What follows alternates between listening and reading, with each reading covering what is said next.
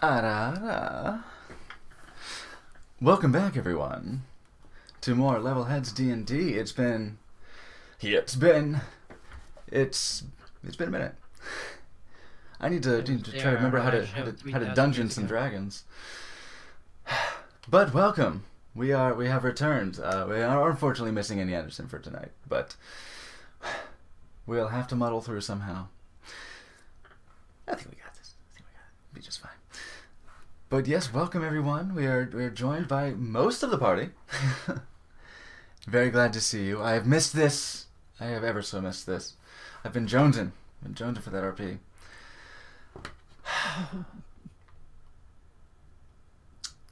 Do you remember? No, well, join with my friends first. We have, of course. Here, let me get my. There we go. OBS up. Yes. We are joined by the warm seat that is Dane Solis currently, but we have Vidal Pierce playing the fallen Aasimar sorcerer Morgan Gwicht. We've got Lobrilla, who is the tiefling monk Shidani Loala. We have Hello. Mercifully with us. We have Mandamol, number 3, playing the half-elf rogue Tobavar Balin. And we have Nassinator playing the Warforged cleric Branded Edge 303. It's me. And Nux Tibia holding it down as always. Does anyone remember what happened last time? Because I don't. I'm going to need y'all to help me out here. I was a tree with some kids. Okay, I might. But, Yeah, we were at the, arrived at the town, which is, we were worried about the cultists storming through the, the general area, so we're sort of like warning people about such a possibility. Yeah. And we came upon this town where they grow the crops for Waterdeep, and we've met a giant tree and a few other cool people. So. Yeah. We delivered the seeds. Well, helped Yes. to get the seeds delivered. A certain somebody tried to pull some poor priest into a demonic plot, not-naming names. Not even here to own up for it. Own up to it. Those folks shall remain anonymous. Yeah. Those folks shall remain absent. Yes. Does it mean we can talk extra shit about them? Maybe. You know what? That's fair. He does it all the time. The nice thing is he's not here to dispute it.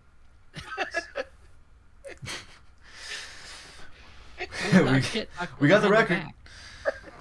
Yeah. Yes. Yes. Most of that is pretty much like just about the long and short of it. You had arrived in Goldenfields, helping Tressiel complete her mission. You all took double RP duty, taking over some interesting NPCs, and leading to some fun situations of talking to yourself, talking to each other. Oh shit! I gotta open up that page, don't I? Yeah. This helps have them available. Helps to get back into the mindset, and definitely to get back into the mindset, we will start off with a little bit of RP because I believe you were headed to the inn at the end of the session last time, because good old Ogilvy, I believe, was his name. Where is it? Where's the sheet? Oh, Oren Ogilvy. Yes. Yes. He had showed up to invite you all back to the inn, and that was where we called it last time. So there was worry of the cultists. There had been reports delivered to the captain of the guard. I think the finest judge, Stormblade, I believe. It has been so long. What was his name? The half orc guard captain. God, where are you?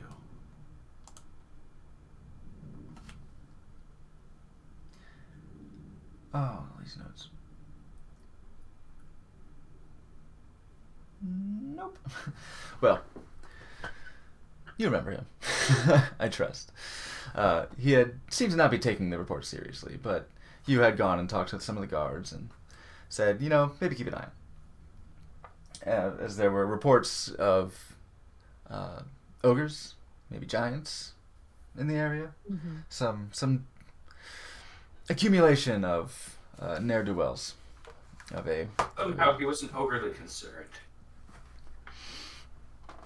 Uh-huh.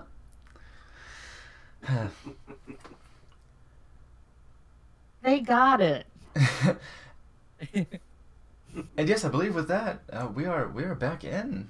You arrive at the inn where the oh shit, what's his name? The very hairy man, the very hirsute individual behind the bar. You had spoken with him briefly before. He served you some lunch. Miros Zelbrin, the Yeti man. We were very concerned about the hair situation in the food. I guess some of you were. Let's get a little music going. Let's get a little get out of the battle music. I say at we least for use now. the name Mondo you came up with.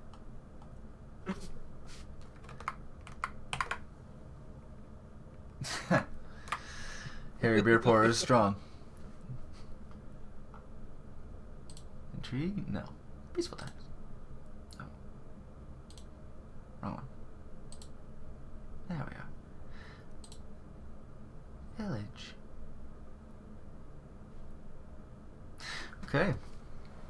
Yeah, as it had become approaching evening. Oh yeah, the camp's frozen. There we go. Oh, so quaint.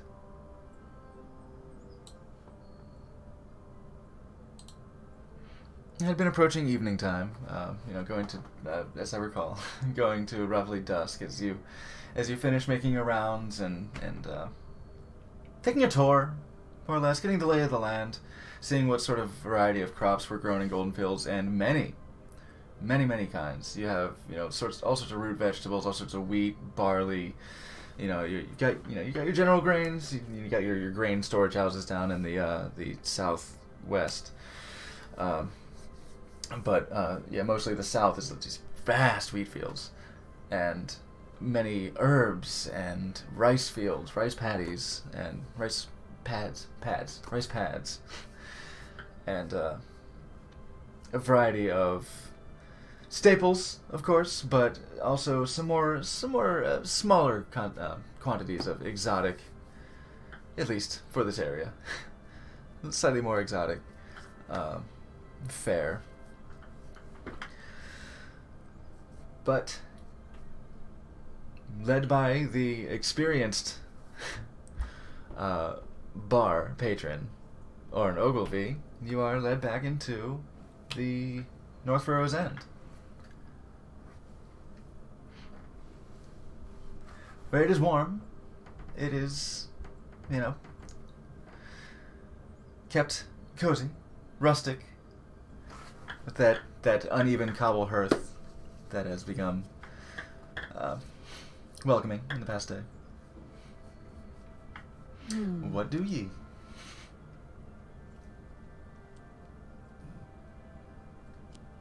For sure, I want a drink. And this is We all Shidani, want naturally.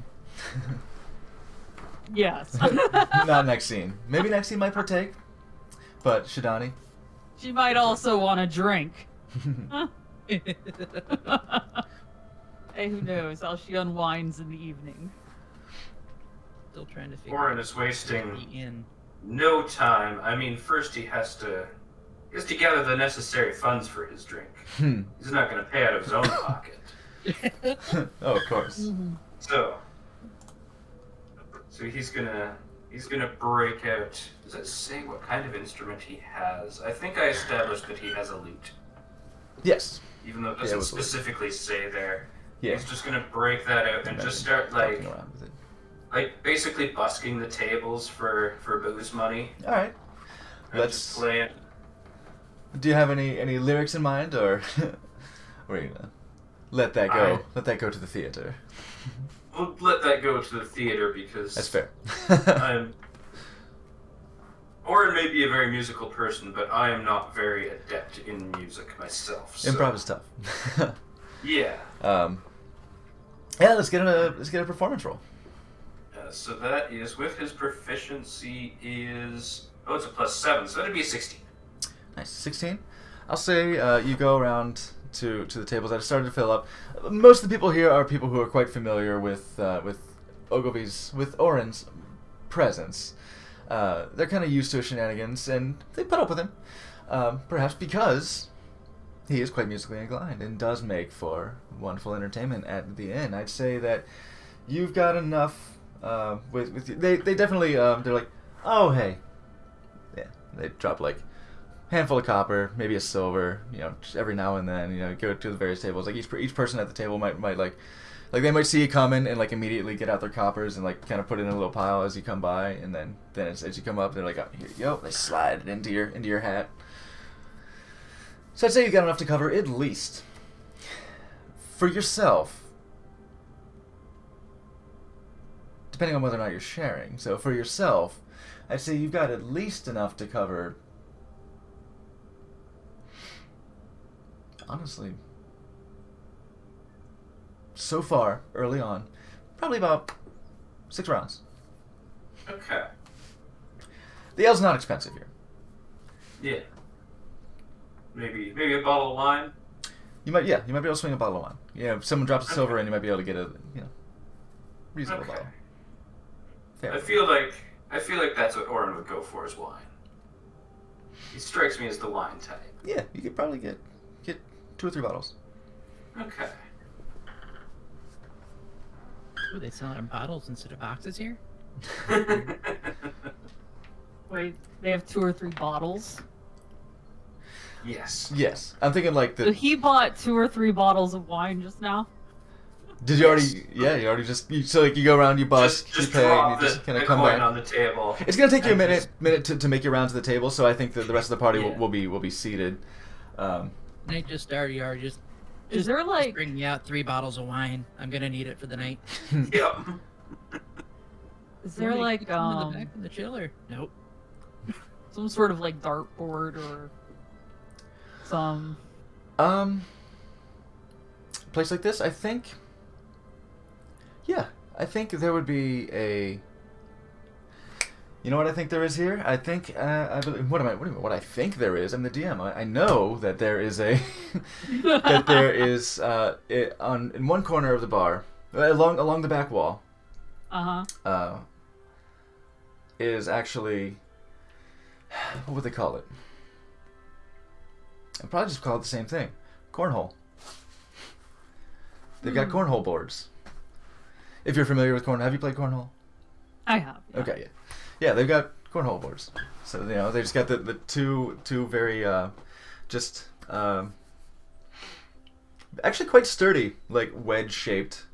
Like it actually meets, like the wedge actually meets the floor. Like it doesn't it's not just like a box that is tipped up. It's actually a wedge shape because they got nothing but time here and they got plenty of wood available.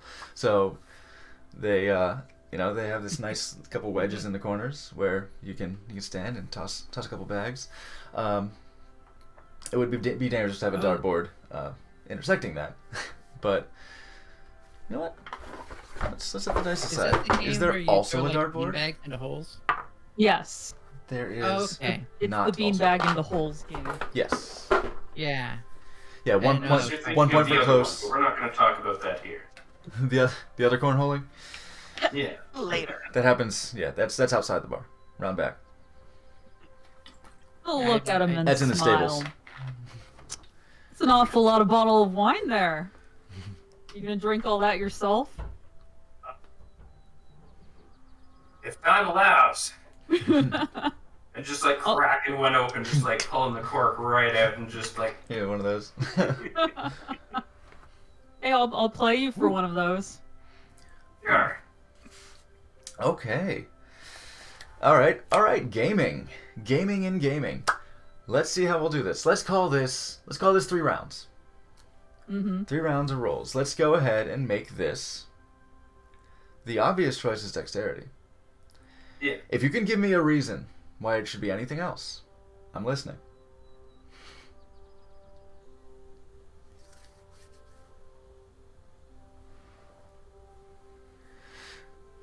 Because otherwise, On I'll the say spot.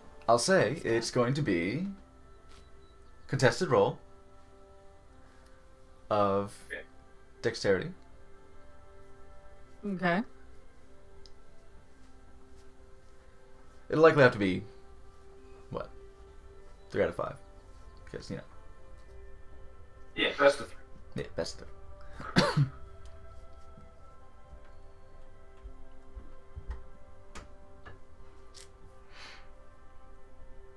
Any ideas? Are we going dexterity?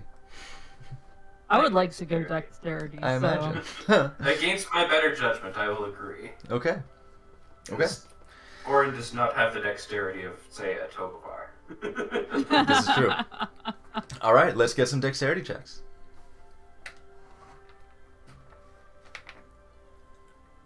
It's a 9. A 9. There's a 1. So, okay.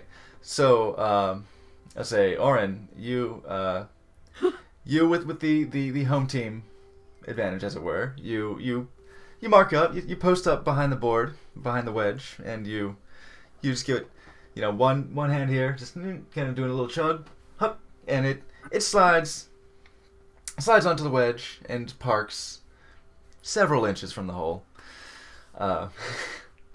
Shidani, not to be outdone, you fastball it. You're like, I got this, and you just and just back wall, and just puts a dent in the paneling. So my aim was a little off, but that's okay. So first round goes to Orin. I'm gonna need another hand at this rate. Round 2. Ooh, it's a nat 20. Technically a 21. 21. 13. 13. Okay. Yeah, I guess he would still go first. So he pitches. You are, by the way, you are on opposing sides. So that fastball just right by him. So this time you give it. Orin, you just still I'm on that wine. none too shaken from that death bag that just came by. The alcohol has already Just- taken hold. Okay. And just float it like fucking like what was it, Rookie of the Year? Just float it, and it just right into the hole. So actually, no, I guess we should be going by points, right? No, we keep it simple. Yeah. Best of 3. We're abstracting. So right into the hole. So in fact, I guess we would say.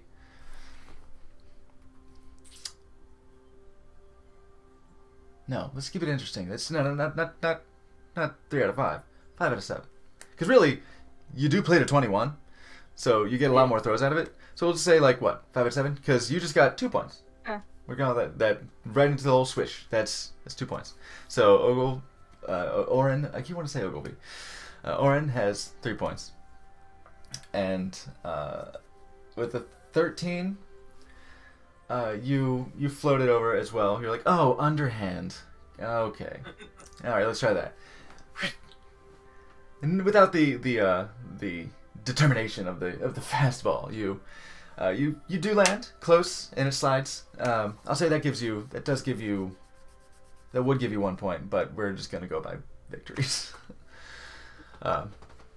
Okay, so we have 3. 2 more points, and he will succeed. Let's have another round. Oh, that one was only an 8. Okay. Modified 20. Modified 20. Okay, I think with modified 20, that'll be sufficient to also, you will sink the bag. A little overconfident. Orin floats one by, and it just gently slides back onto the board. Okay, we are at 2 to 3. Let's get another round.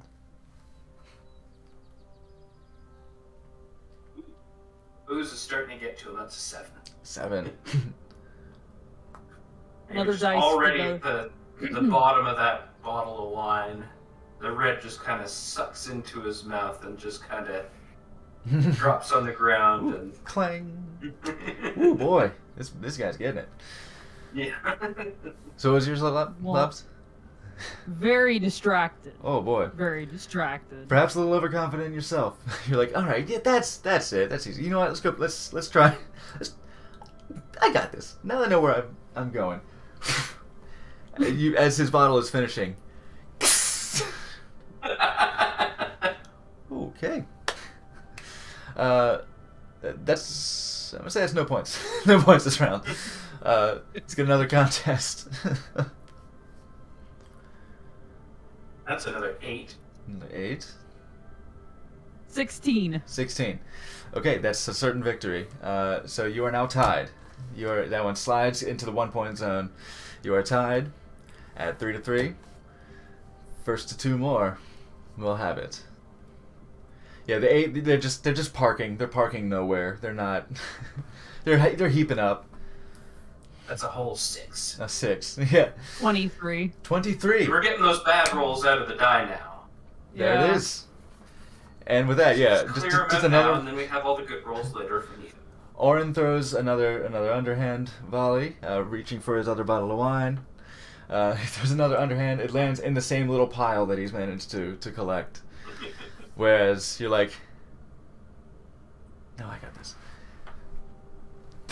And but it's more of a sigh, more of a. And you just sort of discus into for 2 points. So 5 out of 7. Well, not out of 7. First of 5. We have a winner.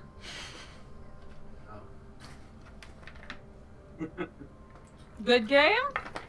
Shidani Good has game. cornholed Oren. Oh, I just I like. believe you've earned this, and he kind of, again, because he's halfling, you're kind of taller than him, and he's just kind of like handing you the bottle by the neck. Yeah. I take it, pat him on the back. He just kind of like Flash stumbles a press little roll. bit. Yeah, The Oren's room's already spinning. been gently drinking since lunch.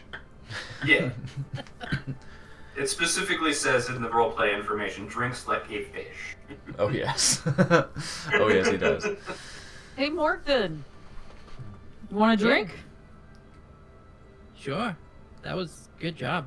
I think you found a new Yeah. weapon. If Now the then. fist stop doing me well, I'll move the beanbags. You can just Arn use has those started- on the hill. Singing a song about Shidani's incredible cornhole playing with a modified 20. Ooh, nice. Nice. Okay, yeah, you walk away from you amble away from the cornhole playing field and feeling nice and loose, feeling loosey goosey and limber. You really get some nice arpeggios going on, very graceful. What I think you find is that your inebriation kind of helps you do very slightly off rhythm to give it more soul.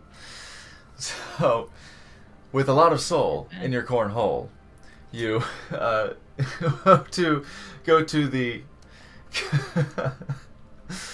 you go to the little area set aside to the left of the bar area where there's just a little clearing where there's no tables, so you sort of park yourself there and you have people turning their chairs actually to like, oh hey, there's a nice bounce to this one. All right, I like this. Yeah, woo. Couple flicks of silver. You just as a habit, you drop your hat onto the ground, and they just pew.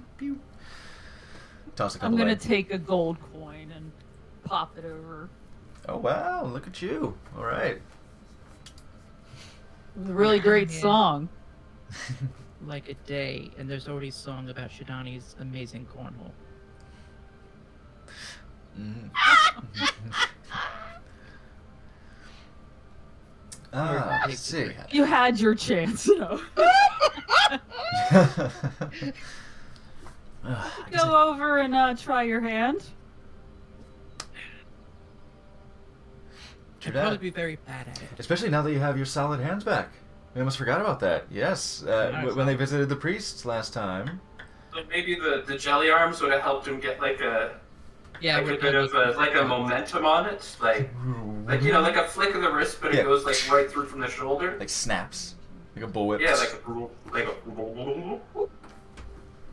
I say look behind you, and she looks, and a mage hand just tosses a beanbag towards the. Okay. wall. Straight dexterity. Oh, good.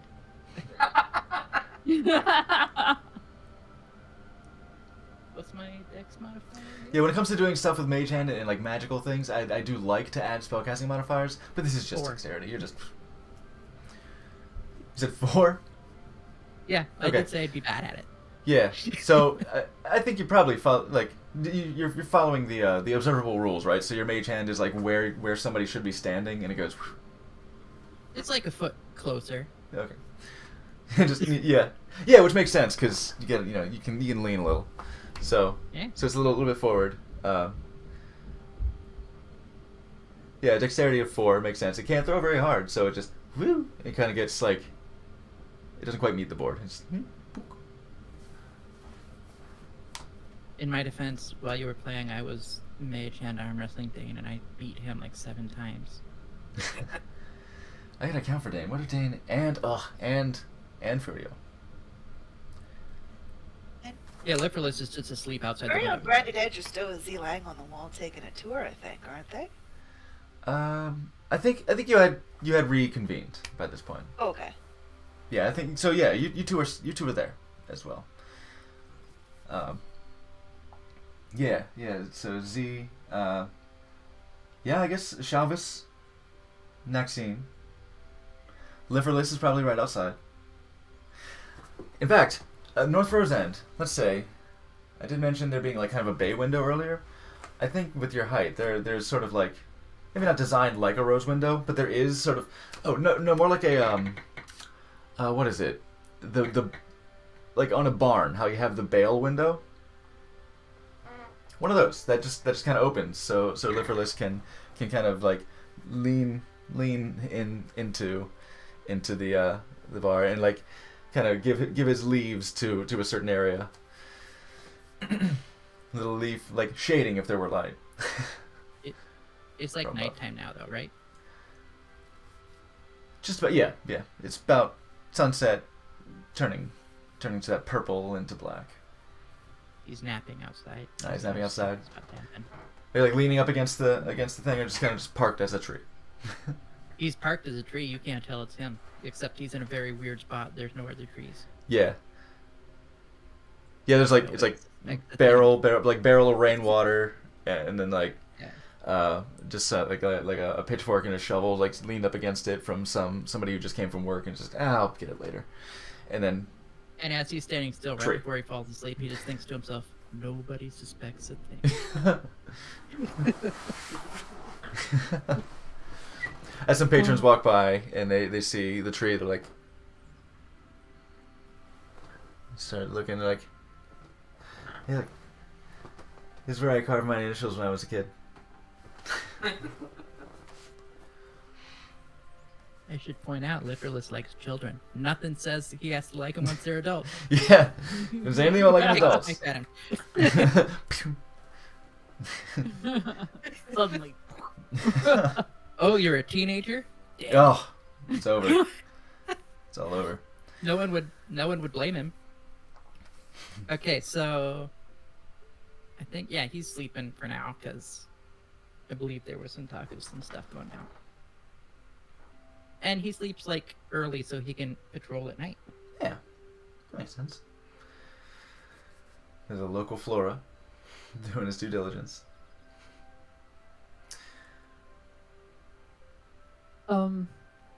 Remind me, this last incident with the priest and Dane, who was there to witness that? Again, was it like all of us in that room? Morgden It was and Naxine. Morgden and Naxine. Okay. Because Morgan was there getting her jelly arms cured, their jelly arms cured, and Maxine was there lending a hand because she was invested in the magical proceedings of what the fuck was going on with these two.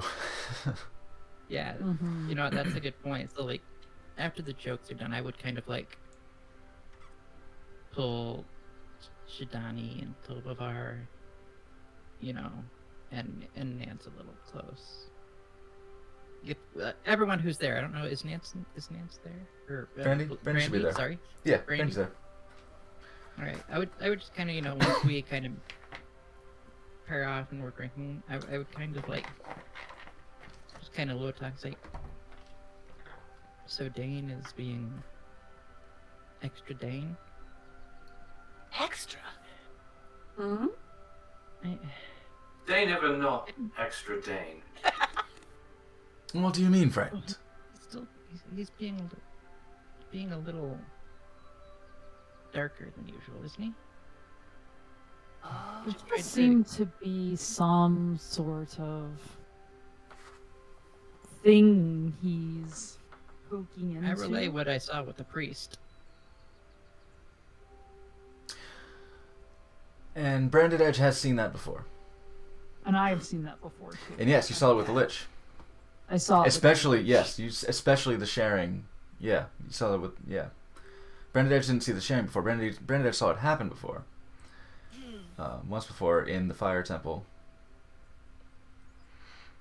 The swirling dome Tobavar's of seen pink. that or not. Tovar has a little not. concerning. Okay. I don't think he's ever used it against us. He's definitely taken on some darker traits. I don't know what it is, but it's definitely, since we went underground, it's gotten slightly worse. Mm-hmm. And I'm worried. I'm worried about him. Seems as Yeah. if his thread is not. I don't know how to put it. He seems like he's unraveling in some way. Yeah. What's so quiet? And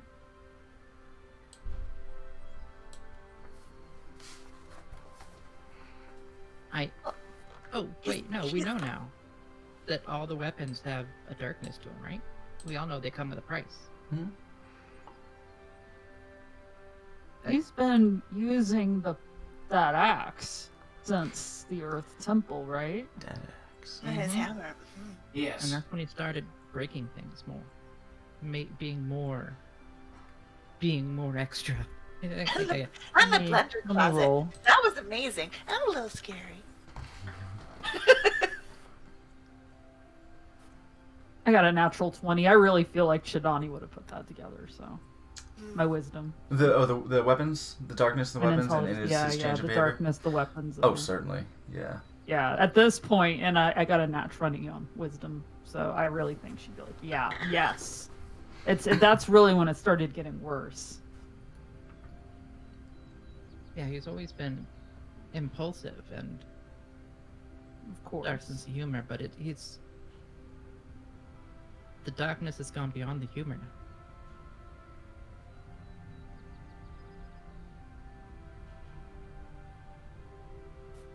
So I The question think we need is to what do watch we it. do about it?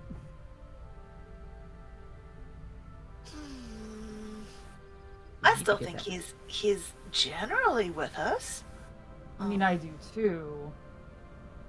I think Let's we give should him a try to little help bit him, but A little unstable. He's really good with the Magmans. He's so sweet with them.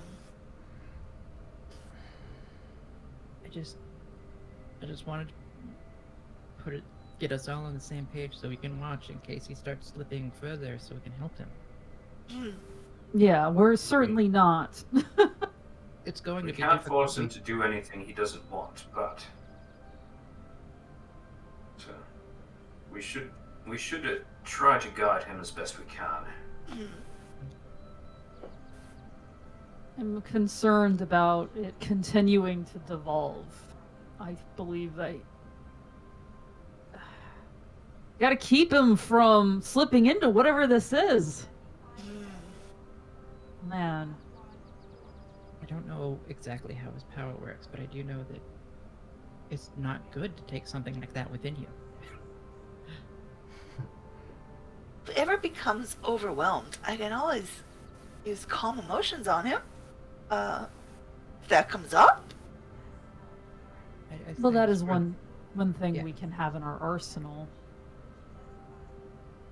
I'm sorry, what, Morton? Oh, I was just gonna say, I think it's worth us all watching, so he doesn't Mhm. hurt himself. Fortunately, the realms of magic are beyond my knowledge for the most part. I've seen you. I understand. I've seen magical things, but I know nothing of its nature. I have seen you full on disappear in front of my eyes. You have a certain magic of your own. That's kind of magic. I've seen you not see. I've seen me not seeing you. Well, I think we're all a little odd. Yeah, I should you are think pretty so, yeah. squishy. That is super odd.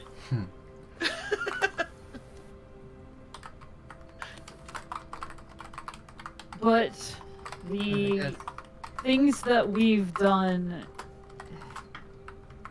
it's like he doesn't care about hurting people.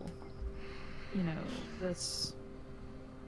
Anyway, it's just different. And I question whether we want, you know. As you said, we should keep watching them. But if it gets worse, we need to decide. We have to do something eventually. Otherwise, it's going to stand in our way, right? From It's what hard for I me to saw, say. what I saw, I think it's mostly defensive. He gets really anxious, and then he'll lash out because he's anxious. Yeah. No, I think we should help him, though. I'm not. Hmm. I'm just trying to say the tough things. Hmm. I'm not saying we should, up and kill him. I'm just saying. Well, that was Plan E, okay? Oh my god! We bring up Plan E when we're talking about Plan B. No. You can't kill I am Dean. saying though we could, if we needed to. I know. I'm against that plan. Oh, I've thought about killing Dane so many times. Oh my god! Again, Most of it before he took the axe. To be fair.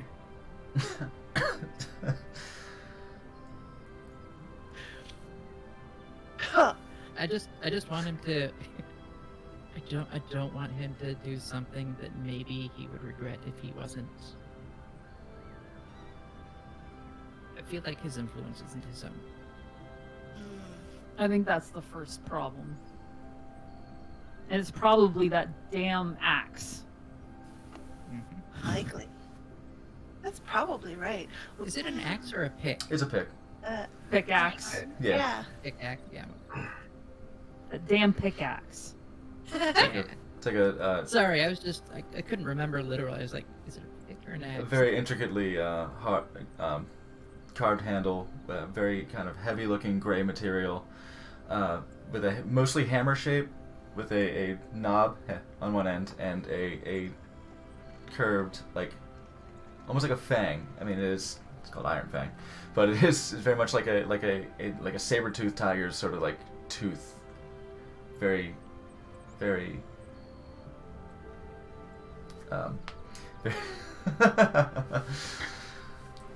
Clearly he's not here, but I would love the comical scene of all of us turning and looking and his character's off, like way in the corner, just Yeah. petting his axe. Like, oh, Yeah, about it. Just like, Just what's that? Yes, we'll kill them later. Yes. You want me to burn things? He's just talking to Cole. Just you want me to burn things? Oh no, you want me to burn things? Hi, Cole. No, let them watch. Hey everybody, Cole's learned to speak common. He wants us to burn things. Yeah, I think if you look over now at Dane, he's Oh, he's here? I thought he was still off. I gotta manage him, but he's at the hearth with the Magmans. He's letting them do their things. He's taking his mage hand and he's picking up little embers and he's like tossing them in the air for them to clap. So adorable. So he is trying to burn the place down. More or less. We're Yeah. on to you. He's kind of getting the eye from like some of the patrons are like, oh wow. He's like, yeah, that's cool, right? Here, watch this. There's like You know, he like tosses one up, copper at his feet. like tosses one up in like an ember, just like Cole and Ember, are the two you have left, right? It's Yes. There's only 2 left. or was it? So Bernie and Blaze were the ones who stayed behind. They left behind the lava pit. Okay. Yeah. Traitors. They're having fun. I trust. But yes, Cole and Ember, he tosses one like quick succession, one each, and they just just eat it right out of the air, like a. Oh man, I'm gonna try something. Let's see if they have the discipline for this.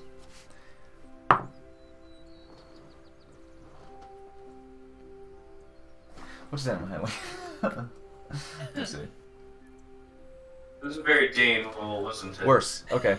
Oh wait. Oh, that was on. The gorilla roll. I see. No, I thought that was.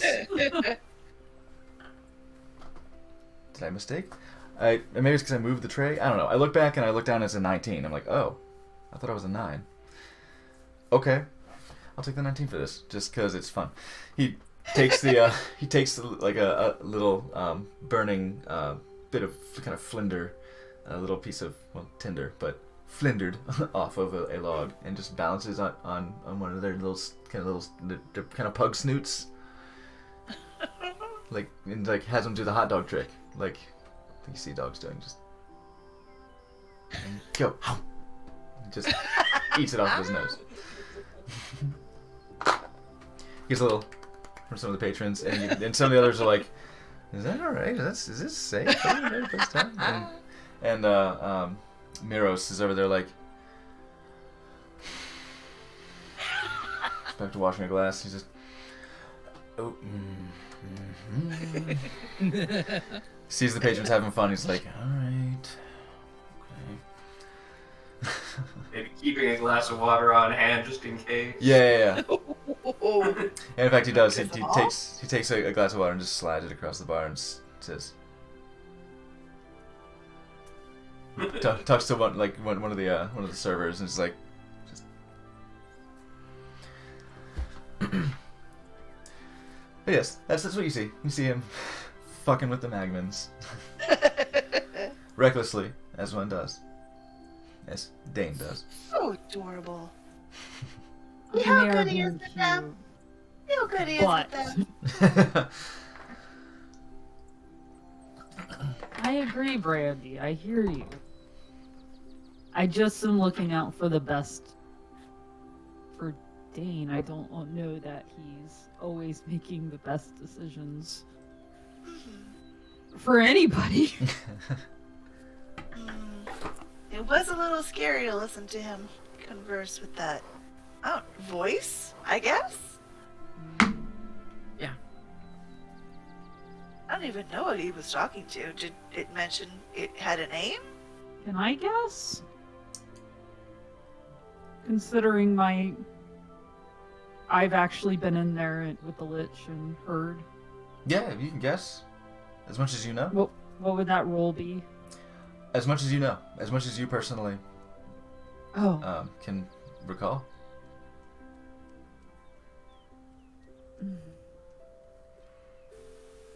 I would wager that whatever this thing is, it's some sort of being which he's probably getting power from, or some sort of favors, or something in return for...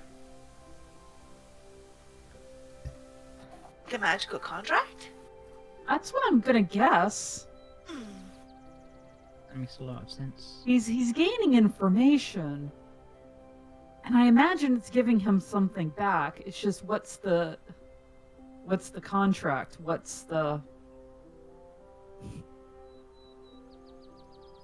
I can't remember. Was Morgan What does in it on get that from him? call? The group call? Right. I wasn't there yet. No. Oh, damn. That's a good question, Tobovar. There's one thing I know. Any power given always comes at a price. I mean, growing up on the streets, you never got anything for free. No, rarely. Bargaining. Usually if you did, it came with a favor later.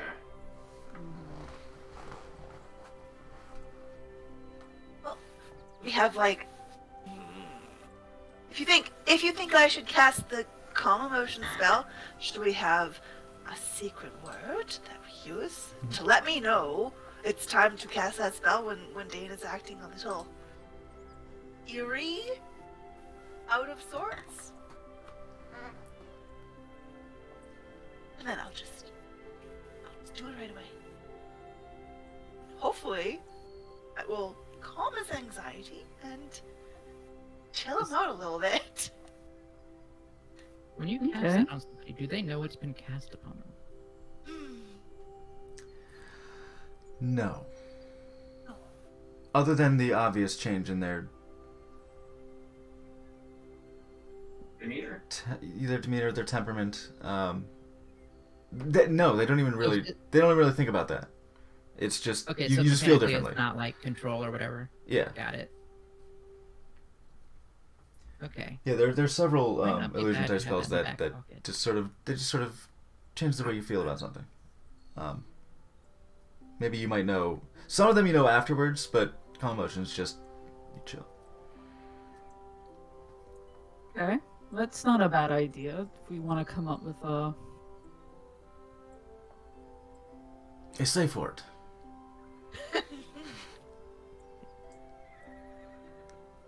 No. What we could do is use a hand sign. I can't see in the dark though. If we have to do it in the dark, I wouldn't know.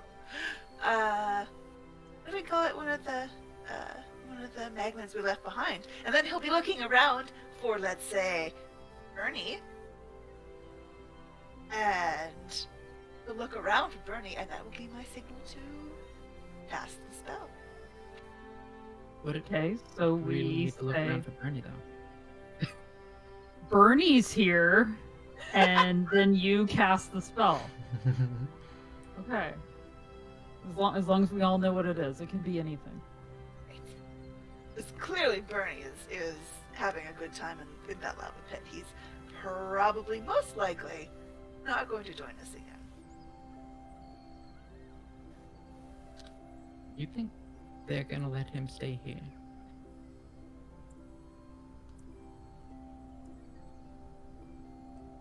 Oh, no, Bernie's the one we left in the fire temple. We still have Cole and Oh Ember. god, my brain is dead. I've had too much of this wine. Okay, yes, that works. Oh look, Bernie is back. Yes. I like it. I like it. I'm okay with that. And now, how about I pour us all a glass of this lovely wine I procured? For the love of God, please. Why? Would you like multiple? I can get you another. Pour us all a glass. Glass. Cheers. Cheers. I'll take Dane one as well. He'll thank you. Say, oh hey, thanks. Hey, what are you guys talking about? You. Having such a good time with the magnets. Oh. Yeah, of course you are. I bet you are, Morgan. Yes. Told them all about how many times I've thought about killing you, Frank. What? You wouldn't. You would. You couldn't. Come on. Why don't you come sit with us? Why are you sitting here with them? Oh, so, Drink with I'm us. going to play with the kids. But yeah, All right, I'll come over. I think I'll they're take a having seat fun. next to him. They're having a good time. I'll join you. I'll come take a seat next to him or whatever. Then we can all sit in front of the hearth and talk about what we're doing. So after this, All right. Around the bar, you see, Oren's been playing songs about cornholing and other things. And, Oh yeah, hey Dane, did you hear the song about Shidani's amazing cornhole? I did. It's not going away. It's not going away. I will it. Until somebody writes the lyrics, I will that into existence.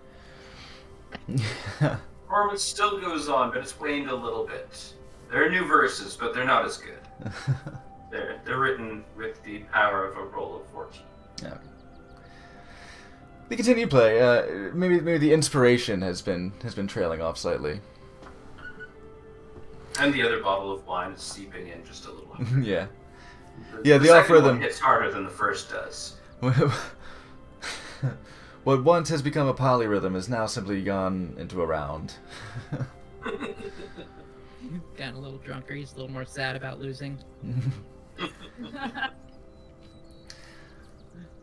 Also around the bar and listening to the songs, where of course you have your Shelvis, you've got Nexine. G is there.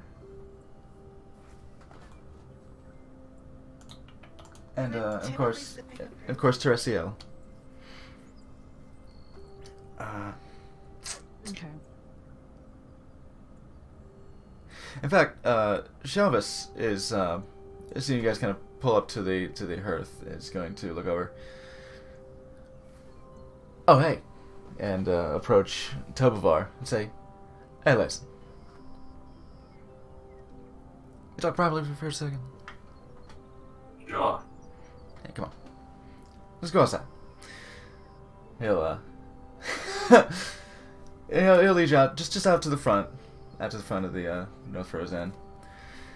And he's got his pipe out and he's reaching for his tobacco pouch. Where the fuck? I'll just hand it to him.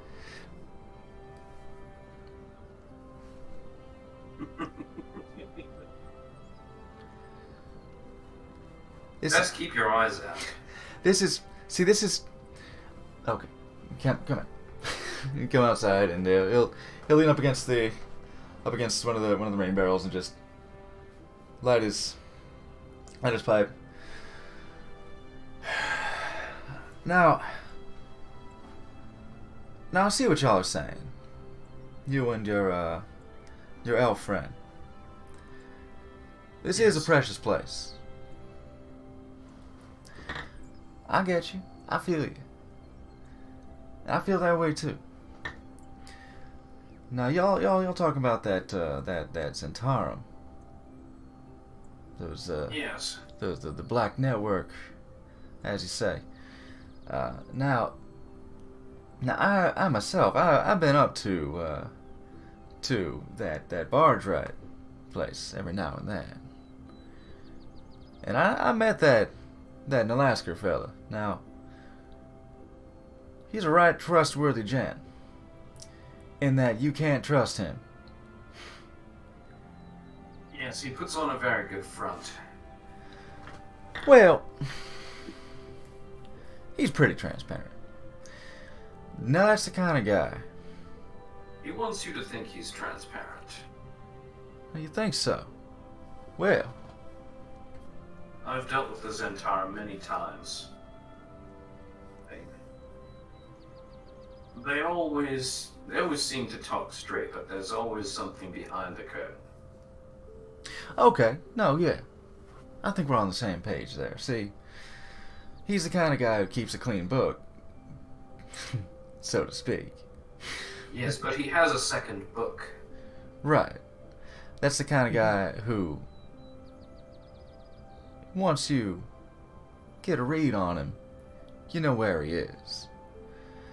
That's the kind of guy who would cut your purse without thinking a second thought if it gets him ahead. That's the kind of person you can trust. you can trust them to be looking out for themselves. You follow? Yes. What I can't trust is someone who I can't read. Now, you got some light fingers that I've already seen. Takes another meaningful puff on his pipe. You've got, clearly, some experience. And as you say, you have experience with the Zentarum. But you also seem to be looking out for everyone else's best interests. Now, where does that leave you?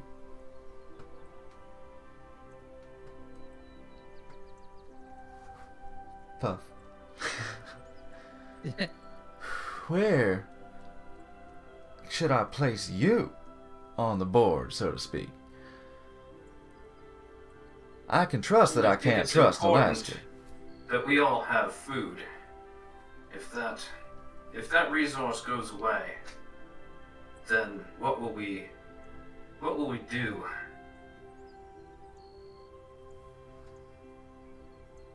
I think you're underestimating the importance of your position here. Well, I appreciate that. I do my best. And you're right. This place is very important. It's important to the valley. It's important. Hell, it's important to the whole coast. And it's important to me.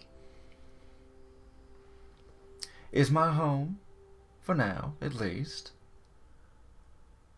I want you to have a look out into those fields and tell me, if they were gone, what would we replace them with?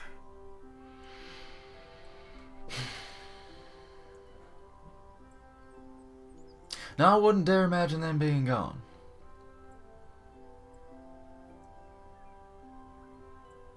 What I see is gold. Metaphorically. And literally. Look at all this wheat. I see something important to all of us. Something that's worth something to a lot of folks. I think it's absolutely advisable to keep it safe. I just want to know, with you and your dealings with this Zentarum, but yet this magnanimous outlook, you're a hard fellow to read. And a hard fellow to trust. Spent many years as a contractor of sorts. Things that needed to disappear from one hand and appear in another often got couriered through me. You don't live this long in that business by telling all your secrets. Well, I do appreciate your candor, and that much at least. But you're right. It is good to keep some things close to the chest. Trust is not given out easily. It is earned.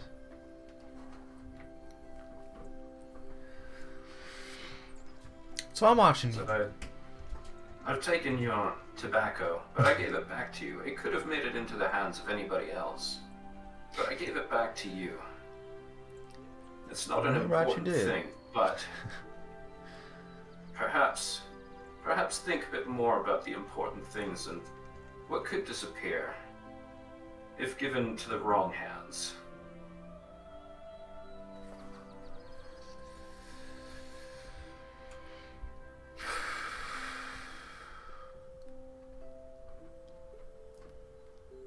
Well said.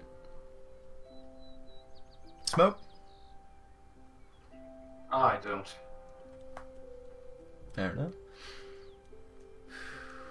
Alright. Okay. Good talking to you. Let's go drink. Yes, shall we have a drink together? Certainly. Good place to break some bread. Yes. tap out his embers, and he'll, oh fuck, look up at the stationary tree, be like, oh shit, stamp it out. The eyes open, and you just hear, "Why did you give it back?" And the eyes close again. No end to the nagging, I swear. Don't go back inside. As a sign of good faith, I'll go to the bar and pay for the drinks. Oh, okay. So knock off 5 copper.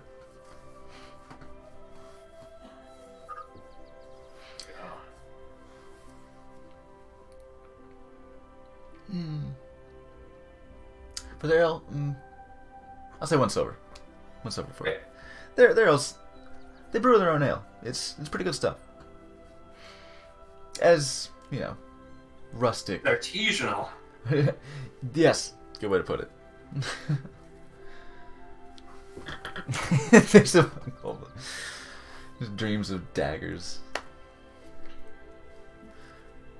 Just dreaming of a noose swinging from his limbs. Just trip and fall over on you. Gruesome. No one would blame me. No one would think it was malicious. Dark tree. Okay. Dovar and Chavez come back in to join, and another round is procured. You're all around the hearth. You say you're discussing next moves. Tressiel is there, listening in. In fact, I guess she would speak up on next plans and say, well, most of my duties now here have been performed.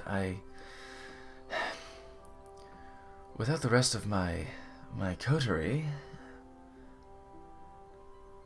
I suppose it would still suit us well to warn additional settlements about cult activities. To this point, though, it may be simpler to simply send runners from here or from, well, Waterdeep actually might be my next stop. It might be worthwhile to go to Waterdeep, inform the lords there, and the nobles, the hands of trade, the mages, have them help to disseminate the information as best as they can. But otherwise, action taken, that would be up to your best discretion.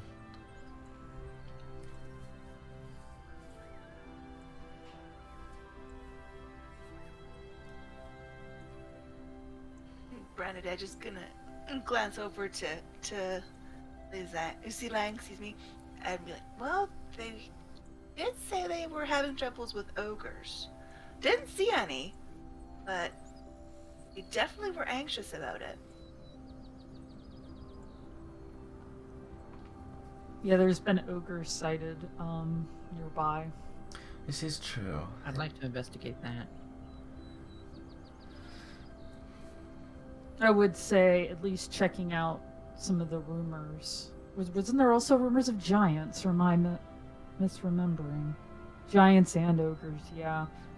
This is a vulnerable spot. We should at least check those rumors out before we leave. Hopefully for Mirabar. Though we may need to stop by Waterdeep first. It's on the way. So. Been a while. Mm-hmm. It does raise a good point. Travel has been risky, and I was, unfortunately, assailed before. If I were to travel, it certainly would not be alone. Well, I think we should all consider that it's unsafe to travel right now. This is true. Not without being vaccinated, at least. Oh, too real. Yes. Travel, even... I want to blow our own horn too hard, but you could travel with us. You would be safer than without. We've been in a scrape or two if we had to. I do appreciate the offer. I think there may be work to be done here, if not at Waterdeep. Well, I'll consider my options. We do have time to decompress, at least. While the threat remains at large, it is not, as far as I know, bearing down on us, exactly. Not as it had been. I do still have Not concern yet. over the... Yes, this is true. We do not know when anything might occur, but it is best we keep our minds and our bodies healthy and unburdened with the unknown that we cannot pluck apart. I do have concern for the fate of my my previous party. The delegates that had been kidnapped with me and taken to the depths below. But there is little I can do for them from here. I may have options to pursue myself. You see her, sort of wring her hands for a moment. But of course, you have your own concerns. As you say, you are looking to investigate these ogres that may be worthwhile. It would certainly help out this wonderful settlement here.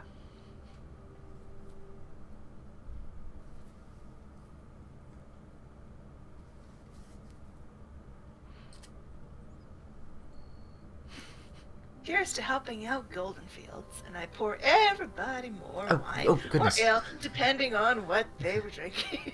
Because Branded Edge enjoys seeing squishies get drunk. You kind of catch Tressiel by surprise, but she's just like she's kind of sitting there pensively, just sort of like calculating. You almost see the equations going in front of her eyes. She's just kind of looking in the middle distance and when? Thank you. One more? Branded Edge. Have you ever drank? Uh-huh. It was great. I'm looking for that again. Yeah. Oh man. Yeah, the Fey wine was something else. Oh, that's right. Very magical in its Ding. creation by nature. Skill. I think it's drinking. Sorry, second. If there's a skill I have, I think it's drinking. You do have advantage.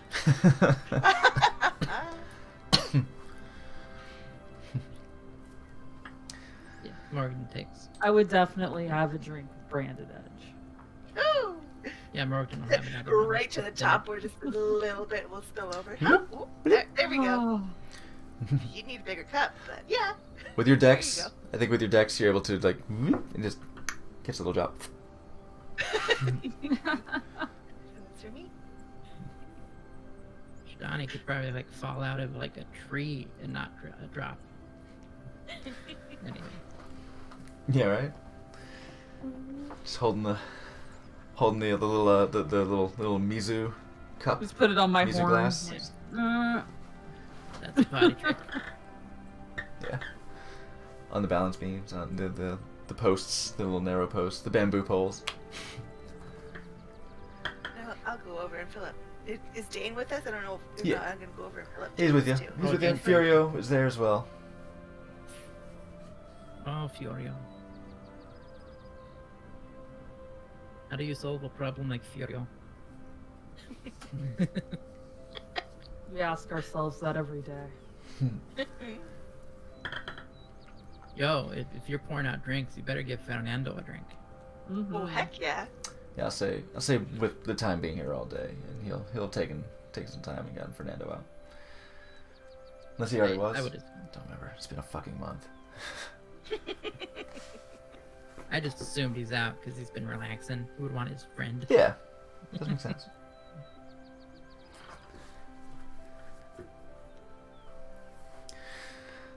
you all have lively reverie,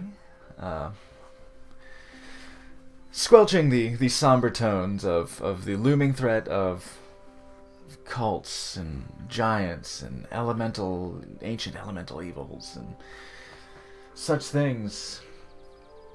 It's making me think of Magfest now. I'm like, yeah, the world's on fire, but we're having a good time. That was the timbre there. But yes, you have time. And fire. How about yours? That's the way I like it. I never get bored. Oh, you too. Orin's still playing some tunes. Unless I think you could probably come, join in on the rounds of beverages as well. It may summon you, in fact. Oh yeah. So, there's rounds being poured. Yeah, like it's, my drunken sense is tingling. Sort of pops in.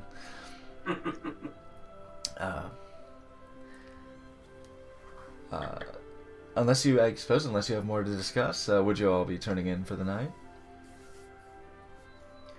So after some rounds of revelry and drink and merriment and who knows, arm wrestling, probably more games than cornhole. Most likely going to Shidani.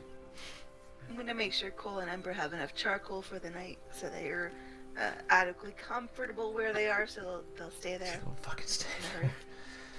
Yeah. I certainly fucking hope so.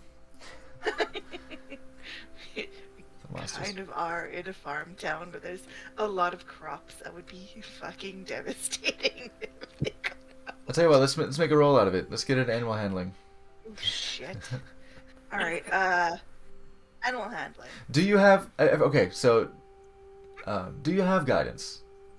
Do? There's a thing I can do. You can guide yourself. I want to Shit, yeah. I want to let you, Absolutely. let you be aware of that. You can guide yourself. A very good thing to know. Yes. My guidance on my animal handling. On check. something that is a deliberate action. Yeah. Certainly guide yourself on that. Okay. Let's do it. That's E4. So yeah, I got 19. 19. Lovely.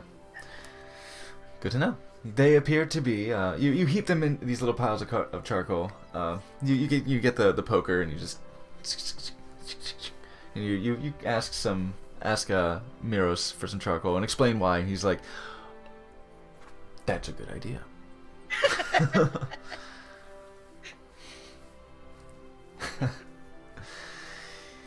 He hasn't asked exactly what they are yet, but he seems to be holding his tongue on that. He's like, as long as you keep them in there, we shouldn't have any problems. Please keep them in there. They're very good, but they need entertainment and comfort at all times. Whew. Okay. They're very good unless they become bored slightly.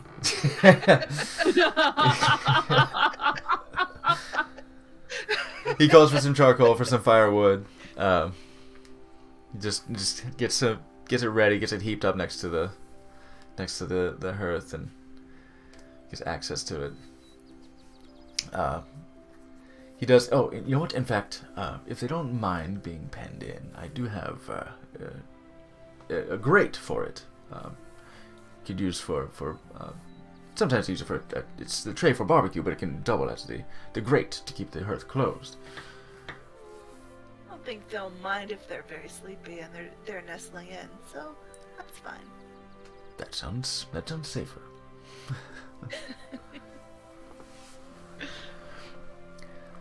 I'll put it up once I close down. Lovely. Thank you very much.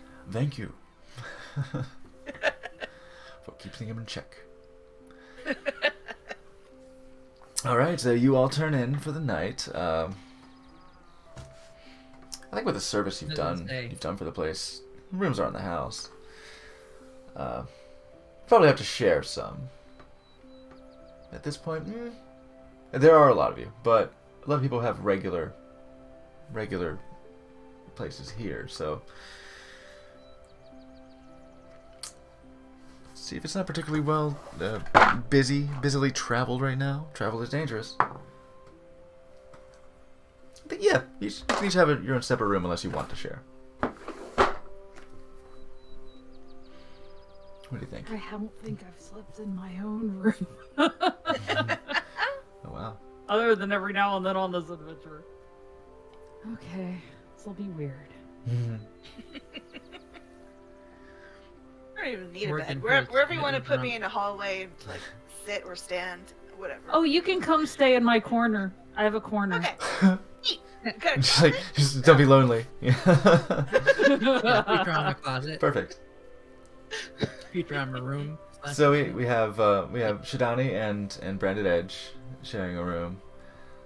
Everyone else on their own. Dane on Yeah, Dane be on his I was own. gonna say Kira's on Morgan, their own. who's a little drunk, would take advantage of having a room to himself, and he would kind of haphazardly like set up and work on his alchemic. Kit, Okay. Like, try to All right. work on alchemy. a little So, a little inebriated. So we're gonna say make Yeah. make some intelligence checks. I'll say make an intelligence check. bit. And this is alchemy, like potions, not poisons. Oh, okay. Oh, shit. Right. Because I've been using my poison supplies, so I'm like, well, we probably only have Healy stuff left, or not Healy, but good stuff. Okay. Alchemy. You already have proficiency in alchemy, don't you? Do you What are you trying to do? wait proficiency? Do I have any alchemy?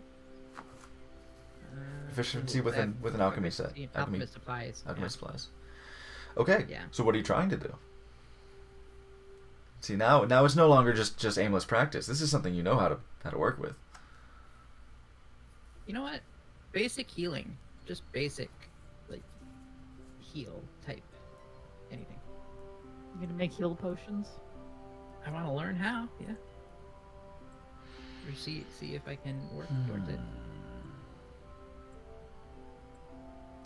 With the unspecialized supplies you have on hand, you might be able to eke something out. You were also inebriated. So, Yeah. I will tell you this. You could probably get out a healing potion. You could probably, well, I say probably. The success condition will probably, will I say, keep saying probably. I think we're looking at a basic healing potion. There's a not insignificant chance of failure. As in, something will happen because of a failure. So, let's... Hey, he's going for it. He wants to practice his alchemy because it's been a while, and he's drunk. I know how to do this, man. Well, okay. So this is your intelligence. Mhm. With proficiency. What is the proficiency I had? I can never remember. Branded Edge help because she's got advantage against poisoning. Like help him test his potions for their good. Oh no, he specifically did this in a room alone. It's true. Oh, never mind that. Never mind that. Just There's trying to Dave. help, whatever. Yeah, yeah. But you're This is- occupied with Shidani at the moment. So let's say, I think I can give this one to Arcana. Arcana? I think we can do Arcana. Maybe.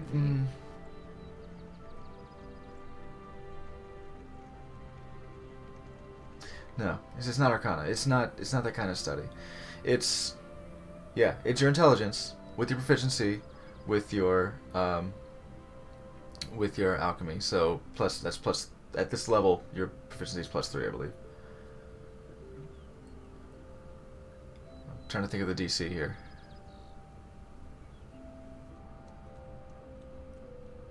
Because of your supplies, the DC you want to make a healing potion, I'm gonna say is 18. Alright, so it's mine. If you roll below a 5,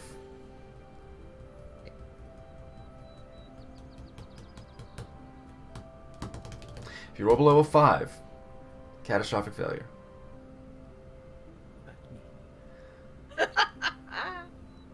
So, let's get an intelligence check with your proficiency at disadvantage. Because you are drunk.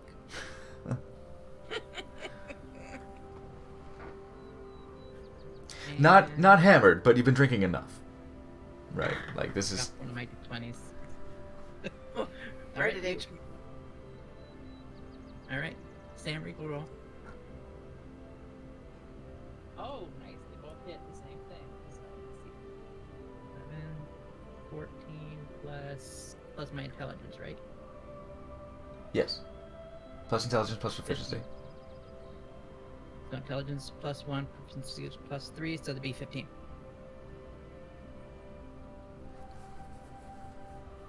Okay. So you said it was what was it on the die? It was 11 on the die. 11 on the die. Okay, yeah. So 15. See, I thought I heard you say 14 on the die. So I was like, wow, you just made it. But okay. Okay. So you're getting into it. You're able to make some vectors basically. You're able to make some solutions that would carry the healing potion and it would mesh with it, but the non-specified ingredients that you have they're not taking. You're not able to pull that sort of essence out of what you have, because a lot of the things that you use have been sort of poison stuff. Some of the things you used are used for like homeopathic remedies and shit. So you kind of think like, maybe I can pull something out of that, but not able to kind of like separate that magical essence to bring out that healing power. So you basically end up with lube. You end up with a couple like small vials of just basic water-based lube. Is it really slippery? Let's say it's as slippery as you need having a room by yourself. Well, no, I had a plan. I was gonna give it to one of my friends to use in a trap. You might. It's not like Just say that. it's not like a Not magical. to influence your decision of keeping it or throwing it away, but accidents could happen around that stuff, you know. Yeah, you know. That's what I was thinking. When you said lube, I was like, oh, you put that on some steps or something. Yeah, it's a couple. Yeah. Like Yeah, your repeated attempts at trying to make the vector and pull the essence into it. You're like, that didn't work. No, that didn't quite work. So you end up with like 3 or 4 vials that are just about this size. So it's not a whole lot. It would be enough to coat an object, but not enough to like coat an area. So. And it's not like Yes. magical. Like it's not a magical like oil of slipperiness, right? It's not that. It's a mundane lubrication. I will test to make sure that it's enough that I believe would be trappable with 1 vial, and then the others I will put aside to give to Mondo, or to give to Tobabar. Yeah, it's For whatever need. it's water based, so it doesn't last a long time, but there's enough like kind of gelatin from the plant material in there to. I might know my loops. Don't worry about that.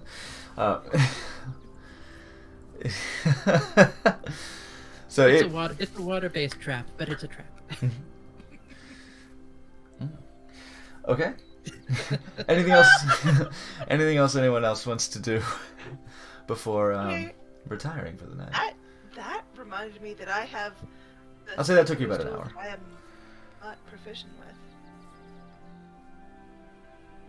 How do I become proficient with Stonecutter's tools? I don't know how to do Practice cutting stone. Yeah, That's same so as the loud. real world, just keep using them. That's too loud for Librilla. She's trying to sleep. Yeah, so I it might not be the kind of thing you want to do in your room at the inn. Okay. Typically, as far as etiquette is concerned, but Yeah, no, rude. yeah, but yeah, if there were a place for you to cut stone and just try making little sculptures, just really get a feel for the tools. Typically, it's helpful to have a teacher or a manual or something like that. I have systems all in place for things for things like this, but basically it's just put in some time. Put in quite a bit of time, because it's not easy to become good at something. But yeah, put Not in tonight. especially something like, well, yeah, it depends on the tools. It depends on the tools and the skill set and whatever. But yeah, put in a significant amount of time with enough successes, and well, you still learn from failure. So yeah, Practice. Practice is hard. I hope I don't make lube out of stonecutter's tools. Well, Oh God. when you were revived by Mirage, he did use a powder-based, kind of like a graphite lube, right? Like he used a That he did exists. That's for, right. for your joints. He used like a graphite lube sort of thing. I think it was white though.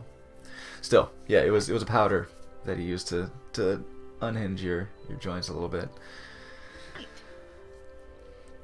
Maybe next time. I'll let Shadani sleep. Yeah.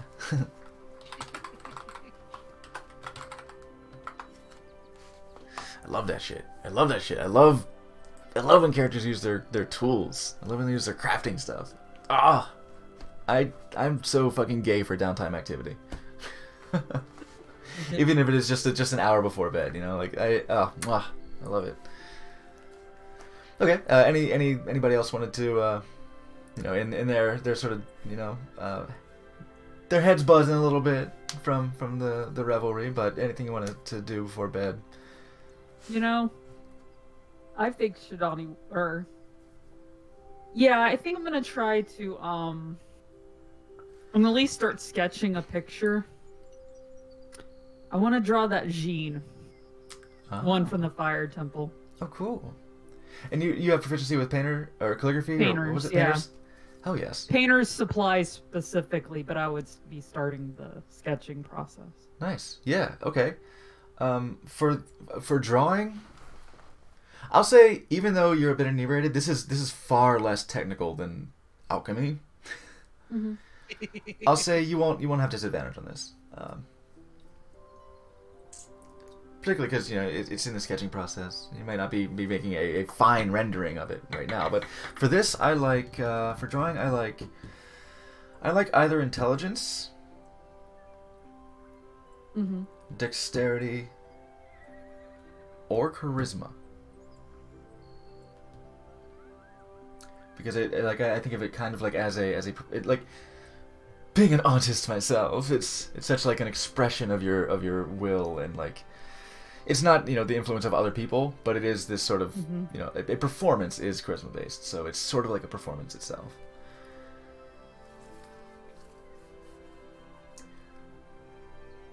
But of your choice.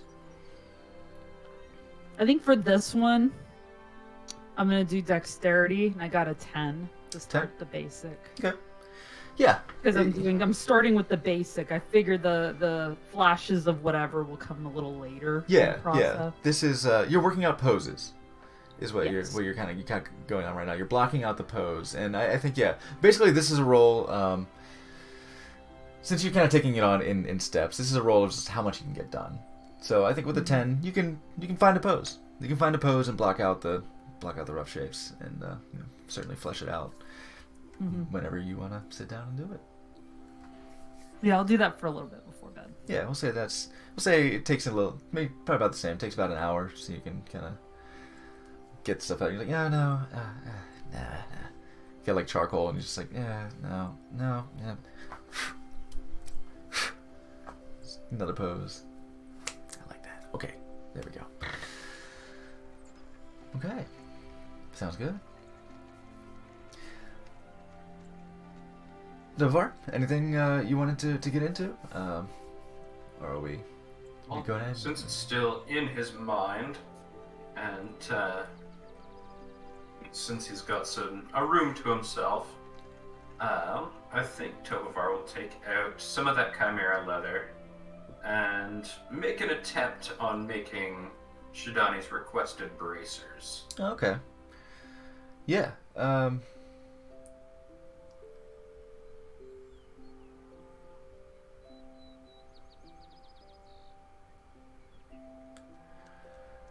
think the technical scope of this is between drawing and alchemy. Because you kind of, you know, measure twice, cut once sort of thing. Yeah. We'll say you won't have disadvantage.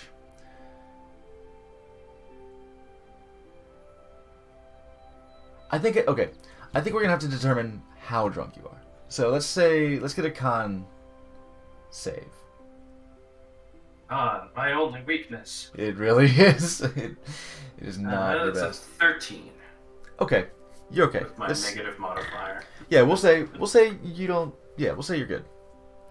We'll say you're set. So, again, intelligence or dexterity, your choice. Well, we're gonna use dexterity. Of course. Oh. Yeah, things that are design based, that's typically say intelligence or dexterity. Was not expecting it to go that well, but that is a 23. 23. Say you're working for about an hour here. I don't remember your proposal. But I'll say you get her measurements from the measurements that you know, and measurements that you would have taken upon request. You're able to you're able to pattern it out and get the shapes ready. It'll take some more work to get, you know, the functional, the fastenings and like the grommets and everything. It'll take a little bit more, you know, work to get some shit done. But it's a really great role, but I think there's a bit more stuff to do. But you've just for the time taken. Yeah. Because let's be fucking honest. I'm a cosplayer, and getting your shit sketched out and cut in an hour. That's pretty damn. Come on, right? Wishful thinking. Yeah. So yeah, you got like some cut out like kind of strips of lace and for tying it up, and you got like the sort of the actual wraparound portion blocked out.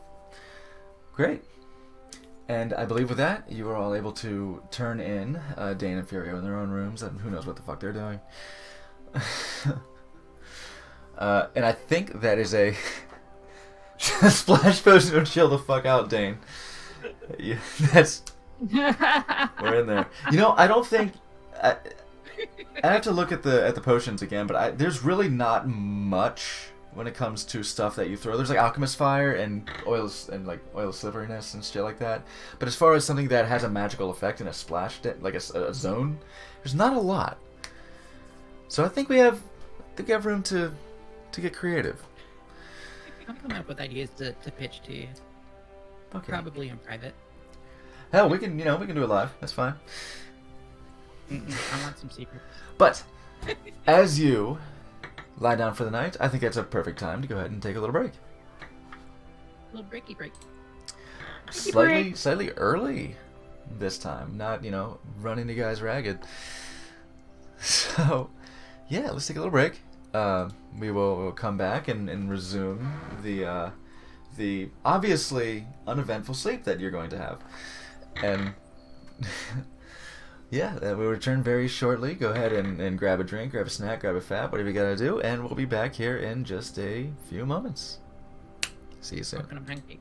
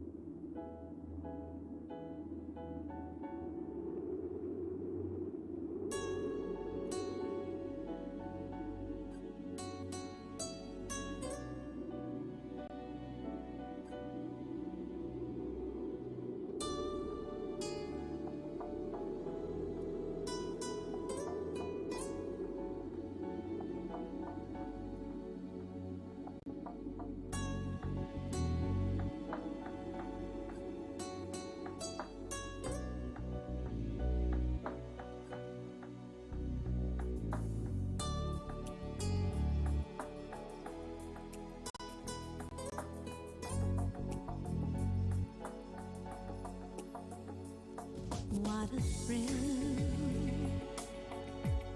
with darkness and silence through the night. What a thrill, I'm searching and I'll melt into you. What a fear in my heart, but you're so supreme. I'd give my life not for honor, but for you. In my time, there'll be no one else.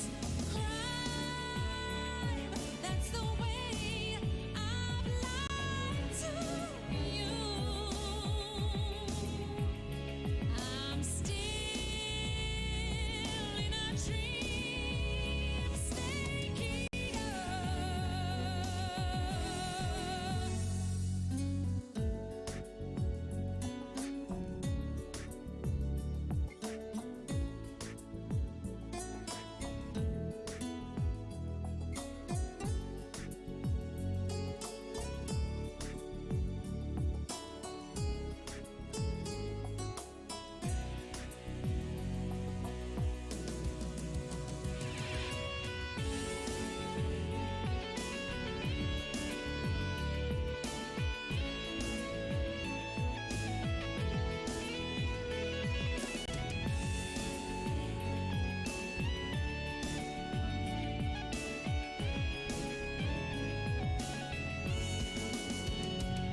Someday you go through the rain, and someday you feed on a tree frog. This ordeal, the trial to survive. For that day we see new life. I'd give my life not for honor, but for you. In my time, there'll be no one else.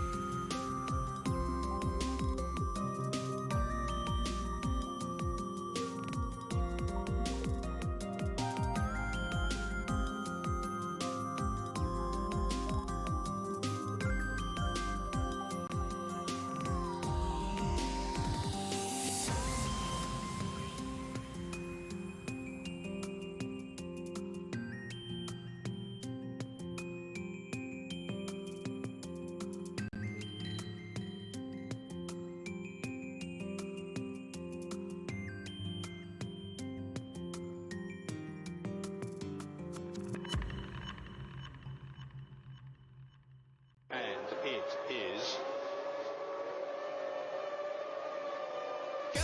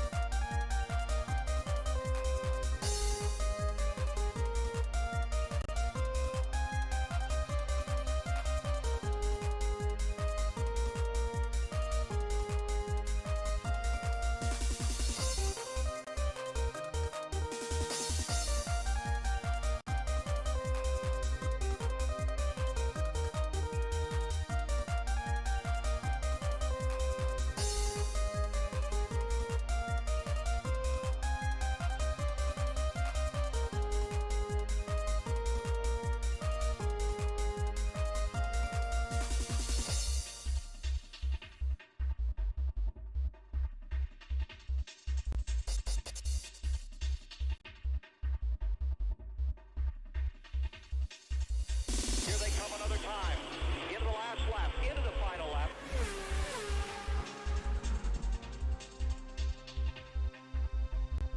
Into the final lap. They're going round side by side. Have touched again. They touch again.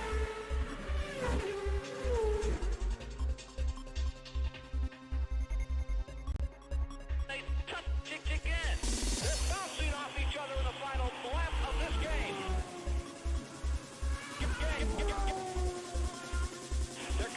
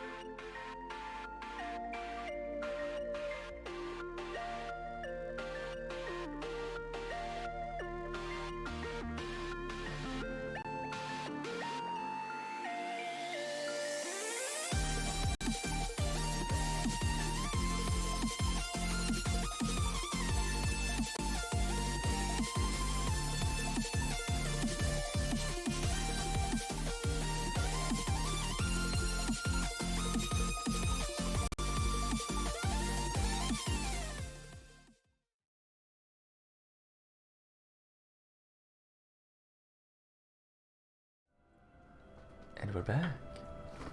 Everything in the right place? Okay, just make sure I clicked the wrong didn't click the wrong scene. Alright. Welcome back, everyone. Sorry if that took a little bit long. I munched on 2 tacos and then we gayed out about Final Fantasy for a little bit. But It's true. It's true. True. Talk about cloud stress. it's pretty gay. Yes. Tacos. Pretty and gay. So Me. imagine. You all have bedded down for the night and are getting your rest and fall pretty quickly into repose with the warmth in your chest and the small hum in your mind from the not going overboard, but enough. You know, we all know the feeling.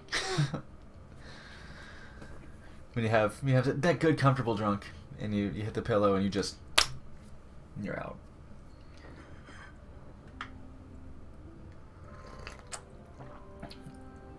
Except, of course, for particularly experienced drinkers.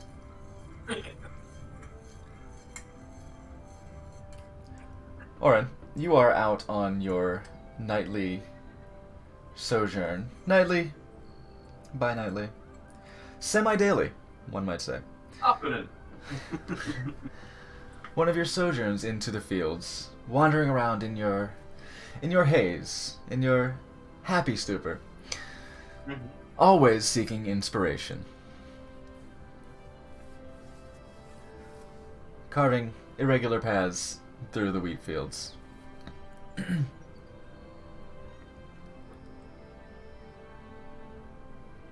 Something unusual. Maybe not necessarily inspiring. Maybe inspiring. In the dark. Above you. A large silhouette of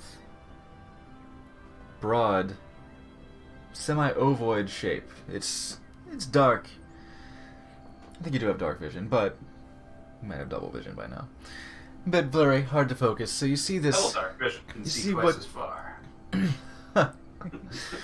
Makes sense. Nobody question it. You see what seems to be a boulder in the wheat fields. What is this doing here?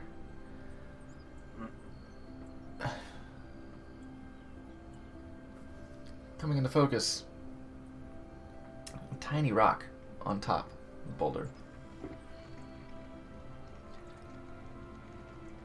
Oh, it appears to be 2 things hanging on the side of the boulder. Wait, that's a... Oh, that's a head! That's, There's somebody here. Somebody very large, and amidst the wheat fields around, you see many smaller individuals, about your height. Maybe give or take an inch in the direction.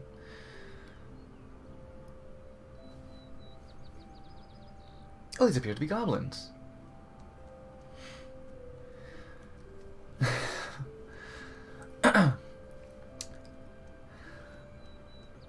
I'll go ahead and take over Orin for you for now.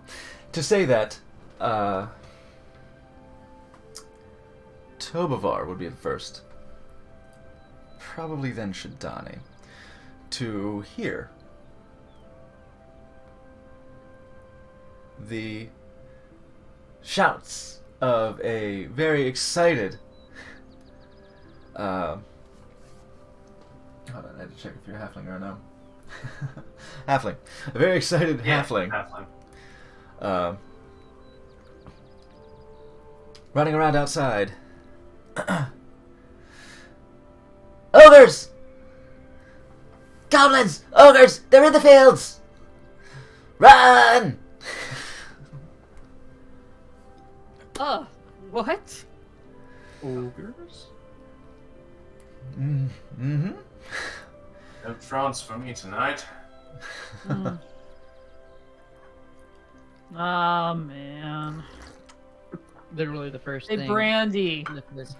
Grab my gear and Hey. get on Ding, ding, ding, ding. downstairs. Booting Maybe up. knock on some Good doors on morning. the way through. Tovar goes through, knocking on a couple doors. Probably knocks on Morgan's on the way. His Dane Yeah. Furios. Morgan. Morning, Shidani. I believe we're needed. Oh. More drinking? Let's go. Sadly, no. Oh. We're needed outside. Also, sadly, yes, your stasis state did not have the accompanying visions you might have been hoping for. Hmm. There's So I was the- hoping for more wine. Okay, let's go fight. appears to be a couple of hours after you've gone to bed. The night is pitch. There is a sliver of moon, but otherwise, the night is well into the dead of night.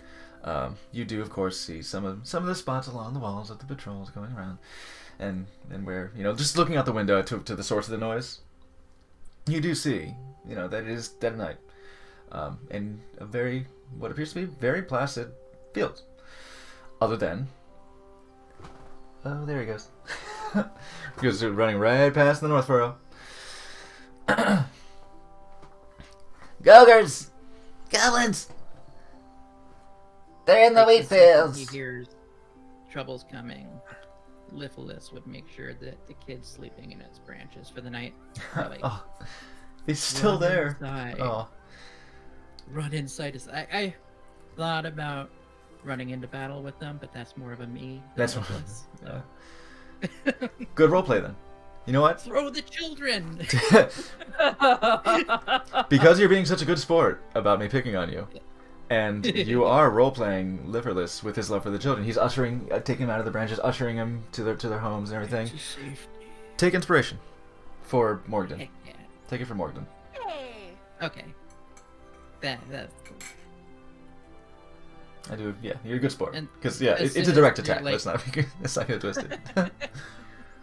The second they get in a door, he would turn and be heading towards where he needs to be to help protect. Okay. It'll take him a few moments to get them all safely Yeah. into bed and pat them on their heads, give them little candies. But I don't have much for candy. Might have fruit in those trees.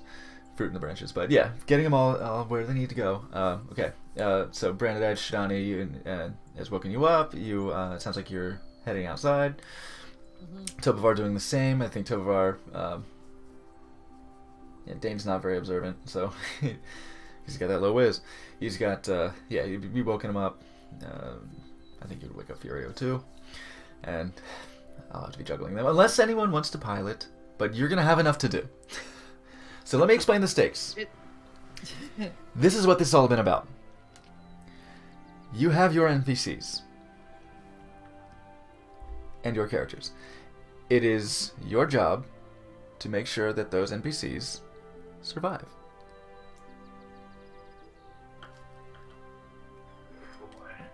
And if you do, there may be some opportunities that arise because of it. But, as you have noticed by their stat blocks, they are nowhere near as capable as you are. They are very soft. So they are in your care. You will be deciding what to do with them. You know that they have knowledge that can be used.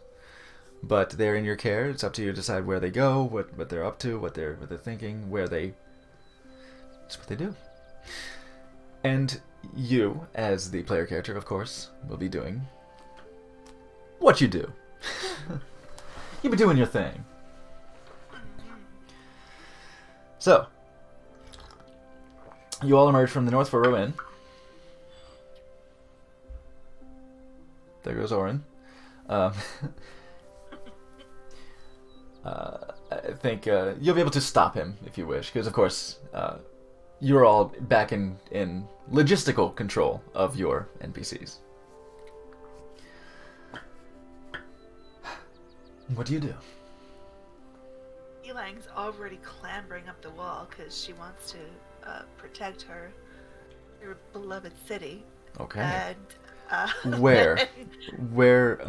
What part of the wall? Well, she sees Orem. Orem? Or Ogilvy? What's that? Yeah, Oren, Oren. excuse me. Ogilvy. She sees Oren running past, so Zelang is going to come where Oren came from. Okay, I will say yes. He's coming from the south end, and I'm definitely gonna need to change the music here. Okay, let's go with Do I want intrigue? You don't know what's happening yet. Are we gonna set up the map? General attention. This is the map. This is- You are all on Golden Fields, yes? Yeah. This is the map. Okay. Okay, so you. to that point, I will go ahead and it will not be to scale here. This will be definitely a theater of the mind Okay. layout, but think of it like a, like a war room battle map. So you will have your. I'll never change my layers here. Hold on, let me get the counter.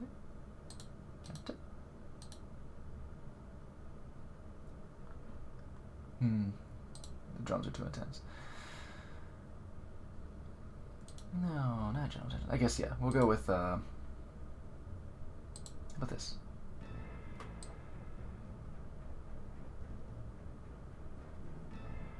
It's so quiet on my end. There it is. There we go. Then OBS, I will turn it down a little bit. Okay. Yes. Let's get you on the map, because you've been here all along, but on a different layer. There's Oren. You want to just call him Ogilvy, because that's already a first name. Okay, so we're kind of where I thought. Yeah. Maxine is there. You know what? Since Dane's not here, personally, since Namson's not here, I think we'll leave Chavez out of this. We're gonna leave it on. Leave it No, on this was gonna be the one that saved us. Yeah, right. Oh, the chosen one.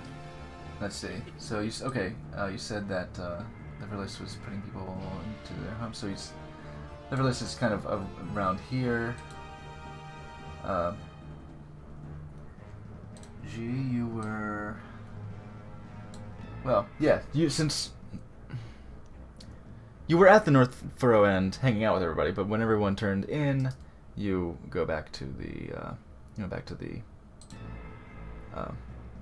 chapel. But you were obviously awoken by Oren, screaming at the top of his lungs. Let's see, where are you all? Where did I put you?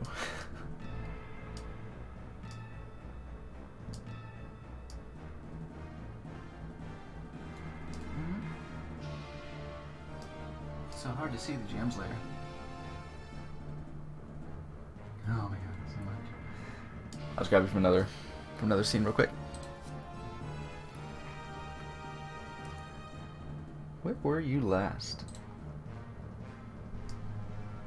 Are you here? Yes.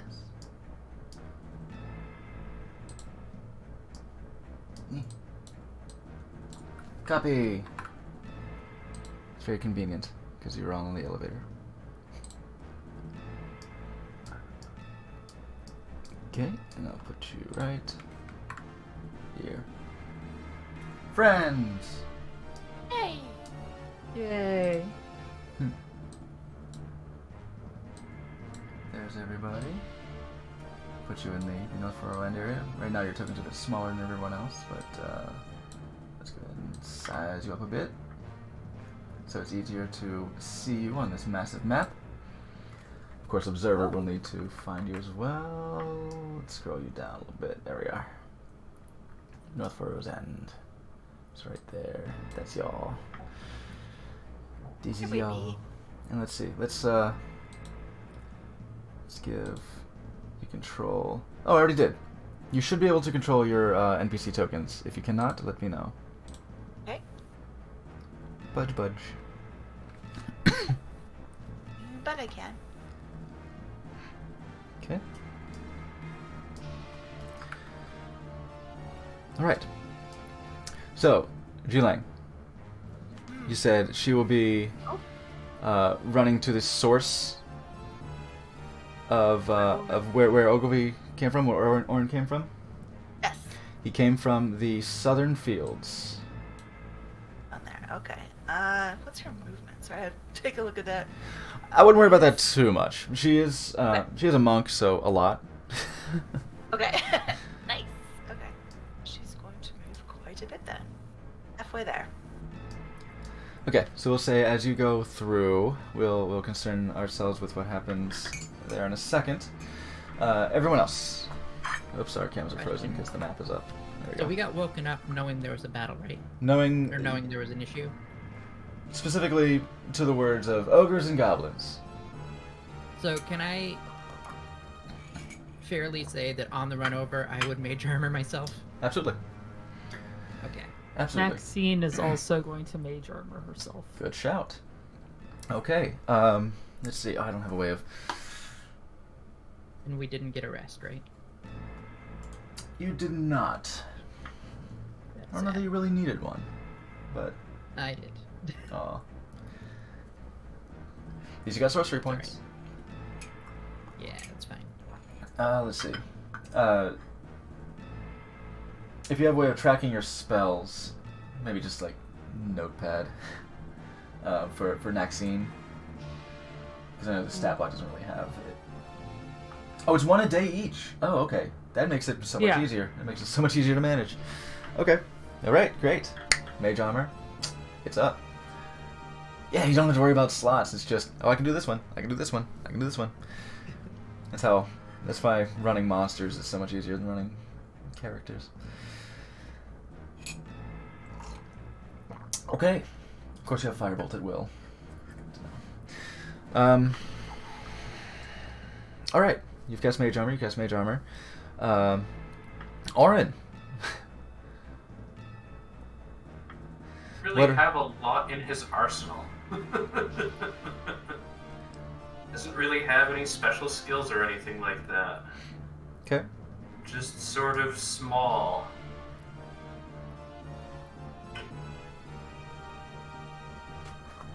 Let me look. Correct. Yeah. Yes. I would have kind of expected like some sort of basic bard skill, but nope, there's nothing. You would think.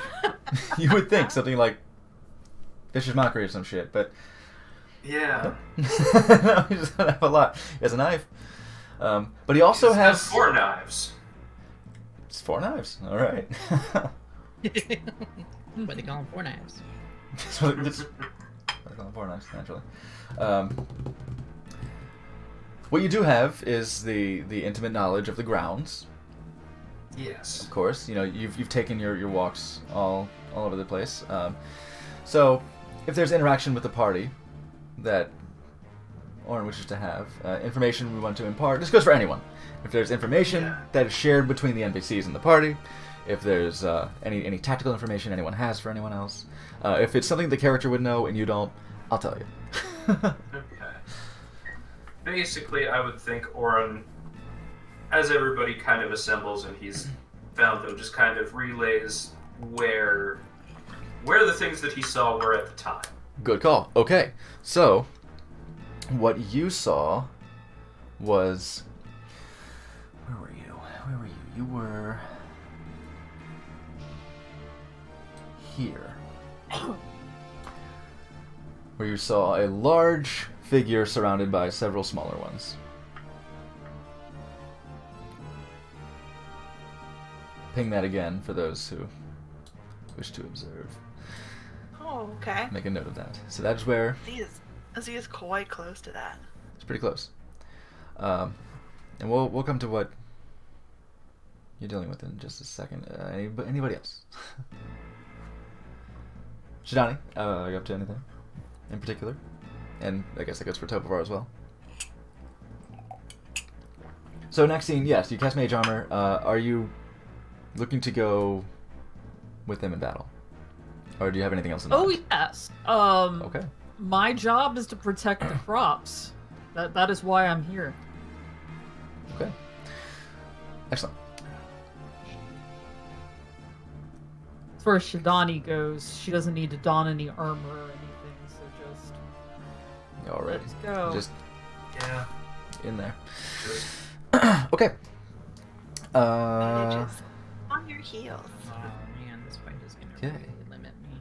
So Brandy, G is way down there. I'll say, Furio and Dane, I'll fucking deal with them. I'll deal with them the only way I know how. Playing D&D! Okay, Liverless is sending the kids to bed. Okay, I think we pretty much have most of everybody's intentions accounted for. Are you, being told where they're coming from? The party. Are you beginning to head south? yeah. Okay, well, I'll say, And using the wheat as cover. ooh, okay. That would probably mean, well, I mean, it is a wheat field. But if you're trying just not to, be. if you're trying to use the wheat as cover and try not to disturb it, you will probably go at a bit of a slower pace than people who aren't worried about it. Yeah. It is hard to see anything in the wheat. Mm-hmm. Have anyone actually been in a cornfield or a wheat field? Wheat, Yes. it's not quite as tall. Wheat easy, corn not. Corn, Yeah. impossible. Corn would be tall. Yeah, corn's wheat is impossible. short. Wheat's like chest. Was it? Oh, like not. crotch height. Oh, it's only crotch. Oh, okay, I thought it was up to like Yeah. a halfling could hide in it. Yeah. It's fine. But anyone can hide in you'd it if you have just to- dive. But okay, yeah, okay.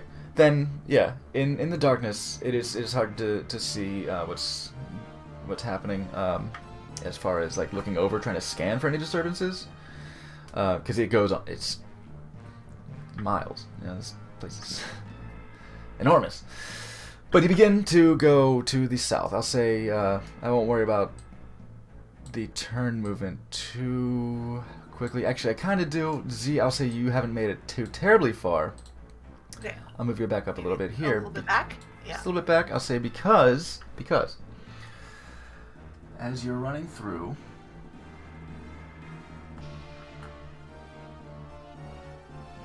I'll say maybe need to be about here. I honestly thought they were outside the walls when I heard the shout, but I could be One might imagine that. But you all but. Oh, I don't know what to do this. Just. Whoop. Manage roll 20. How about I just go ahead and. Fast? For now. Oh, but trip over. A goblin. dear. And you know what? Since this isn't exactly, I gotta follow my own advice here. This isn't really to scale or anything. You're encountering them as a group. Okay. That's many. Yeah. Many. There's a lot of goblins. You suddenly find yourself in the midst of a bunch of chittering goblins. This, So Z, being cautious at heart but really wanting to protect everything, would see that she's almost stepping on a goblin and would jump back to avoid confrontation right Okay. close to them. So she'll retreat. Yes, a little bit. Okay. Having just come upon them and surprised them, and now saying, "Oh shit," and come back, we'll deal Yeah. with that. Okay, so we have these actions happening more or less concurrently. But enemies have been encountered. I think now is a good time to roll initiative. Okay. Intruders have been found. Okay, we're on this page. I'll have to add turns. And I'll say that if we're doing initiative counts for your NPCs, they will go on the same count as you. oh, Same? Okay. I have brown dice that I will use for 3. Where's my tracker? That is 10 on initiative. Oh, there already is. Move you there. Wow, Branded it. dirty Branded 20 it. for initiative. Branded I it. also got Five. it. A 10 on initiative. Yeah. From with my Tobovar. +8. Jesus. Wow. I never roll high on initiative. Wow. Ever. A dirty 20 from Morgden. Shidani, what was yours? Dirty 20. Nice. Oh, both. Nice. Welcome to the dirty club.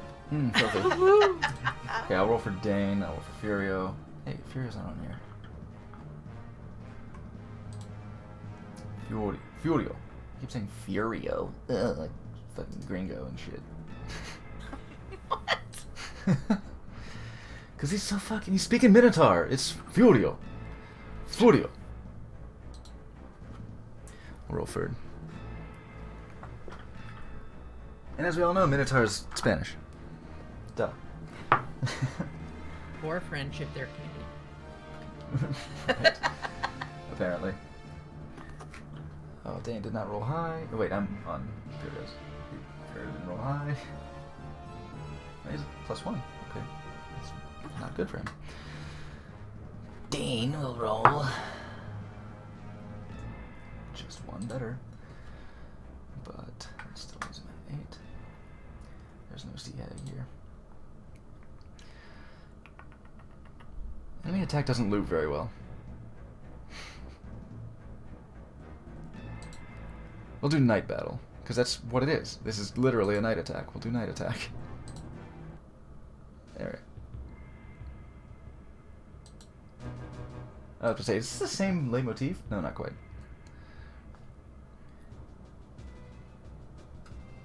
I like this one.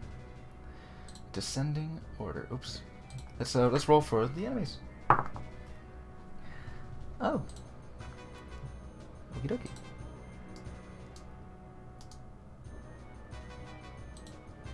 I'll add them as a group.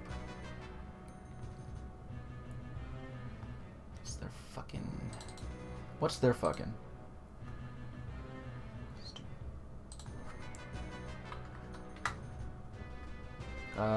Shit, where are we? Brandy, what was yours again? What's your initiative?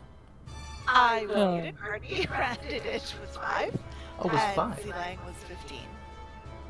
We'll use Zilang's. So you'll be operating on the same turn. Oh, so 15 then? Yeah, we'll use hers. Sure.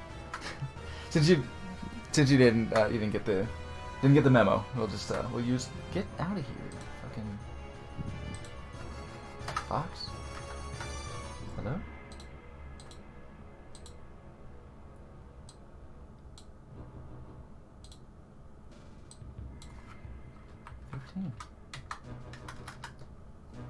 I thought it was the same modifier when you said that they were the same. Oh, gotcha. I misunderstood. Yeah, you'll be going on the same turn. Yeah. On the same turn count. There we go. It turns out you were already 15. Sending.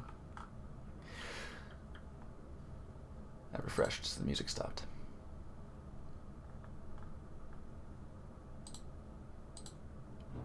There we go. Appropriately tense. So, who has the higher dex between Shidani and Morgan? So, Shidani, what are you going to do?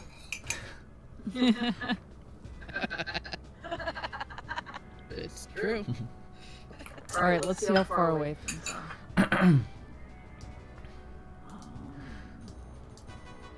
nifty 50 ruler. Well, that's not bad. So I'm looking out and I see the host of goblins coming up on. Goblins being the height that they are, Or are they below the weed line? maybe not. Goblins are very small. But if you are, I'd say that when you found, you would probably yell something out. How would you yell out? Oh shoot. Oh, she probably would. She'd probably do something physical, like throwing a rock, like they're as far as this area, and then throw a rock that far. And then that would be the outer casings of them, and everything is closer to her. I don't know. Okay. Something like that.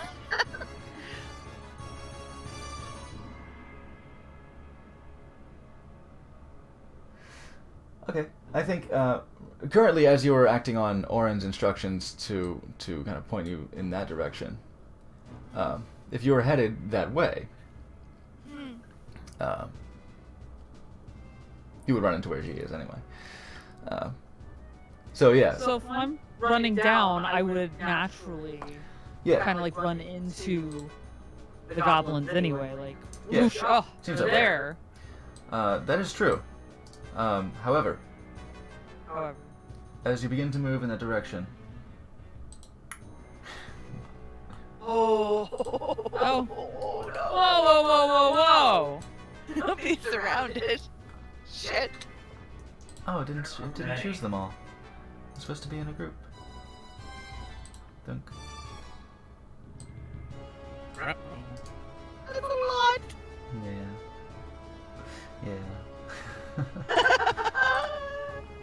Yes. You see, so we're doing this differently than standard battle. So movement is a little different. You have encountered a group. Shidani, you have seen a group. Oh, What you thinking? You see before you Okay. several goblins that they're the tops of their heads are just sort of like, as you come upon them, you can see them, like the tops of their heads are just kind of coming above the weed. But there is one bugbear that sort of like lumbers out of the like from the wheat as they were seemingly trying to be stealthy about their moving about. They do each appear to have like a bag. Some of it appears to have just like shoots of grain, shoots of wheat sticking out. That they appear to be raiding the food. What do you do? all right. Well, I guess we're gonna have to. Sorry about that. Yeah, Guess bro. we're gonna have to start punching down Fucking some throw down. goblins. I mean, Great. that should always be Plan A. So. More or less. Yeah, so in a Walk sense, up. amidst the group, you see a bugbear and just sort of scurrying goblins around them. I would kind of like jump into the mix Mm-hmm. and then pop my arms. Hell yes. So let's. I'm gonna say. Somersaulting in. I'm gonna say we're gonna do it for several. I'm gonna roll for them as a group, basically, Mm-hmm. and depending, well, or for the bugbear and then a group of goblins, and depending on how they do, I'll distribute damage. I'm gonna treat it like a swarm, basically. Okay. I use their collective hit points and just. Okay, one for the bugbear. One dex check for the bugbear. It's a 14 on the die. Oops, getting the token there. 14 on the die. And his dex plus 2, so 16 for the bugbear. Okay, bugbear passes. Goblins, 12. Goblins fail. Excellent. Let's have that damage.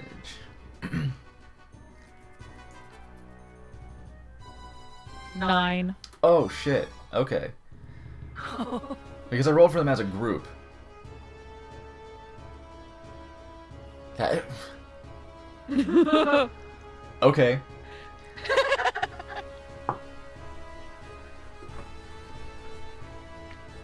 You jump in. As you say, you jump, somersault, kind of like a corkscrew, and then.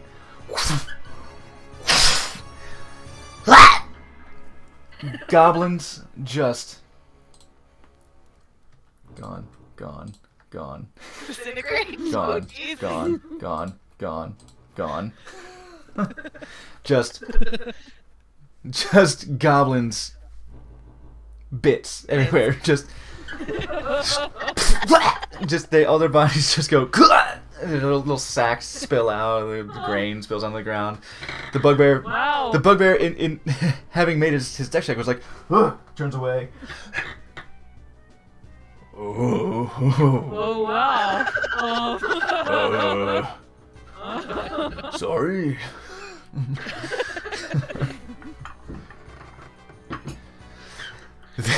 There they go. You have your. That's your bonus action. You have your All action. right. Fuck. Shake my head. There goes that group. Natural 20. All right. Let's For go. my first hit against this bugbear. This is a strong opening. And I think I get 2. Because that was my bonus. Yeah. So you have your second attack. Your extra. And then 22 for my second hit. All right. So they definitely both hit. So let's get the damage for the first one. Doubled, of course. Double on the die. 10 for the first. Is that already doubled? Yeah. Okay. All right. 10. And 9 for the second. 19. He's bloody. he's certainly what one would call bloody. He's hurting. He's quite hurting. Yeah. So you come in, you scatter them out in a shockwave, just and just he's just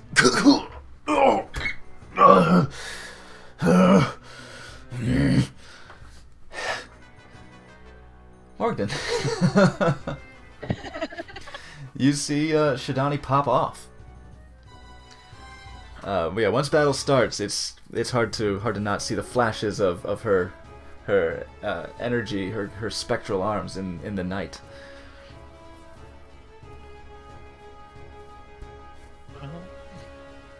So you definitely heard the goblins die, and it was quick. And yeah, she's now attacking something humanoid-sized.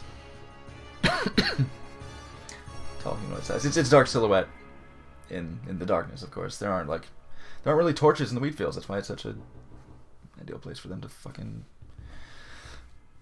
be. God. Like, the main thing I can do is very dangerous to do here if I miss. Does this have an area? There are things that you can do. If I throw a firebolt and I hit him, it's fine, unless he falls and is on fire. We're in a wheat field. That's correct. I think Maxine has to face the same issue. We're not trying to ruin all the stuff, so I guess I'll You have more. hold up my focus, even though it's meant to fire. It'll take on like a little bluish light because I'm sending a. Do you not frostbite have other magics? For cantrips, I have fire or ice. Ice is not fire. Yeah, so that's what I'm saying. So I'll try to hit him with this frostbite. So if he can. Yeah, we'll say since you're more or less running as a group, yeah, movement is something in a large scale battle like this. Movement is loosely abstracted, but we'll think about terms. It's like a risk, right? Like playing. Yeah, I'd be playing like risk. a little bit behind Shidani, but up so I can see. Yeah. That's where I moved. So we'll say you'll get to within a sufficient distance of the bugbear, and Yeah, within 60 feet. he will do a con check. But yeah, not trying to goad you into using frostbite, but it sounds like you were apprehensive about it. And I wasn't sure if you changed out your cantrips when you leveled up last. Nope, messed up and didn't. Okay. Actually, no, I did. No, I didn't. Yeah, Alright. next time. Let's do frostbite. Blue is appropriate. That's pretty good. What's his con? 19. Well, he beat 16. Okay, so he's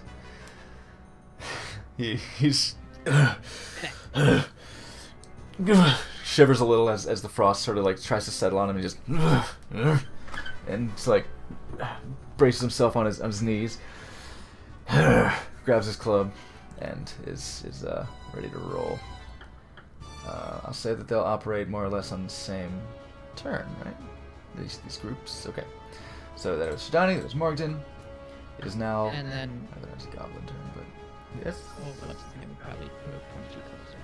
Okay, yeah. He's coming. Maxine. Sorry, say again. I said Maxine. She's going on 20 also. Oh yeah. She's going. Yeah, she's going on your. Oh, on your she should have turn. gone before me. Sorry. You said she's coming with the group, basically. Yeah. Okay. Her task is to protect the wheat, so she's at least gonna come up Yeah. to about here. I'll say she's maybe lagging behind, but with the group. That makes sense. Mhm. Yeah. Yeah. Cool. All right. Okay, it is the goblinoid's turn. Bugbears. Not terribly pleased. I need to bring them up on this. It'll be easier, be faster. What's that do? But for now, he's going to try to attack.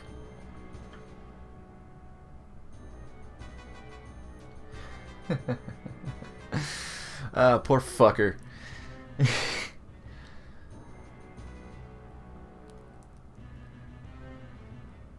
It was not him who was doing the surprise attack. Getting his ass attacked. He will swing with his Morning Star and try to hit Shidani. He won't. It's a 10. Okay, let's say the goblinoids that Maxine encountered. Let's say you happened across them, you saw them, and immediately hop back to not engage. Let's see if they know where you are. Let's see if they kept on top of where you went. If they noticed you stumbling across them, and then what's their wisdom?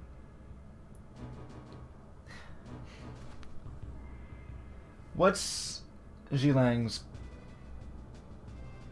dex?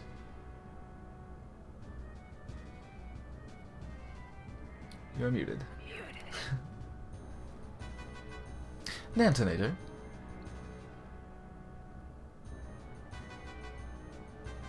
I can look. Nancy. Oh no. She may have gone away since it's not her turn. I don't know. Let me see. Visibility is difficult. It is true. Yeah. That's why it's always helpful to have a cam. Let me see something. But I will say that they don't notice. They don't notice Zhilang, so they are essentially going to stay the course. Well, actually, I guess the sound of combat has been happening over here. They're going to begin to move to investigate. But they won't get to you guys. Ah, blue screen. Okay. Uh-oh. Blue Creed. Okay. That is difficult because it's her turn next. But as the goblin group has gone, they had begun to move over here. I'll say maybe they get close enough. They'll get amongst this area. Let's say 2 of them will pop out.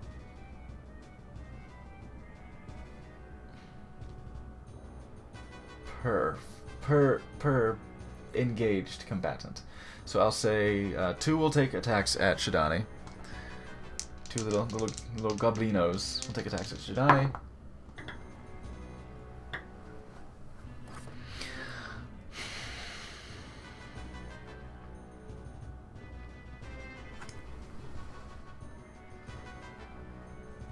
Good. Welcome back. It's 2 That's ones. that's Snake Eyes That is Snake Eyes. There's 2. on 2 One. d20s. Yep. That's Do I die laughing at them? Is what's the heart You might. attack? You might take psychic Check. damage from. You might take psychic damage from that. Okay, so here's what I'm gonna do. I'm gonna roll the attacks that the other 2 were gonna make on Morgden, and see what happens. rude. Okay, so one of them would have gotten a. Click on the stat. They got the little scimitars. Oh no, I guess they would be in the wheat field. Yeah, they'd be using their scimitars, trying to get close and get at you. Does a 14 hit you? You have mage armor, so a 14 wouldn't hit you anyway. 14 is my armor class, so. Oh, with mage armor? Without, it's 13. Or, I mean, it's 11, so yeah. Okay. Okay. They don't. Neither of them do. One of them would have been a 21, and one was a 14, so they would have hit you. But the two that fucked up, they go to leap at Shidani, and they collide in midair, and they both fall back into the weed. Accidentally cut them in half. I was thinking of they both like end up chopping each other, but they just I just... the ones that fucked up just Dewey Cox. I'm just kind of like,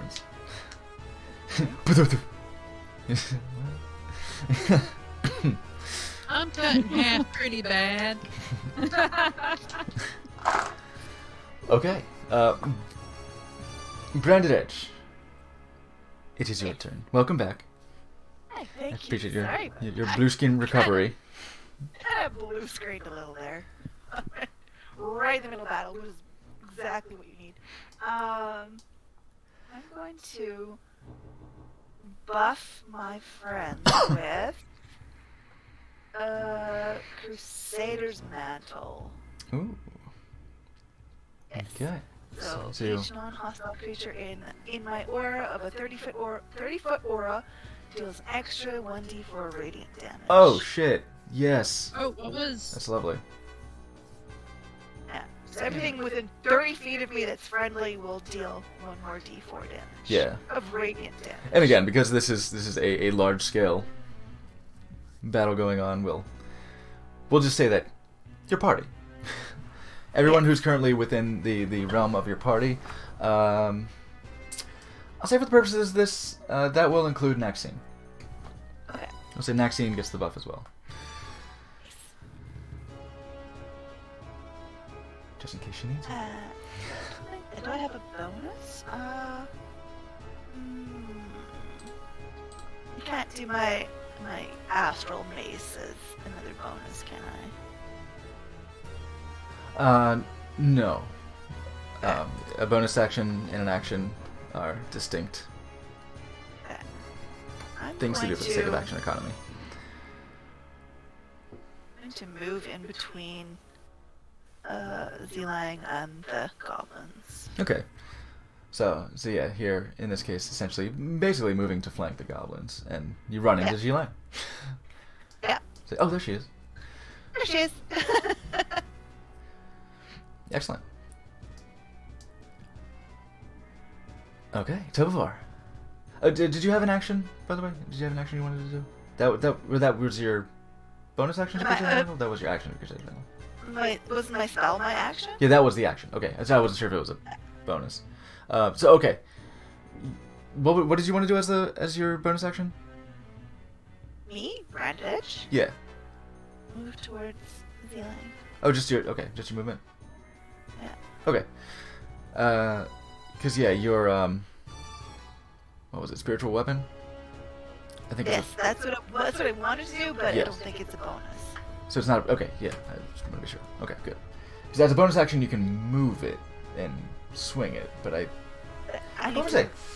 manifest it first. Yes, huh? you need to manifest it. So let me see. Where are you? I just want to see what that was. Because there's also a thing where if you cast a leveled spell, you can't cast another level spell as a bonus action. Correct. Because there's specifically a feat that handles that. Special weapon. I see. Yes, it is a. That is. Oh. It is a bonus action, but it is a Yes. leveled spell. Right. It is a bonus action. I thought it might be a bonus action, but yeah, because you did Crusader's Mantle, which is what, like a third? There's a third level spell. Cool. Right on. All right, we're there. Tovar, what are you and Orin up to? Well, Gordon's still a decent distance away, so he's just kind of moving towards the action. Just kind of coming in, probably down this road-ish. No idea what the scale of 40 feet would be in this map. Yeah, again, abstracted heavily because of the. Yeah. But as represented in Tovar, what can we see here? Probably not a whole ton of them. You definitely Now that you know that there is a group, I'd say with a perception check you can try and gauge the scope of how many goblins might be around. You can see the bugbear. He's getting fucked up by Shidani. I did see a flurry of corpses go from Shidani Yeah. in the form of goblins, so maybe I'll just pick on the big one. To take a pot shot out of the old crossbow. Okay. So you were as you mentioned, you were trying to go through the wheat sort of undisturbed. So retroactively, since it won't count as a part of your turn, retroactively do a stealth check. So I meant to mention that before. Yeah. 28. So you go ahead and roll an advantage. Okay. So you're one with the wheat. It's better. It's been such a long time. I have to look it up. That'd be a 21 damage. That'll hit. Let's get them. Now, Let's get that fistful of d6s. sure. Oh god. That's gonna be 13 piercing damage. And a D4 of radiant damage. Oh, right. Oh, and radiant damage. Oh yeah. Oh, that's so. Oh, That'd be so so it's a good. full quarter, 17.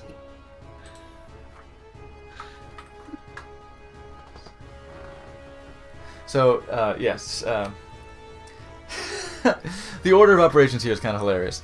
So Shidani, you fuck this bugbear up real quick, and he just seems to be. He swings with his morning star, misses. 4 goblins leap out of the wheat, hit each other in midair, and then a bolt comes and just thwack hits the bugbear right in the forehead. As it does, it goes thwip, and like the little the gout of blood as it goes, and then it goes just a little a nice little white. It just flares up as it hits, just flashes, and does that extra radiant damage. So you see, it's like a hit spark. It's like a fucking hit spark, where it just, just very, very well, kind of acting like a real quick signal flare to anyone who might be around. Be like, oh, there was that. Oh shit! Did you see that headshot? I hope that wasn't fire I saw. It was white. Confetti and at the very least. hooray! And Dan, and he's down. Okay. That is Tobavar. Did you have anything for Orin? I feel like he's still far enough out, he can't really do anything yet. Okay. And yeah, it also depends on what his goal Yeah. is anyway. Yeah, basically just throwing daggers when he gets there, but Okay, so he is coming. All right. yeah. So we'll park him about next to the next scene. Coming. If he's in the wheat, we'll just have him kind of like hide in the grass a bit. That works. Yeah. Let's go ahead and make a Yeah. stealth check. So 15 for him. Okay. Fiorio. Oh, very good, Shidani. Oh, my friends, mi amigos. And he will just come stomping in. And, let's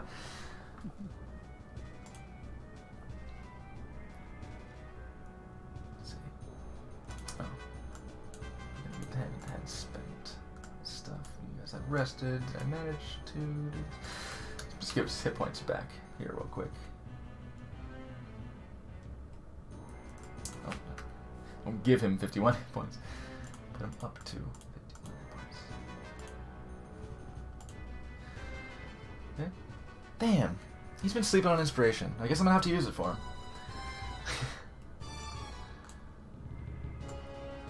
What's his spells doing? Let's not worry about that. He's coming in. He's just. It's time for some Wake a Goblin! He's gonna start swinging around. He's gonna use his use his 2 attacks. He's gonna swing his hammer. He's gonna use one hand.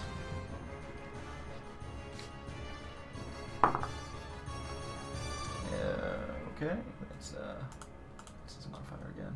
Yeah, it's +9. Jesus. Why did how did I let you guys get so strong so fast? I say that we are 39 sessions in, but I was gonna say days and days and days in an underground dungeon. you're right. Yeah. You've earned a reprieve. Literally, we were literally forged in fire. It's not wrong. Yeah, kind of. This is kind of our wheelhouse now. Fighting in dark, weird places where we don't really see what's going on. Yeah, fighting And fire uncertainty. is useless, unfortunately. It's It's not useless, but it's dangerous. dangerous. Fire is dangerous. Fire hot, you know. I hear fire hot. Fire indeed. Fire indeed hot. I love that one. His damage is gonna be 1d8 plus 6. So he hit both. So we'll get a nice, appropriately enough, a nice fiery d8.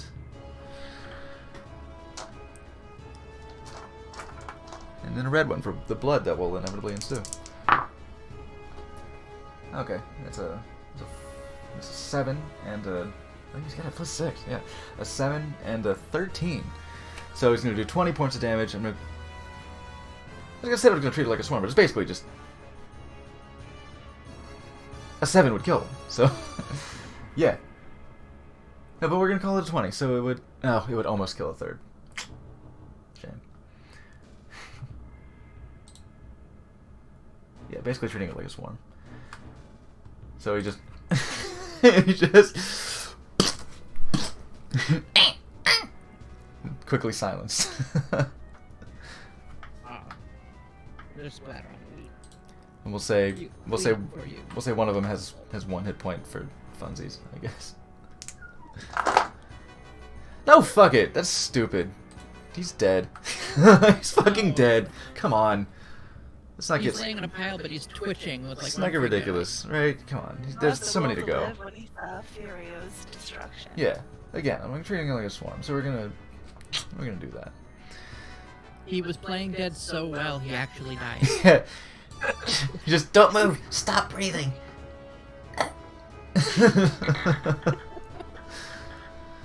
Fuck. Okay. Yeah. This.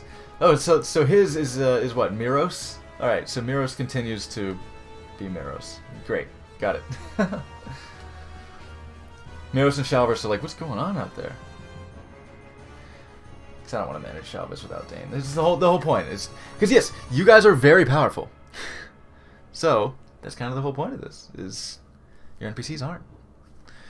The obligatory escort mission. Yep. Talking about my guy's pretty tough. He's not bad. Some of y'all are a little bit better off than others.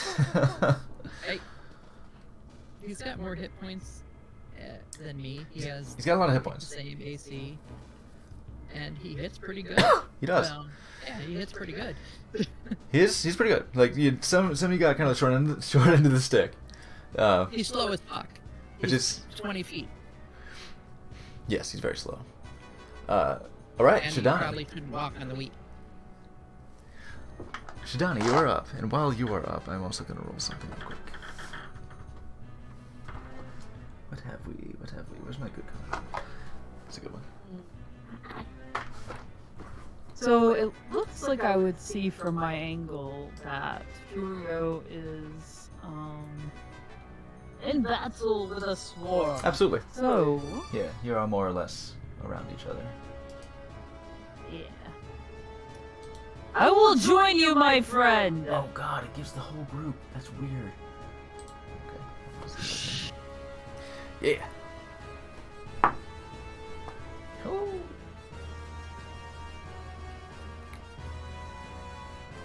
Ooh, okay. I will be doing 3 punches. Okay. Thank you. My first one, I got a nat 20. Boom. Oh shit. Let's see what that was. Of course I rolled so bad. That's okay. 6 damage. That's a D4 radiant. Oh! Plus a D4 radiant. Right, I didn't add the radiant to Furious. I almost forgot. So then yes, that one was dead. Now I can justify it. I can justify. 8 damage for my first hit Okay, total. 8. All right. Next one was 22? Certainly have. Yeah. Let me just check this. Yeah. 22. Okay. 3 and a 4. 7 plus. Let me roll this d4 again. 9 damage on my second hit. Does Crusader Mantle say it's on each attack? It's on each person. So let me see. Oh. If it's just one, that's fine. Damage with a weapon attack.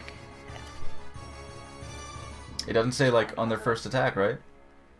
It doesn't say on the first. It just says it's centered on me. There you go. If you're in my aura. While you're in the aura? Okay. Okay, so it wasn't like, it's not like where you cast it and then it's on them and then you can leave. It's they have to be Yeah, around you. It's me within 30 feet of me. Yeah. Oh, am I in within 30 feet? Well, I mean, absolutely not. When it comes to the I'm scale, sorry, I when it was- comes to the scale of the map, but I think you know, Scale doesn't- for like for okay. abstracting this, man, fuck it. Why don't we just use the ruler and say since we're abstracting it so much?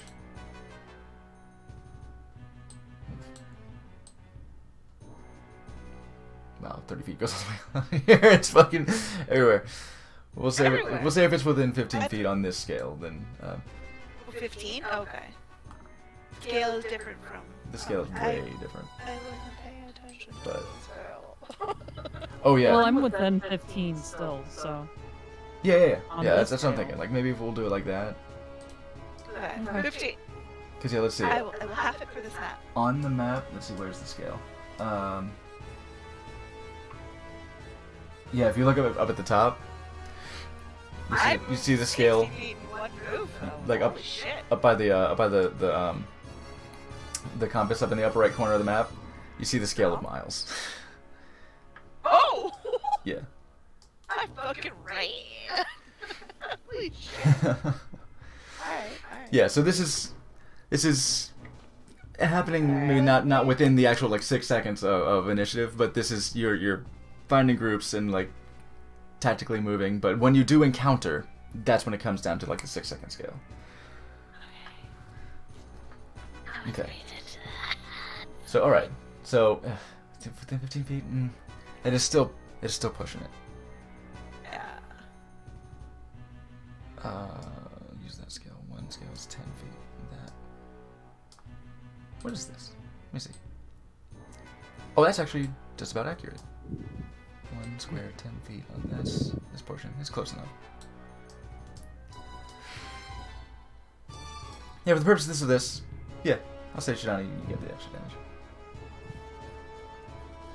Okay, anyway, that second hit was,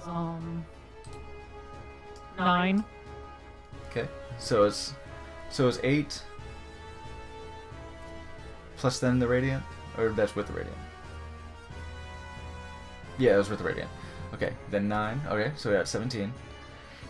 Alright, and for my second hit, I rolled, Oh, you said? Oh 10. yeah, because wait, for my third hit. Third, I'm okay. sorry. 10 I'm to just hit. gonna do a regular. A 10, yeah. There's a 10 to hit. Or 10 Yes, damage. to hit. To hit. Okay. That does not hit. Okay, that's what I figured. Yeah. So But I'm not 17. spending key. I'm just gonna do the 3 hits and then. That works. Cool. Okay. We will we will delete. And Maxine will come up. I would say on Mondo, but she sure as heck isn't gonna know he's there. Yeah. But she'll be closer to about where Nia Anderson is. Okay. Or, Oh man, I skipped Dane. I went right Dane. to Furio. I'll go ahead and squeeze Dane in now. Eldritch Blast.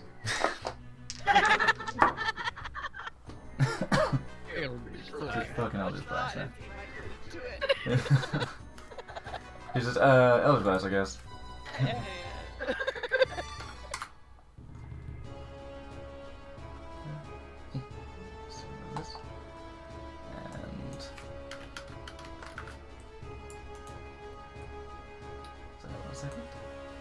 up so it's easier to check the stats.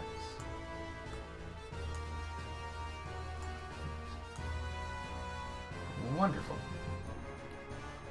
Good. Now what's Dane? What's Dane's shit?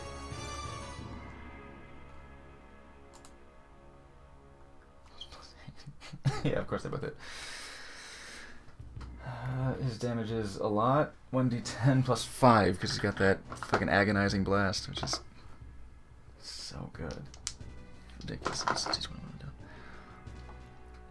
So good damage wise. Eldritch Blast is a lot of cool shit. Those fucking invocations are wild.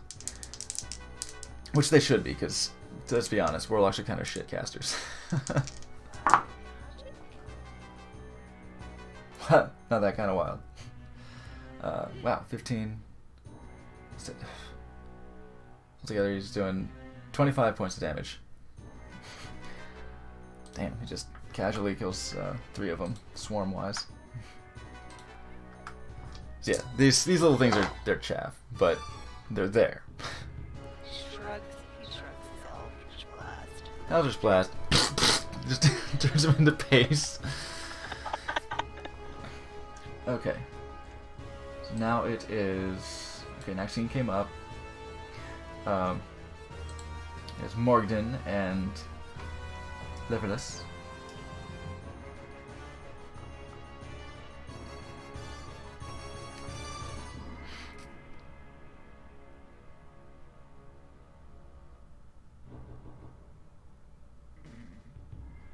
So it's my turn again? Yes. I had some. Oh, that's what I was gonna do. Alright. Just go, oh. Fuck this. And I put my. Every time I put my focus away and I pull out crossbow. Alright. Okay, well, gonna have to do it. Gonna have to do it like everyone else, I guess. And I'll take aim at a goblin. Or the swarm of goblins and just like, oh good, there's a lot. Oh good, there's a couple. Let's go. I don't have to be that good. And I just take a. Can I be within 30 feet of Nance? Can I get? I can't get there anyway. We'll No. say, I moved a yeah, we'll lot. still put you like between them, because yeah, you use your. Because I would try to get as good as much bonus as I can if I'm using a weapon by hand. Yeah, I'll say since we're obstructing the movement, that still was a lot of movement. So basically, and also to justify doing the radiant damage, Nancy, I'll say that Branded made it to about there. You, Yes. we'll say that you're roughly aware of where Jilang is. I moved a mile. It's a in mile. one turn. Yeah. Yeah. Okay. So that is what is my crossbow? Wow, my crossbow isn't terrible.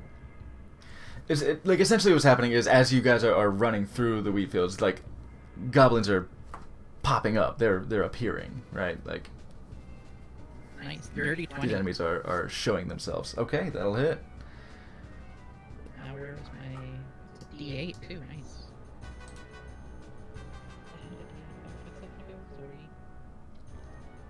D8's always the one I can never find when I want.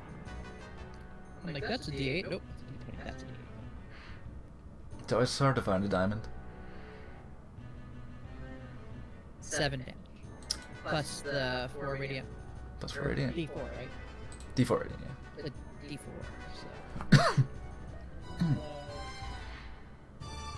So 8 total. Okay. Again with the hit spark, the arrow with little ping, and you just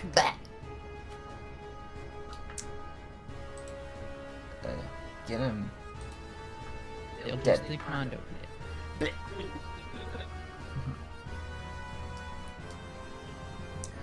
And presumably Liferless is still coming to join. Yeah. All right. We'll say over the course of all this moving about through the fields, everyone's shouting back and forth and keeping track of Probably each other. still about 3 turns away.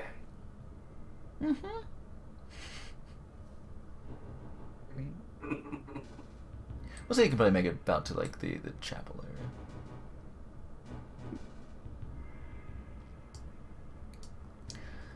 and you just hear him. I was told we need to stay off of the weed.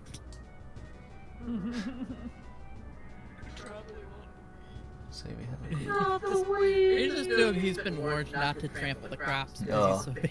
Yeah.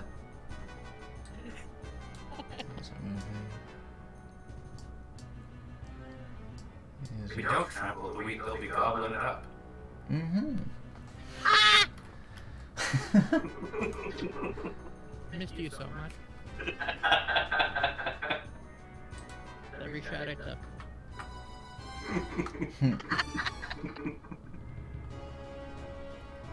Get these out. Don't have to mess with them. Okay. That's it. You've gone. You've gone. Okay. About this time, emerging.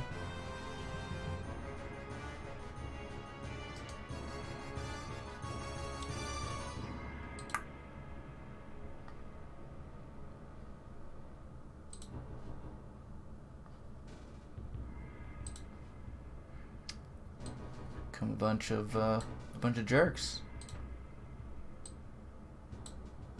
More jerks? joining into the fray. Great Caesar's ghost.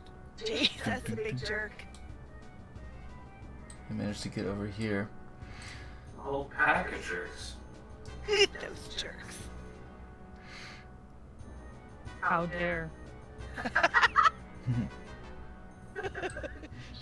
Should I? Yes, essentially, One. as you are dealing with all of these little goblins, you hear just heavy thudding footsteps, and from the dark you see a looming figure emerge with several more of the humanoid shapes. The bugbears emerging, kind of bugbears, fairly stealthy creatures, so they're sort of like keeping low in the wheat. They also show themselves and take some swings. They're gonna take Morningstar swings at. So they're gonna pop up roughly. And just again, I'm very abstracted. So I'll say like they're kind of in Brandy's face. We got one going for. Oh, there's a group. Ungroup them.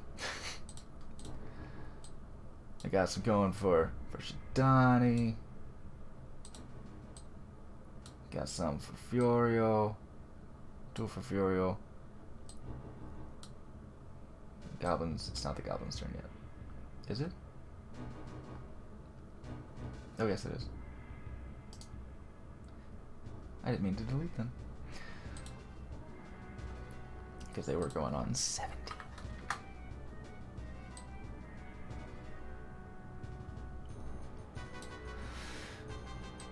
And the ogre, of course. So, 3 goblins are going to take a swing at Morgden. Did I not kill any goblins with my attack? You did. Okay, One did explode. good. Because yeah, you got the hit spark and everything. Just So I'm just yelling, "Hey, guys! I did a Tobabar," and then I just like turn around and there's some goblins. they're gonna you basically turn around and then 3 pop out of the wheat and just you got a 12. Nope. And a 20 and a 23. I'm afraid those ones are gonna hit. I had to calculate it. The first one misses, I laughed. The next 2 hit hard. Ouch, ouch. Okay, so one will do 5 slashing damage. The other will do 5 slashing damage. As they all pop out. And fall clumsily back into the Avenge wheat. me! I'm still alive, but avenge me. So we'll just stick them around you here. We'll say, Oh, something bad's gonna happen. we'll make it bugbears. Bugbears for Shidani. That's the new charity I'm starting.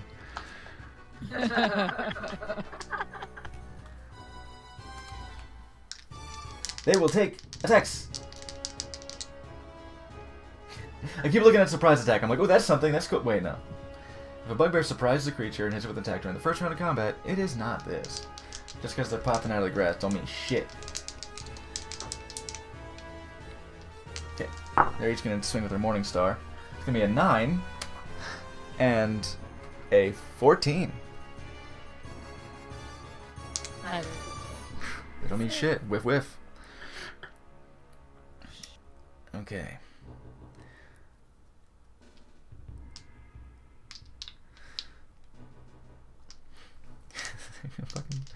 They're fucking try their luck and go for Branded Edge. 2 for Branded Edge. Wow, both rolled an 11. Oh! Clang clang. I'm a- Just I'm big tanky. yeah, they ain't hitting shit. And now the ogre. They look at them and go, "You ain't hitting shit." Now the ogre. The ogre's got maybe. The ogre might have something. He might have something going on. He's coming in.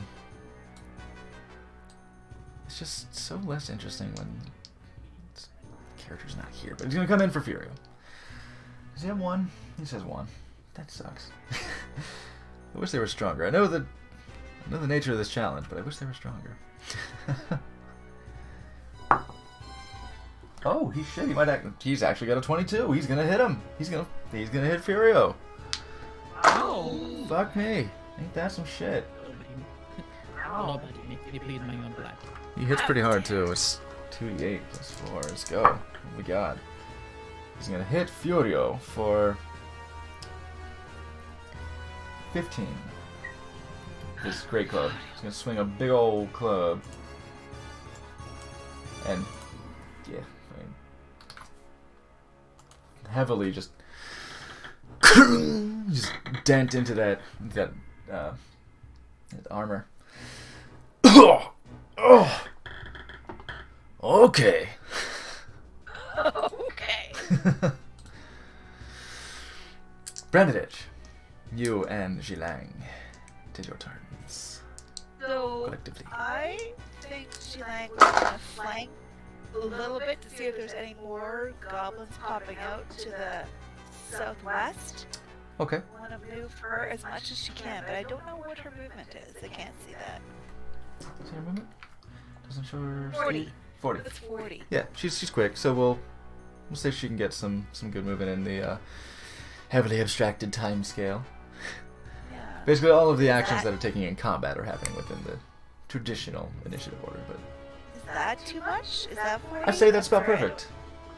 Okay. Can she see anything down that way? Sure can. Oh, fuck. Okay. So, now that she's out of range of those, right? She's not within it. What's that range between that goblin and her? There isn't, because they're okay. They're all kind of moving as a cluster in a scattered gaggle. So the goblins, they might just pop out at any time. But what you see, certainly, is the ogre. Okay. And for that matter, Can she, after moving, stealth herself? Oh, fuck me. Jesus! yeah. After moving, can she stealth herself and kind of duck down and not be seen? Yeah, good. You can make a stealth roll. Stealth. She does have a +4 in stealth. Her. I see, that's pretty good. Four. That is nice to have. Look at what she is. Roll is that 20, right? Yes, yeah, make a d20 roll. And add your +4. Oh shit, 9. Ooh, that's not good. 9 altogether?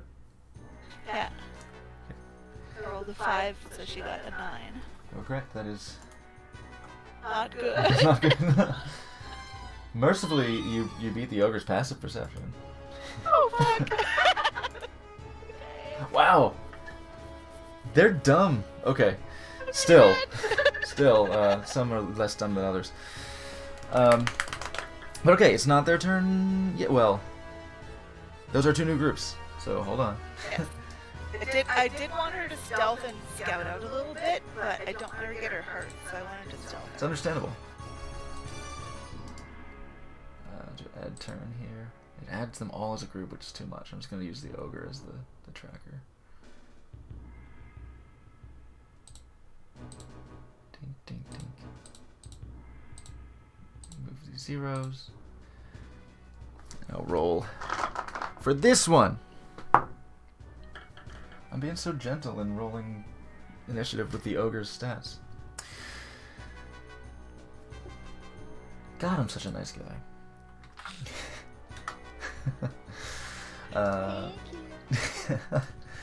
Let's see. I figure it makes sense. They're kind of the group leaders because they're big, and goblins, I guess, respect big. Well, not all goblinoids are dumb. I want to be a giant. All big. All big. Okay, add turn for them as well.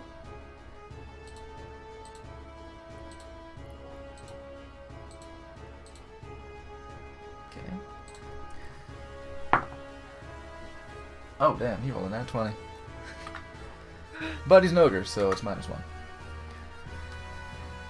So, okay, where are we? We're on the 15.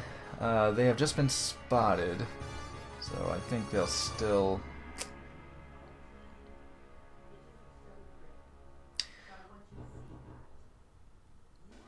We're gonna say they'll go on the next turn. Okay. in their order. Bernadette! What's up? I want to. Do I still have my? Is it Crusader's Mantle up? Because it says it lasts a minute. Again with the abstraction, yeah, we'll say yeah. Okay. So then I will choose to mace the closest bugbear to me, to the southwest here. Let's see, Crusader's Mantle is concentration, right? Okay. Spiritual weapon, I think, is concentration too, isn't it? No, it's not. That's good. That's good to know. Okay, you're gonna mace. You're gonna mace a face. I'm gonna mace a face, please. All right, let's get him. Is that which one? The bugbear? Yeah, southwest. Okay, And I rolled a 23, so I hope I hit him. certainly do. Alright. And what's that? Plus a D4.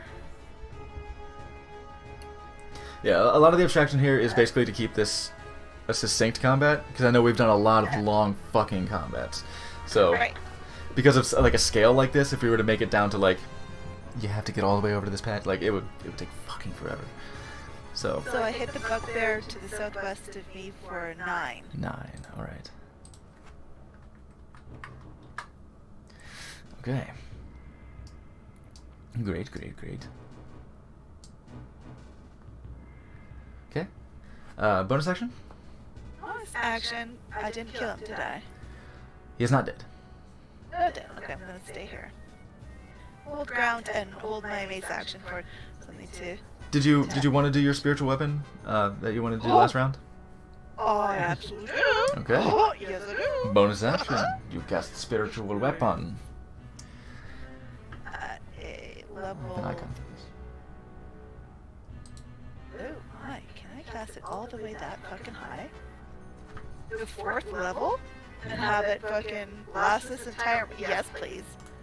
That was my 4th level. Cast. Oh my god! Wow. Yeah, Eh. yeah. The damage increases 1d8 for every level cast above second.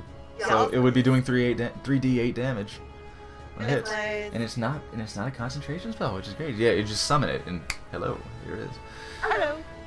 I'm going to move it. I'll take an icon for it. So, It was on the board. I'm gonna move it around Zelang. where are we? Is it my library? Did I bring it? I did. Double click. It's a big ass mace. Boof. Oh Jesus! So- Yes, please. That large. Just leave it there. I mean, you cast it pretty strong, so yeah. Click that 4th level spell. Oh, that sounds so good. Click that 4th level spell. Oh, Yeah. gosh. And can I click it? I don't have control over it. I don't think. Not yet. Hold on 1 second. So there's your 4th level spell slot. Okay. Oh, you only had one, but you had one. I had one. You had that spell. Why use it? Got that spell slot. That's a strong use. Let's give it a little blue tint. And then controlled by. Where'd you go? That's there. There you go. The blue tint doesn't show because it's black, but it's a little bluish. I'm gonna put it around Zelang there. Ah, okay. There. Okay. It can make an attack when you cast it. Oh. So we'll say that.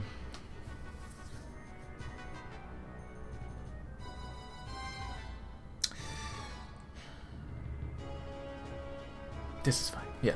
We'll say. With G-Lang kind of shouting instructions, they're over here. Okay. And there it goes. Runs off. Yeah, you can make an attack with it Right, against any of these targets of your choice. I'll say the ones closest to G-Lang.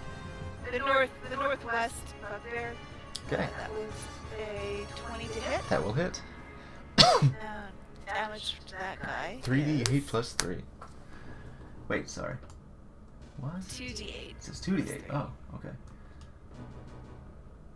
Plus, also, am I still in my radiant damage? Oh, every 2 slot levels above second. I see. Got it. Okay. I was about to say that's really fucking powerful. So that weapon did 12 damage plus the 2 radiant damage of my Okay. mantle. Here we go. 14 total to put there. I can move it a little bit. Ugh. I hate it. I have to ungroup them. So I can access this fucker. 14 damage. Alright, that just about bloodied that one. Okay. Okay, so Xiling went. She's in kind of the danger zone. She's in a bit of a bad way. Tobovar and Oren.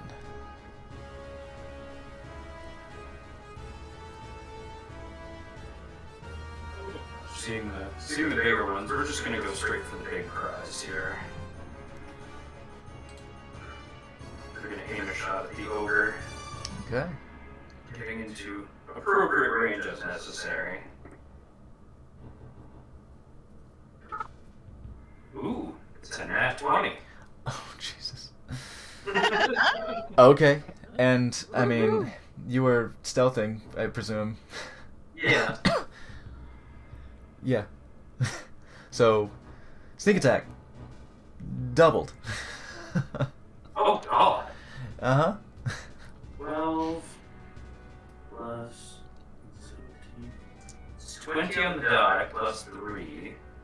That'd be 43. 43. 43 points of damage to this ogre. Jesus fuck, man. A critical hit with a rogue is nothing to fucking sneeze at. Holy shit.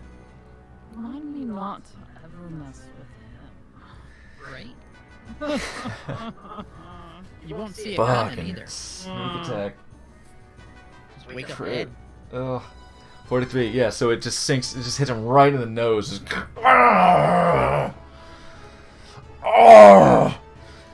He is certainly bloodied. His face is just pouring out, just this thick, mucusy blood, just...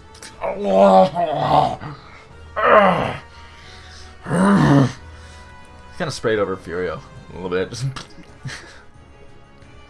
Soupy. It's sad because he was the handsome one and now his nose is all good. Oh, shame. And then for Orin, actually, we'll finish Tobovar first. He's just gonna hide in the grass after Okay, go back Oh, in. 21. Sorry, it's plus 9. I'm doing the math backwards. Fantastic.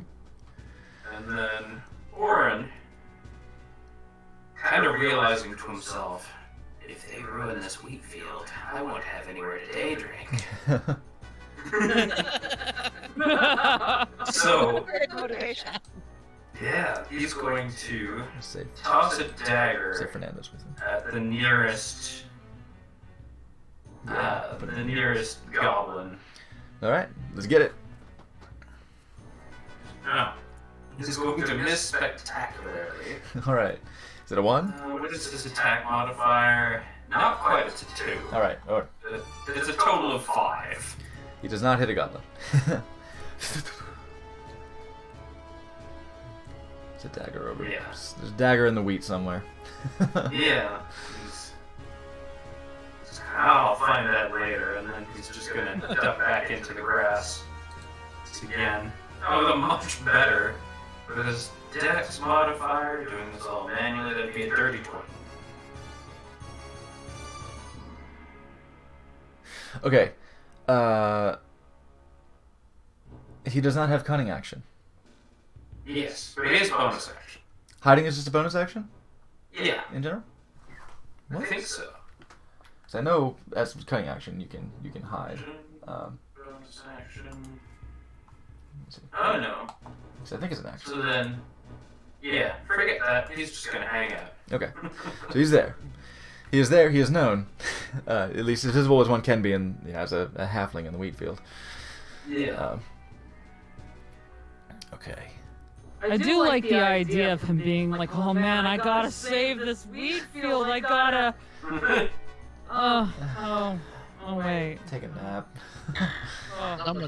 Someone's gonna find that knife later. Yeah. I'll, Yeah. Next time I'm drunk, I'll come upon it. Just hopefully no one's farming barefoot, Yeah. which is probably actually a lot of people.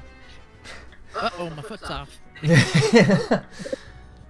Damn, hate when this happens. Alright, we're gonna say Dane is going to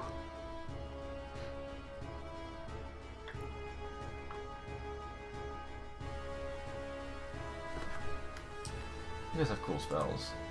Should he use those? Doesn't have that many. Oh, Yeah, use the Snosh. He's not here. son of a bitch. This one's obvious. Why didn't I do this? Summon your boy. He's gonna summon his fucking boy. Crystal Dane? Yeah. It just gives me, I'm giving myself some fucking homework by having another thing to manage, but yeah, let's do it. Where are you? It's not in alphabetical order. Oh, there he is, Stone Golem. Then I make him red. Woo! So big. It's not that big. He's about Dane's size, so I'll make him about your size. And he has a bunch of info. He's just, what, 30-something hit points? I think was his thing. 35 plus 15 for each spell level up there, so it's 35. 35 hit points. Unless he... Okay, yeah, 35. He took a level, took another level. I think he took a level in fire, too. Whatever he did. 35. Controlled by me, because I'm Dane today. Yay. You should have made all the characters really slow like mine so that they didn't have to worry about them for a while. Yeah.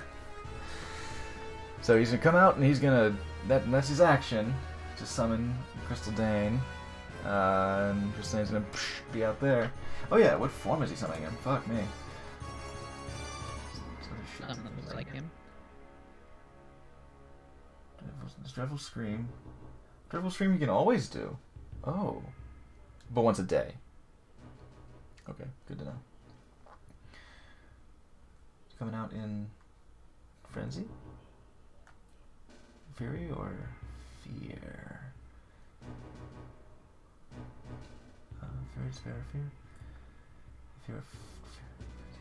Advantage on attack rolls against frightened creatures. Cool. Despair. Creature starts to turn within 5 feet. Speed reduced by 20 feet. Speed's not that much of a thing in this battle, so we're just gonna probably do... Oh, cool! Yeah. It's gonna be in Fear form. What that looks like is gonna be up to Anderson, but I'm imagining just a gaunt, like, hollow-cheeked, that kind of elongated face. Just narrow, thin version. And of course in this red crystal shape. So it looks like Dane, just emaciated and elongated. So, Slender Dane? Slender Dane, exactly. It's gonna be Slender Dane. So he's gonna come out and make an attack against, I'll say the bugbear that you're attacking. So we'll say Dane moves closer, he's gonna be kind of in the midst here, and he's gonna, cast Crystal Dane on the other side. And we'll do the flanking thing where he gets a +2 to his attack roll. And now so will you, as long as he remains there. Provided this doesn't kill him, which we'll see.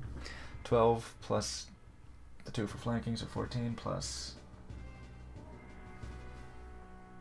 to hit. Oh my god. Spell modifier to hit. Wow. So that's +7, so 19 to hit. Good, you're good, yeah. +7 with the flanking. The attack is 1d12 plus 3 plus the spell's level. It's 1d12 plus 6. Cold damage.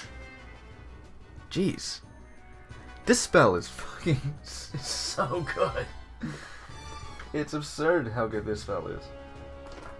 That's why I used to take it with Glorious until it no longer became a bard spell.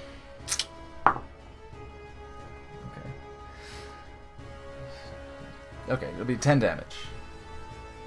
It's not as much as I was hoping for. Big potential. But 10 damage, still good. Still alive. The bugbear is quite bloodied. But still alive.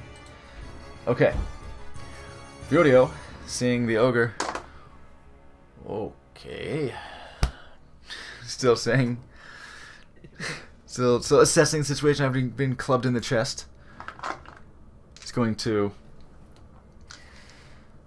take 2 attacks with his hammer.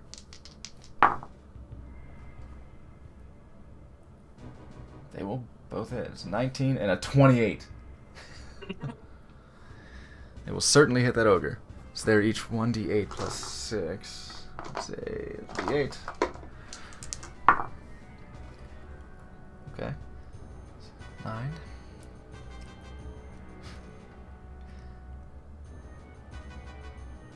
How's he gonna do this?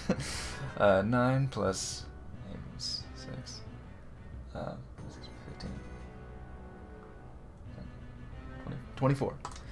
24 points between the 2 blows. So basically what he does is he reaches up to the tall ogre, says, "Alright, big guy," and like grabs like a tuft of whatever this like ratty shit he's wearing and pulls him down towards him and hammers that bolt in twice. Takes that crossbow bolt you lodge in his nose and just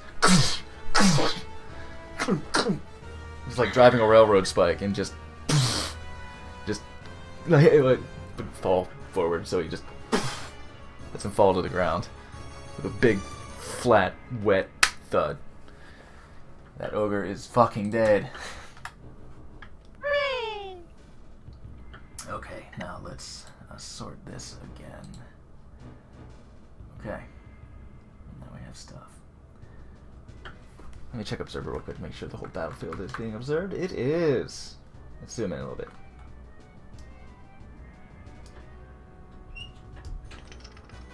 This is what we see so far.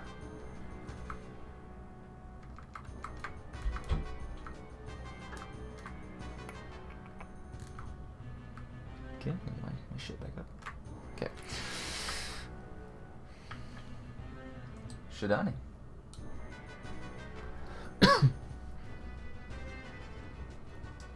There's these 2 bugbears next to me, it looks like. There are. Closest to me. Alright. Step up.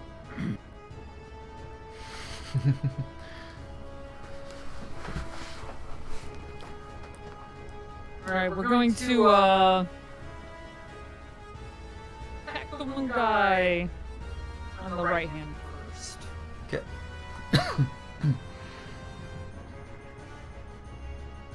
13.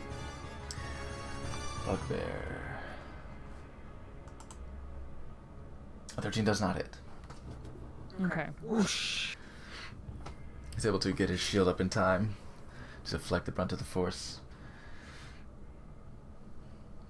24. That'll certainly hit. I figured it would. Yes. 7. And 15. 15 just misses. Just misses. Yes. Okay. What is next? Once again, I'm going to hold back for now Okay.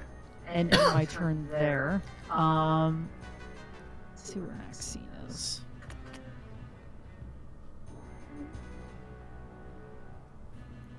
She's back up here, and Can I ask if my what's the word? Is it Yeah. math Let's say level? your radiant damage will still apply. Yeah. Yeah, we'll say the radiant damage. If you want to add, oh, throw so a one of D- those hits. Yeah, throw a D4 on there too. Thank you for the reminder. 4 extra damage. Excellent. Nice work. Yeah. Someone has to, Thank because you. I do forget all these things. Yeah, since it will change depending on your movement, I won't put a marker on it. Okay, so next scene comes in. She is going to motion to the this little guy right here, try to hit him with a firebolt, Okay. and she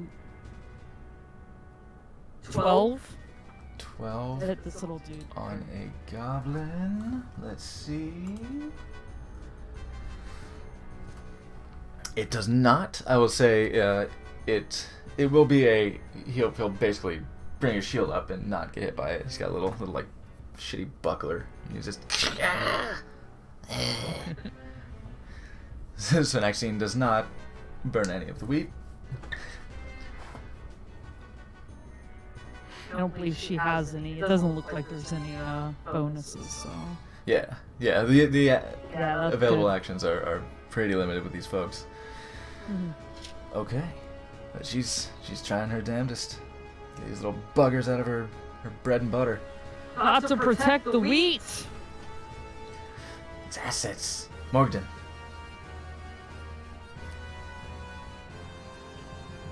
How close are those goblins?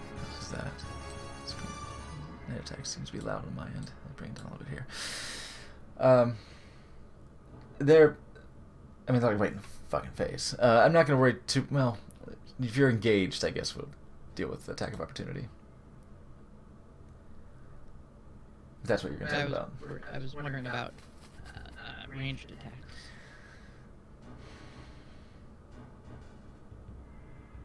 I'm not gonna worry about it.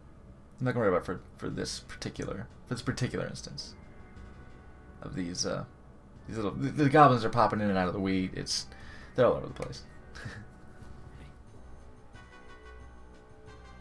I don't want to focus on the little ones, but I gotta get rid of them. So I'll just aim at the massive goblins and try a frostbite again. Frostbite? Okay. Yeah, frostbite's not ranged anyway. So that'll be Constitution. I mean, hey, you're picking a good one for these little fuckers. Because you rolled a 2.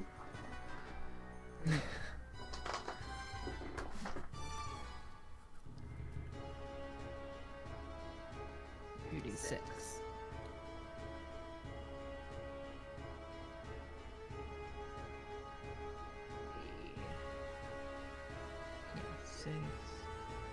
So that's 8 points damage. Yeah. And One of them just goes. He starts chattering and he just turns white, just frosts over, and it is dead. on a failed save, He dies. Yeah. On a failed save, he fucking dies. In this case, yeah, they don't have a oh, lot wait, of the hit points. wording doesn't take level into account. Sorry, I was just reading because I saw a discrepancy. Oh, Well, it would have disadvantage in the next attack roll. it would, had it It lived. did. Technically, it still does. At least. Yeah. All right. This That's, attack just might be a little less active. Well, text actually says 1d6, but because of our level, it's Yeah. 2. Yeah. That's what I was looking at. Yep. Cantrips level up Um, at that rate. I say Liverless can will make it into the use- fray. I'll back away from any enemies like 20, 30 feet, just Sure. Just because I want to be away. Yeah. And home skill inch forward by 20 feet. Again, highly abstracted movement. Yeah. I'll say that he'll be able to pretty much be joining the fray. Actually, technically, it would be 40 each turn. Yeah, if because he's doing not anything else. action. I'll say basically this turn, you can kind of like joining up with the group. I know you said not to step on the wheat, but I can't help it. Oh yeah, is he if he's willing to enter the wheat? What's your name? What's your character's name, Shidani? Maxine. Right. Special Narson, I know you- circumstances. I know you said, Narson, I know you said I can't Maxine. step on the wheat, but can I come in to help? Special circumstances. Then he comes in. Protect the wheat. Thank you, Arlene. Arlene, yeah. Good RP. His tree ears aren't what they used to be. Oh no, his ears are fine. Yeah. It's one of his. It's one of His the memory is shit. It's one of his flaws.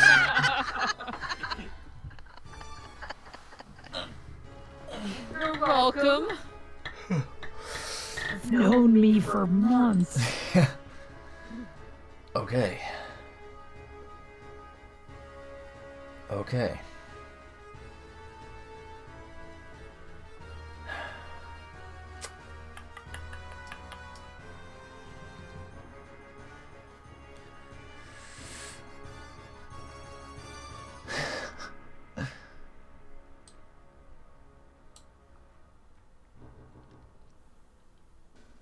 She's right there. Wait. She rolled a 9. Ogre's passive perception is 8.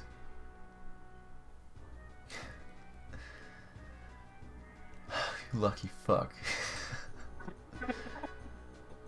They're gonna be heading over to what's going on over here. Bugbears, however, their passive perception. Oh, fuck. Their passive perception is 10. So the ogres will be. Let's see Does this. she have bonus actions of retaliation? I do not see those. Doesn't have a lot. These folks don't have a lot. Bugbears. There's gonna be 2 attacks. These bugbears are the ones that see you. The others are following the other ogre.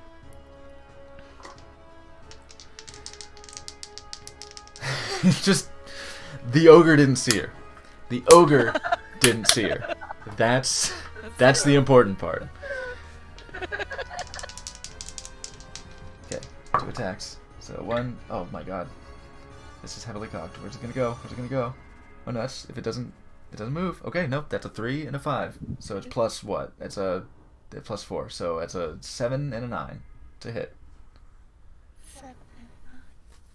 16, but her AC includes her wisdom modifier. She's not wearing shield. So Yeah, that's what will show her AC. That's what shows her AC so as it is. Yeah, the 16 does not hit then if she's not wearing armor. She shouldn't be wearing armor. Right. Yes. Yeah. They- Yeah, she has an unarmored defense, so her AC is 15. So the 7 on one attack, and a 9 on the other attack. It's not. It wasn't together. It was. Oh, okay, good. Yeah. Phew, they both miss. So both miss. Both miss. Fantastic. She's in the wheat. She's trying to hide. Oh shit. Oh shit. Still quick on her feet. Still. The shitty mace is doing fuck all for her, but it's hovering there, so that's nice. I mean, it slammed that bugbear, but yeah, it's doing okay. The goblins, their passive perception is 9. I don't know if there's much that they. The bugbears are attacking. The goblins are kind of. I guess they're kind of going with the ogre. That's what they do. We'll say 2 of them. We'll say 2 of them will take swings. Half of the goblins will take swings at G. Alright. What do they have? +4. Oh, okay. So that's a 9 and a 14. No one knows. She is lucking out. She's not lucking out. She's good. She's fast. You know, she knows what she's doing. I am the wheat. She's trained for this. I am the wheat. I am the sod. Shantae's blessing, I have become the heart. Perfect. Oh, wonderful. Okay, that is them. That is that group. The remnants of the previous group. These 2 goblins over here. That's the group on the 15. Oh yeah. Wait. That one. Okay, so all the ones surrounding, they'll go in the 17. All the ones that are with you guys right now, they're going 17. So 2 goblins from Morgden. Wait. Yeah, you turned one to ice, so they're gonna go for you. I was gonna say go for Dane, but he hasn't really done. He obliterated a couple in the first fucking with those Eldritch Blasts, but the Crystal Dane's what's doing the business now. So they're gonna go for you, and they're gonna do actually pretty well. Holy fuck, okay. So 17 and 21. It's very brave of you to be taking all these hits instead of Jilang. It's very sweet and very brave. Oh yeah. Don't worry, they're goblins. They attack like shit. Especially now, because they both rolled 1s. So 3 and 3. So you got 6 slashing damage from all their. Oh yeah, that's a large portion of my hit points. So that's okay. Yeah, it's again, you're very, very brave.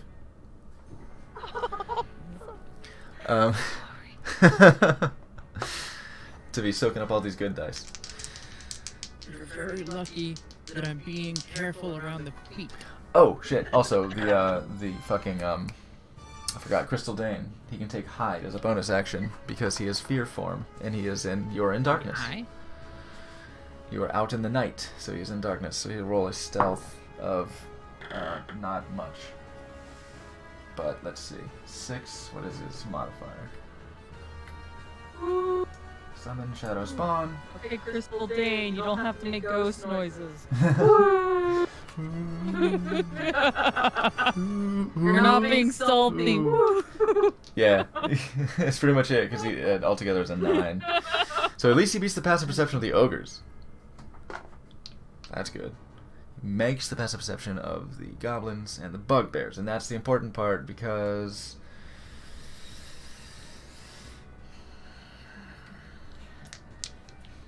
the bugbears are going to go for him. 2 bugbears are going to go for Crystal Dane. Damn! I might have actually hit Branded Edge with one of those. Shame. They're both going to hit Crystal Dane. With what do they use? Morning Stars. That's a. Oh, damn. 2d8. Holy shit. That's stronger than I thought. Holy shit, really? 2d8. Bugbears are hitting almost as hard as the ogres. Almost. At least potentially. Yeah. 6 and 9. Nice. So that'll be 15. Hit him for 15 damage. Ooh.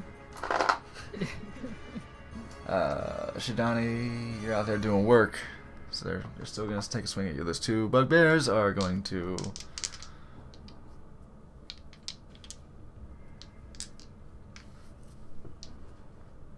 Yeah, okay. They're more confident, maybe more confident dealing with you than the one who just hammered that ogre's face into the ground. Wow, one rolled like shit with a 6. The other one got a 21.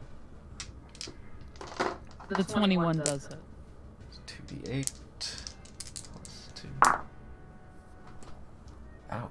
That's kind of a big one. That's a 12 piercing damage. I mean, I say that's big damage, but you guys are. I gotta remember, this is not Storm Riders. Like, this party is so much more powerful than Storm Riders, by a huge, like not only level wise, but by a huge margin. Big beefy, but you know, we like to come out with perfect ones in a while. Yeah, right. Yeah, not a scratch on you. Okay. Speaking of not a scratch on you, Branded Edge.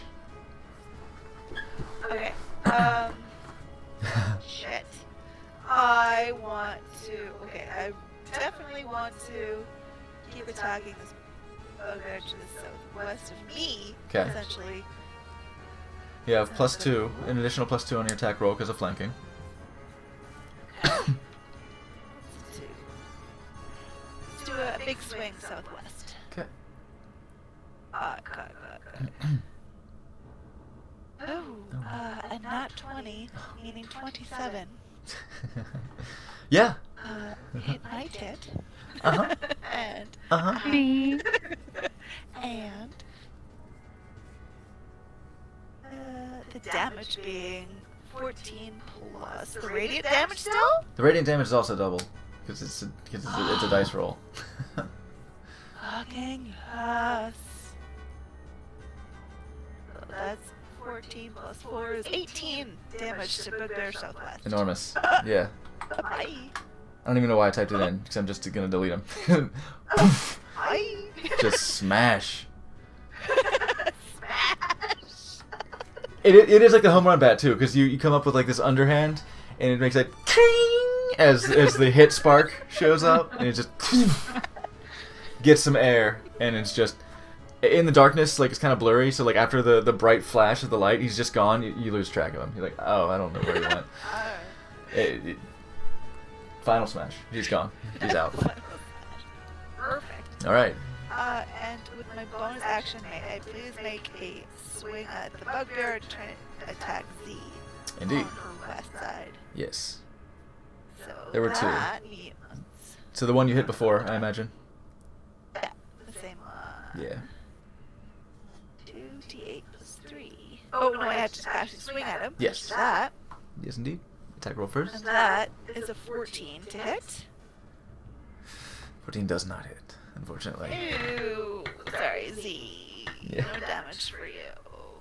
All right. Speaking of which, Ah. what's she doing?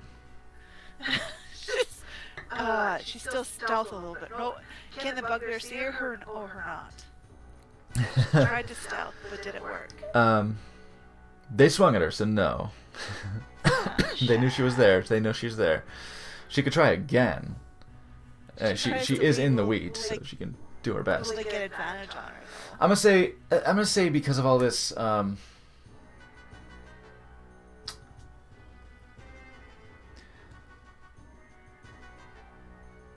don't know. We got attack of opportunity. I think once you're kind of engaged, I think you can take the disengage action and try and like join up with the group, or you could try and hide. I think she's going to. Because she's not very strong and she's being surrounded, she's probably going to want to strategically run away to the west a little farther away. Okay. She knows that this big group is going to clash together. She wants to stay away from that, so she's. What is her maximum movement away? 40, and what does that look like? Yeah, we'll say in the case of this, like her intended direction, I guess would be towards the grain towers. Yes. So we'll say we can get you on like on kind of the outskirts of the grain towers. Okay. That's more or less what that would look like. That That would far translate away. to. Okay, so disengage action or hiding Yes. and trying to disengage. Okay, good. Okay, disengage and you go away. All right. Okay. We'll see what they decide to do with that. Okay. All right. She is doing her very best. This group here, they So are squishy. very, very squishy. They are coming in. Oops, that's just the ogre. They're coming in! Oh lord, here they come. We'll put the bugbears all up around here and shit. Click on one. No, click on just one.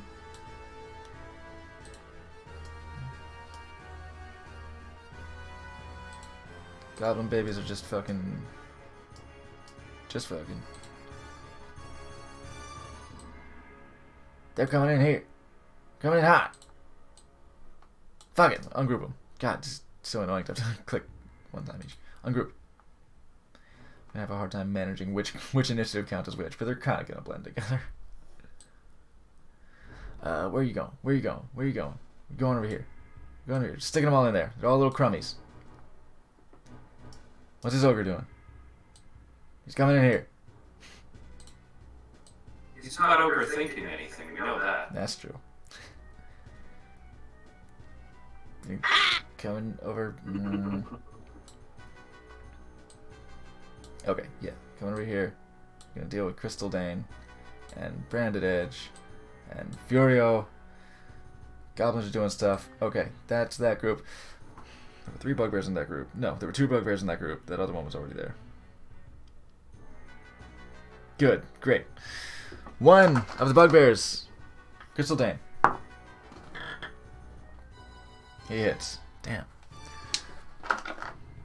Poor Crystal Dane. Gotta do the math on him. Ooh, that big hit. 12.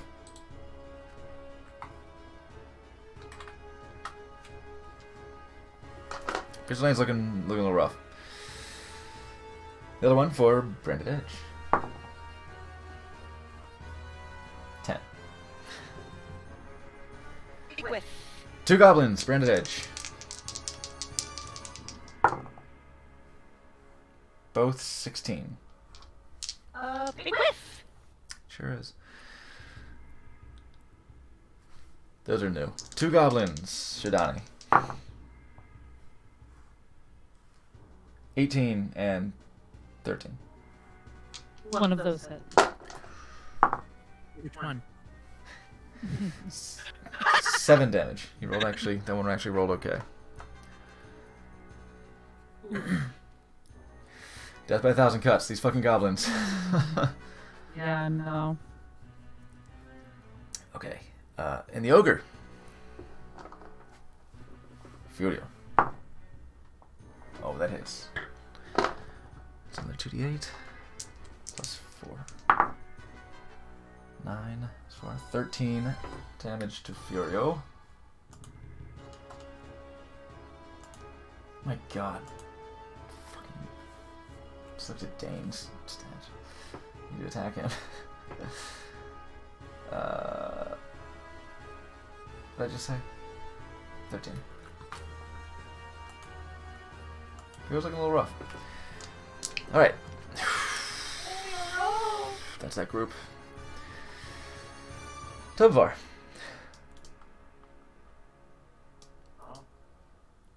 Probably readjust my token since I haven't really done that. Oh.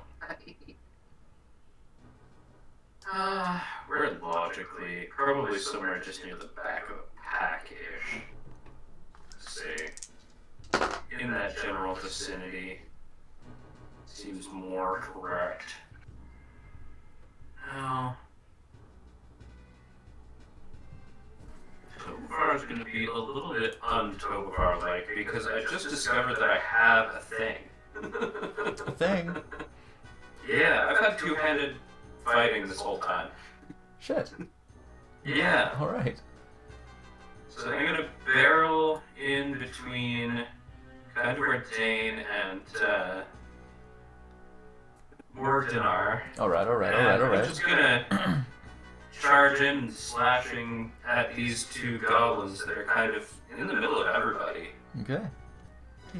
They are. One They're with my kind short of sword set and on one with themselves. my +1 dagger. Okay, let's get it. Nice.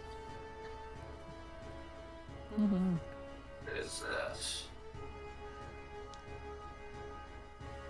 Great thing. Yeah, what's That's that? an 11 that probably misses. It does. I get it. And that's 11 on the die, so that's a 17. That will hit. Which we can do. I'm gonna say don't worry about the damage. Okay. It's these things are they're rice paper. Squishy. Yeah. Yeah. I think with the two, you come in and swinging with both, and you just yeah. These guys are the crumbs, and honestly, I kind of want to get rid of them. Yeah. but they're there because they gotta pester you. It's happy. Yes. Warren's just gonna come in and toss a dagger at the other one that Tovar missed on. Okay. Wait. Oh. He actually probably hit this time with a 14. 14 just misses. It just misses. They're surprisingly high AC, but they're very small and nimble. Okay. Fuck, here I come. Loud he coming. I suggest you roll on the higher side. I rolled an 18. I rolled in. That's visible. Up again. 18. Oh. Damn, Papa Ken. Coming in hot. Oh man, yeah, my subscriber count did peter off in these holiday seasons as I haven't been streaming much. Hot shit. Yo, That happens. Papa Ken. Literal too, yeah. My man. Giving him out. Helios 1, giving him out to, oh, here we go, Lola Man, Balkisa, TKK. TKK's got the good slappy emotes to toss around now. Sinislotion, lovely, Lord Barf, Handlebar Orion, Modest Alchemist, Chris Collette, Brioke, Malkrios, Kazuya, Gary Anglis, Nico Tengoku, what a cutie, Crazy Curtis, Kia Synth, Gardevoir, Chicken Chan, and One Wing Ange 7. All a bunch of sweethearts. All a bunch of absolute lovelies. Hell yes. Hey, Modest Alchemist. Thank you. Did that just... the gift sub just pulled you in. Hell yes. Wonderful. Welcome to D&D. Hell yeah. Good to see you again, Modest Alchemist. What up, baby? Fuck yes. Thank you so much. Helios, as always. You crazy person. Here, here, oh, good. Good. Quick, everyone name your favorite Stargate SG-1 character for 10. Oh, Guyver. You just won his heart. There you go. it's like Guyver. You did it. It was the test. The answer is Richard Dean Anderson. Okay. That's Tovar's Sir, turn. that's a good answer to the Stargate. It's my favorite. Okay, let's get Dane in here to do some shit, because first off, he's a reckless boy anyway, so he may as well. Also, he's a lot. He's a lot of boy. So Dana is a lot. he's a lot. He's gonna come in and he's gonna do some shit. Does he get an extra attack? He gets an extra attack with his pack blade. He does. And so he's gonna use it. He's gonna attack the bugbear between Branded Edge and he. Or the ogre? I think he's gonna attack the ogre. Between he and Furio. Because either way, it's flanking. Bonus action. Oh, I know he's got some weird shit he can do on his bonus actions, but there's Misty Step. What's Misty Step? Hex is concentration. Can't do that. Fuck. No, you know what he's gonna do? You know what this motherfucker's gonna do? He's still... No, he'll wait. He'll be there. We'll be good there. He is gonna make 2 attacks to the ogre. Oh, +2 to his attack. Oh my god, you son of a bitch. Do something. Do something, Dane. Well, he's gonna do something. He's gonna take a bunch of hits. Damn right. So let's see. That's a +6 and 9 plus 2 is 11. What is the ogre's? It is 11. Oh, thank God for the flanking with Furio. So they both hit. He rolled like shit, but it's an ogre, so it's fine. Okay, 1d8 plus 3, and also Iron Fang. Tell me things. Tell me stories. And 1d8 of thunder.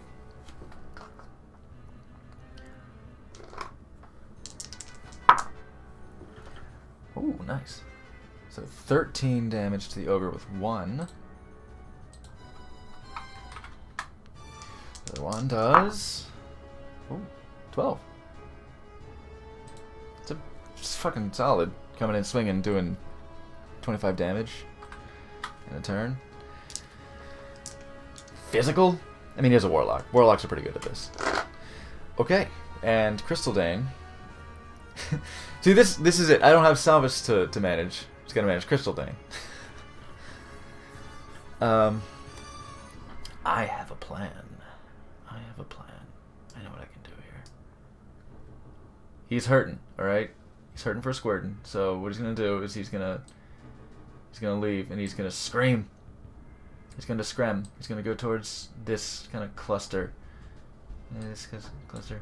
Again, abstract. I'm gonna call it 1, 2, 3, 4, 5, 6, 7, 8, 9, 10. He's going to scram.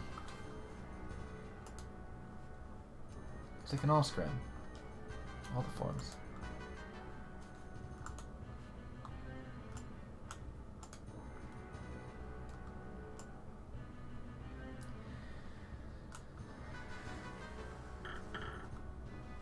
Okay. Wisdom saving throws. I'll do it as 3 groups. Goblins, go. Nope. Bugbears, go. Nope. Ogre, go. Against your spell save DC? Okay, wow, yeah, no. No. God, no. Crystal did do the scrim. He did a scrim. Everybody runs away like Crystal Dane. They are afraid. They are all scared. All of them. As he runs away, he yells, "My body!" And that's, no, your spiritual weapon is not afraid. She's scared of nothing.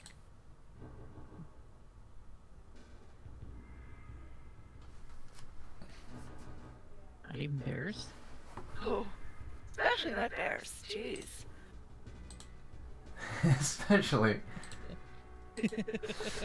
Especially not bears. Oh no, ad time. I don't think we do ad time during D&D turn. At time we do not. I'll stick a pin in that though, I guess. I appreciate that though. It's okay. I will do redeem for you, sir. Another time though. Oh yeah. I can do Oh yeah, that. you could clear it. You could Yeah. basically deny the thing and they'll give the points back. Cause yes, you are a mod. You're a big mod. I think I have two mods in here right now. This stream brought to you by Brando. As with Planes Here's what I'm gonna say. I'll put the thing on. Whatever. They are frightened. Spirit for 1 minute. Frightened creature can repeat the saving throw at the end of its turn. I don't like the chances.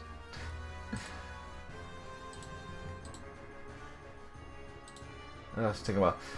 Okay. Damn, I was about to say, oh, someone else can go. Nope, but it's Furio next.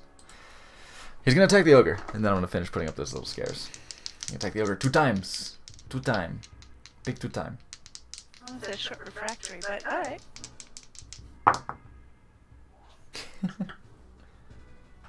Wow. Damn. You rolled very poorly. Okay, no, the one, I mean, rolled natural ones. That sucks. But, he does have a +9. The natural one almost hits. But it's a natural one anyway. So he got a 14 with the other one. That will hit. That will hit the ogre. It's 1d8 plus 6. Ooh, it's 14. That's 14. The ogre, I believe, is... The ogre's bloodied. Wonderful. Chidane. 'Tis your turn once again. Finally. I'm trying to learn from my Fire Temple battle and not have to manage all these fucking monsters individually, per se. No, I can understand. It's a lot. It's a lot to be sure. Indeed. Look at how scared they are. Oh my god, they're so afraid. A lot of poop and a lot of pants. Right. 14 was my lowest. Does a 14 hit 14 does not hit. for the bugbears? No. Okay. So first hit, just whoosh. 23. Oh yes. That definitely hits. 8 damage plus radiant. Radiant. Another 1, so 9 damage. 9 damage. He's looking pretty hurt. 21 for my third hit. There you go.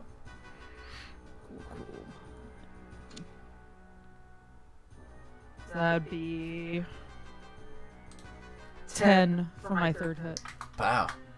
Bam! I'll do it. Pummel him back down into the wheat. Alright. Feeling pumped there. Maxine would be moving forward probably around to where Morgden is, as well as towards I'm sorry, I can't remember your name. Liverless. Other Morgden. Yes.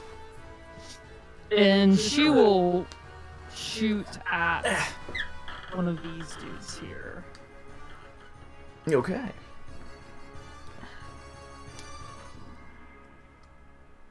$23. That'll do it.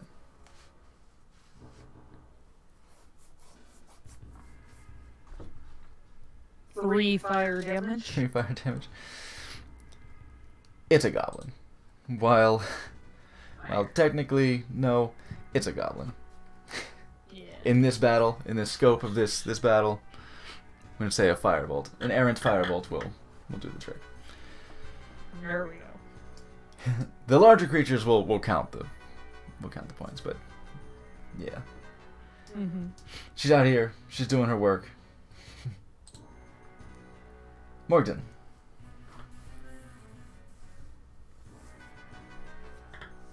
So let's see those goblins cleared. How's this guy looking? Pretty hurt. Bloodied. One might say. I will whip out my focus again. I will concentrate on it. The ice that was on it kind of melt away to a weird color nobody's seen before. Hmm.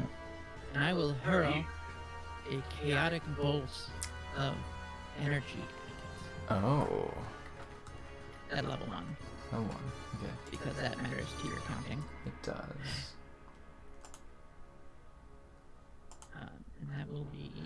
In fact, I'll tell you what. Since there was the mage armor earlier, we will count that one, and then we'll add this one. We'll say roll. Go ahead and roll now. Oh, shit, okay.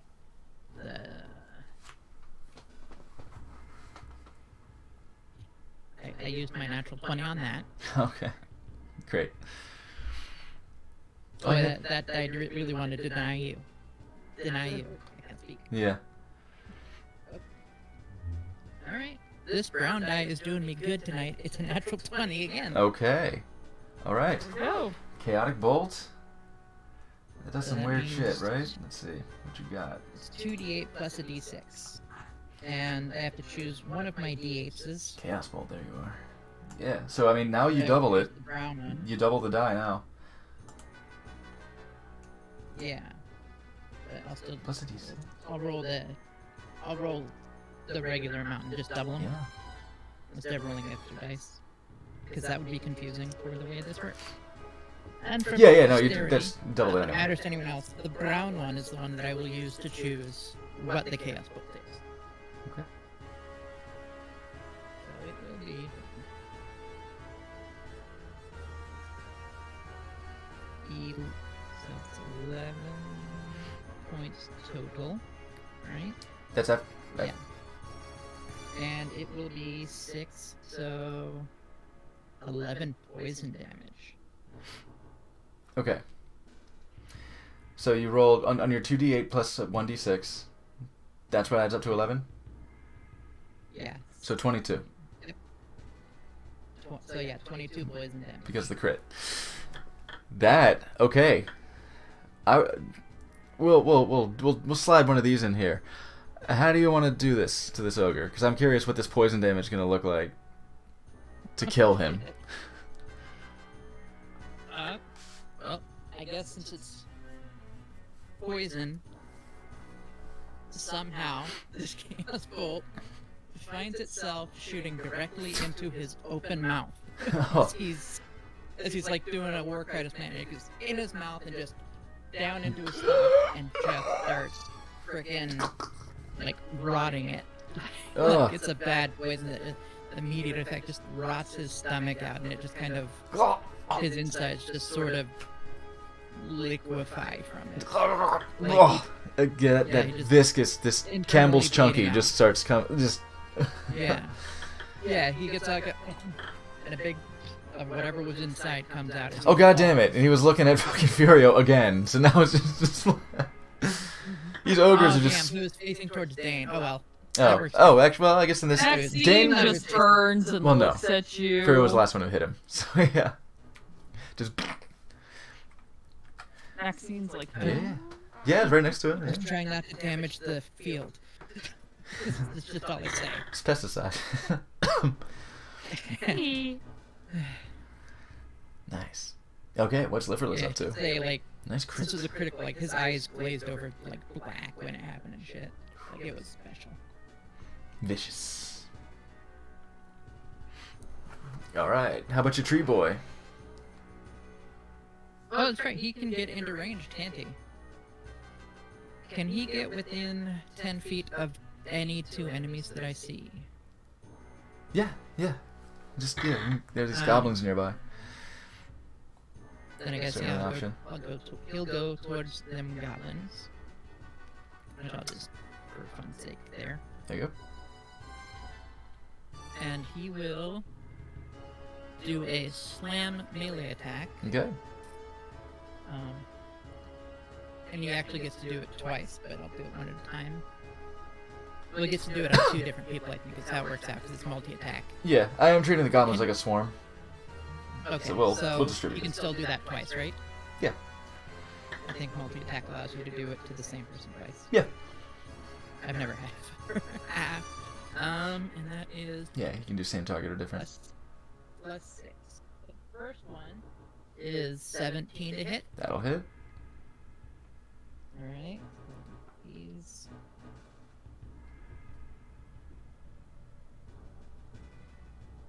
That's...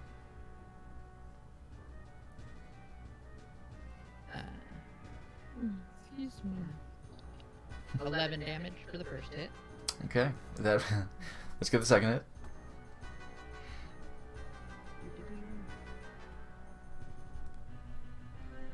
It's just 11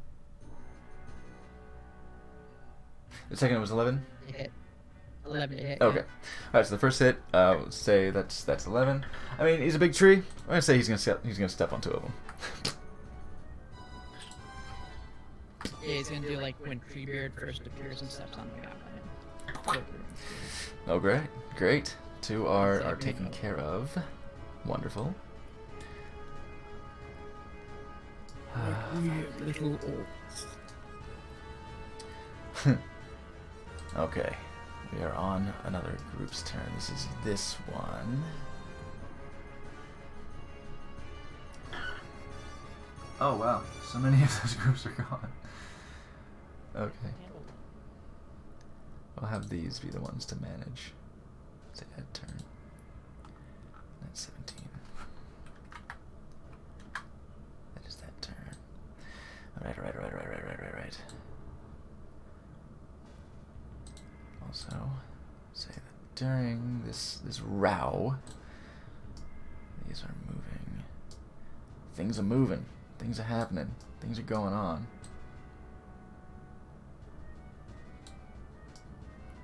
Things are popping off in the wheat field. You don't even know. Whereas this thing's not flat yet, you know what I'm saying? Wouldn't you like to know? I would. Happens in the wheat field.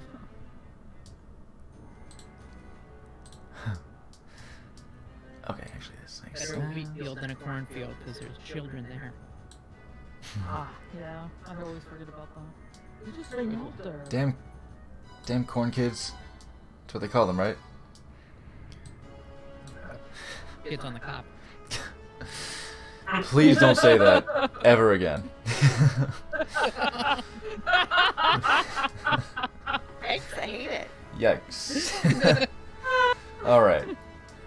Oh my god. I'm gonna send some ogres at you for Actually, no, I can't. Okay, these guys are afraid of Crystal Dane. So, they're running. See ya. Fuck, they're afraid of Crystal Dane. They can't get any closer willingly, so they're coming towards Shilang. These two are, at least. The ogre, not so much. The goblins, they're right in front of them. They're just fucking off. No, see ya. They're gonna go into the trees. Go over there. Where was he? He was here. Yeah.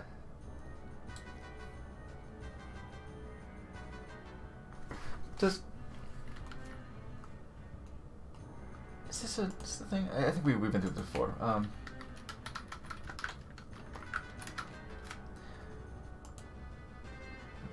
No, okay, I didn't think so. Yeah, we've been through that before. It's not because it's not a reaction. Okay, they're fucking scared and they're fucking off. But these two bugbears are going to attack Xilang, but they're going to do so at disadvantage because Crystal Dane is still. He's kind of like. He's almost like hovering over the wheat. He's just like, after that scream, he's in this like he's in the very scarecrow pose, but he's so elongated. It looks like he's like floating above it. So they can still see him, so their attacks will be at disadvantage. So one will attack. Okay, it's good. For 7 to hit. The other will attack for a natural 1. Oh, big miss. We'll say you block that one. And not only does Xilang dodge, she in her sort of like in her focus, her meditative focus rituals has learned like Tai Chi is a very meditative form, but it itself, you speed it up and it's a martial art. And she just and she blocks it and his Morning Star falls out of his hand. His unsteady, fearful hand, he drops it. So we'll say one of them is disarmed. If he wants to attack again, he's gonna have to pick it up. Wonderful. Okay, that's their turn. These bugbears over here are managing this other group, though, so that means these... almost forgot, these guys are scaredies. They're gonna go away. Or, well, I guess he's gonna run towards Dane. And he's gonna attack him at disadvantage. It does not. It's 11. One's gonna attack Branded Edge at disadvantage. As if it's going to matter anyway. Much like the other one, this one's going to connect with your shield and just ding and drop his Morning Star. So it's disadvantage and he's disarmed and he's going to have to pick it up if he wants to attack next turn if he's still alive. Okay, now the other ones around, say 2 goblins are going to attack Fiorio. 1 hits. You get a modified 20. And then he rolled a 6. Furio's eating some shit right now. Furio is taking damage. He's taking pretty appreciable damage. It's looking pretty rough. The bugbear is going to attack Shidani.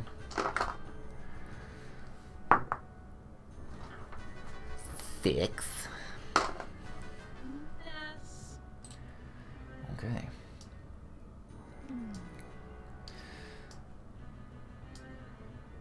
Okay. Branded Edge.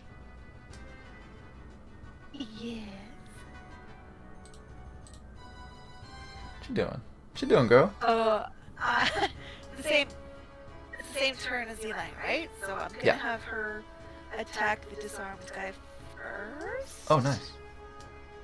And I hope that's the same guy that was attacked with the Morning Star earlier. Is that correct? The one Yes, to the I was thinking it was the top one that was... Which is the top one? Yeah. Okay, that's the north guy. Okay. Let's get him with a dual Double-handed quarterstaff melee attack. Ooh, 2 hands. He's within 5 feet, right? Yes. Uh, Yeah, if he's attacking you, he's attackable. hits for. Let me just look at this. It's hard to do somebody who's not on my sheet. Ah!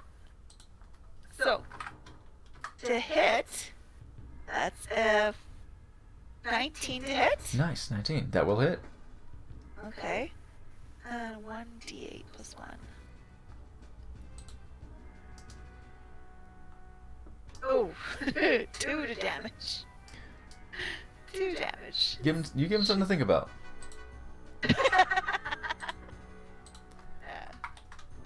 Whack. And You gave him the Rafiki. You gave him the. forehead.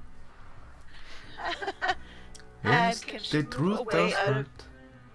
Can she move away out of melee after that? She can. She will take 1 attack of opportunity from the other bugbear. Okay, then she'll stand her ground because she doesn't have a chance at that. Okay. It will be at disadvantage because they can still see Crystal Dane and are afraid. They can. I'll repeat their saving throws. I didn't repeat other saving throws. I'll do it in 3 groups. I'll save goblins. Still scared. Bugbears. Still scared. Ogre. Still scared. Yeah. So it's still a disadvantage. So yeah, you could walk away and they would attack at disadvantage. I kind of want to run away into the granaries and see if I can get height advantage and still scout out over the wheat fields. Okay. If that's possible. Yeah, yeah. Let's say you use your very big abstracted movement. Let's get in there, and 1 will attack at disadvantage.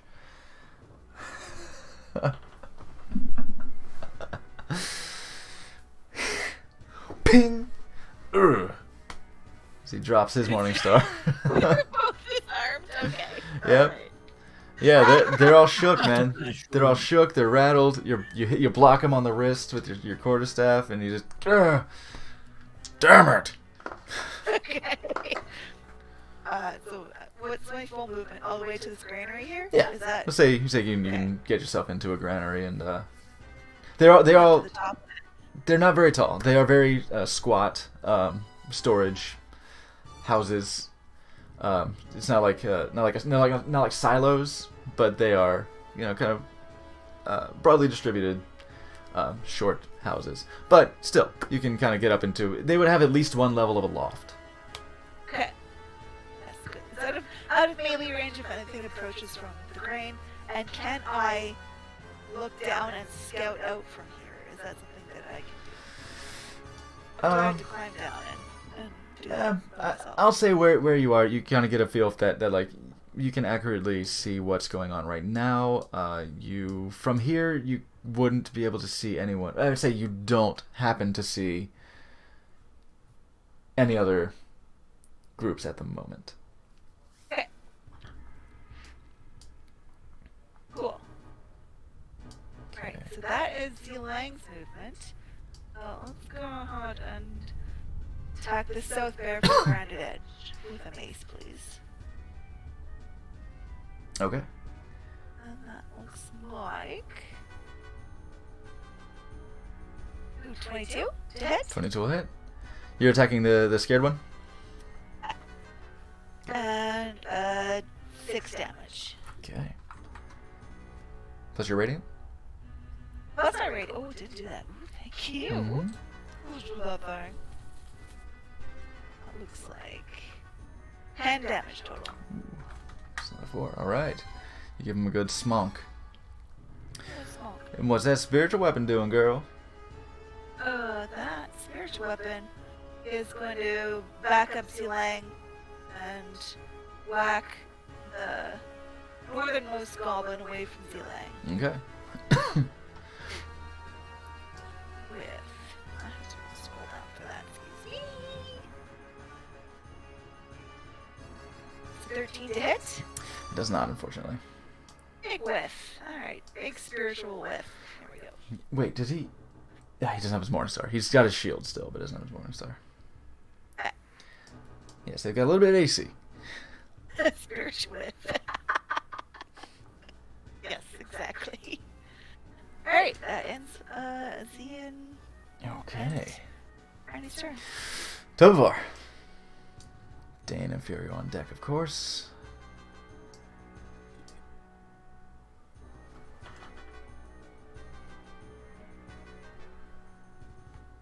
This guy here is quite flanked between Dane and Brandy. So theoretically, one would have advantage on that. You have a lot of ways of having advantage. You would not have advantage for that. They have +2 to attack. It relative to each other, but someone coming in from another direction would not. Okay. But you have means. You have means of doing this. Yes. Well, I'm going to use my bonus action to swing.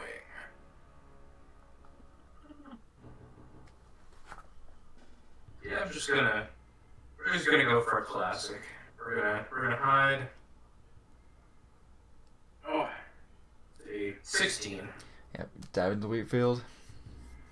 and then we are just outside enough of range. I feel like we could probably shoot him Yeah, with a 19 to hit. that'll hit. See what the old train at D6 does here. Good rolls. Good to hear. 19 plus 3 is 22 piercing damage. 22. That was very close. That almost fucking did him.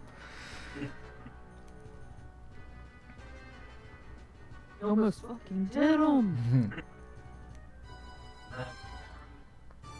He's got 2 daggers left. Mhm. As well. He's coming in. And Anyone else I'm know? gonna see this one that's frightened. He's gonna throw one more of those daggers. All right. Hey, that's a 16. That just hits. Right. Good. Pretty good at D4 that I just dropped. Okay. Although he's near Brandy, does that mean he gets another D4 Yes. for that radius? Yes, it does. Yeah, since we're Okay. treating it like that, like this radius here. Yeah. 7 damage. Nice. Yeah. Suddenly, this little dagger comes. Hit Spark. Ah. Okay. All right. Dane's turn. He's gonna go for that one that got fucked up. I got a bolt. He's fucked up. He's fucked up. I'm trying to fuck. With. This feels like such a waste. But that's a natural 20. Such a waste. Wasting we get to see like sparks. I mean, yeah, it's gonna blow a up. good time. It's a good time. It's a good time. He's gonna cast his spell in a really smart-ass way is what he's gonna do. So that's 2d8. So 1d8 piercing damage, 1d8 thunder damage. So it's gonna be a lot. Okay, that's 9 on the dice. We double that to 18 plus 3. So 21 damage to this one that had 5 hit points left. God damn it. Perfect. Yeah.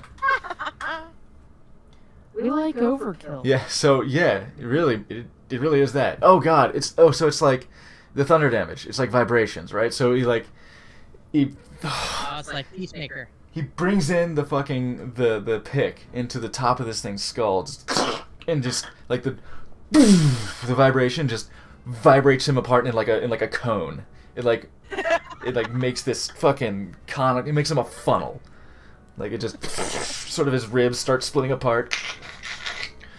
His clavicles shatter. It's all there are blood and bone chunks that sort of just it's like when you don't put the lid on a Cuisinart. just real quick. just spatters little chunks onto Brandy's chassis. And again, like this is the second time that he's splattered me with. Oh my. Like He's like, oh shit. Round 2, and goes for the scared one next to him with the second attack with his packed weapon. For also good. It's not a crit, which would have been nice to use the crit on this one, but damn.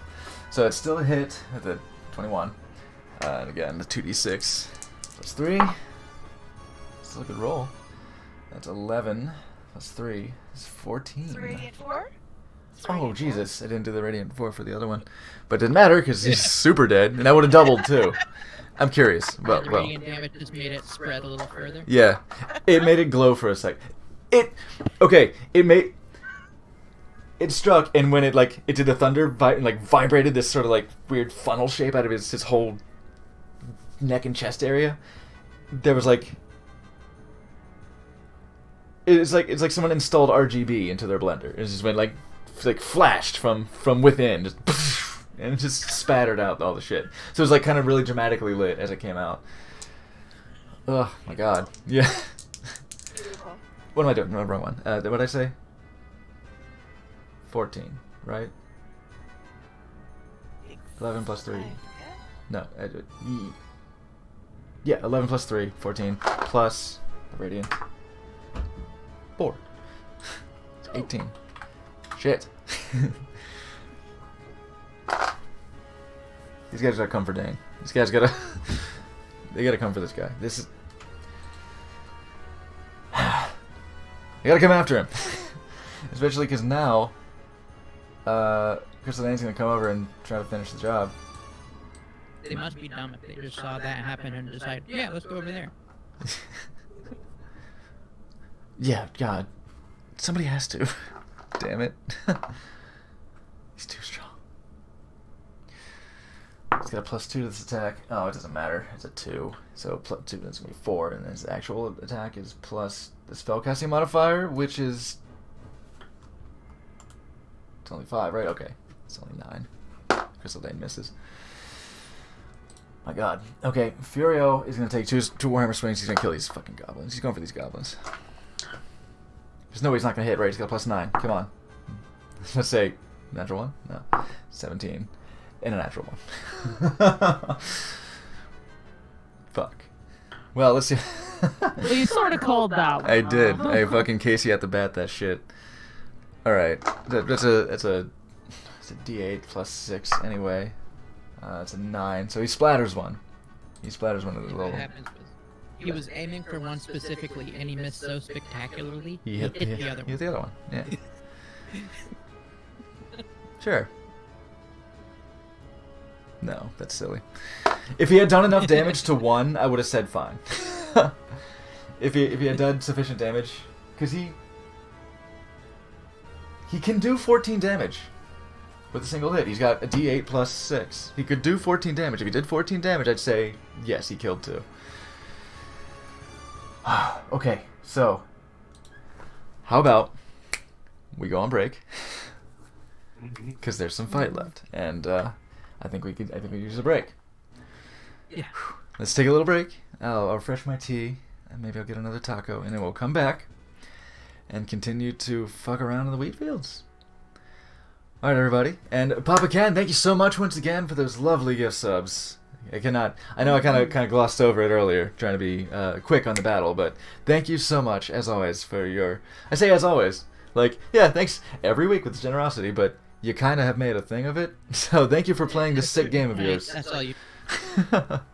Thank you for playing this demented game with us. Very much appreciated. But yes, always generous. Very much appreciated. And we will see you all very shortly. Ta-ta.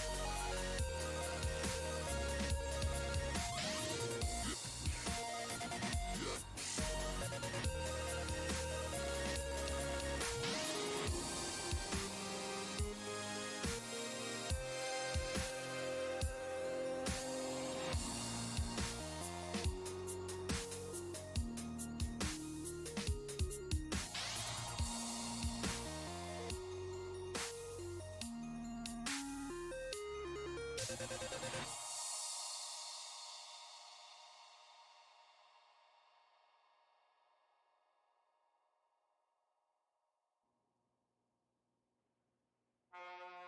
out! The last thing you remember before blacking out was a shadowy figure approaching in the road in front of you. You heard your sister cry out as you swerved the car into a tree. You now realize you are alone. Your sister must have gone for help. You pry yourself free of the steering wheel and step out, intent on finding your sister. You find yourself standing in front of an old mansion. It gives you the creeps. This mansion is cold and foreboding. You sense great evil within. Nearby you find a pendant. As you pick it up, it begins to sparkle. Then the door of the mansion opens and dares you to enter.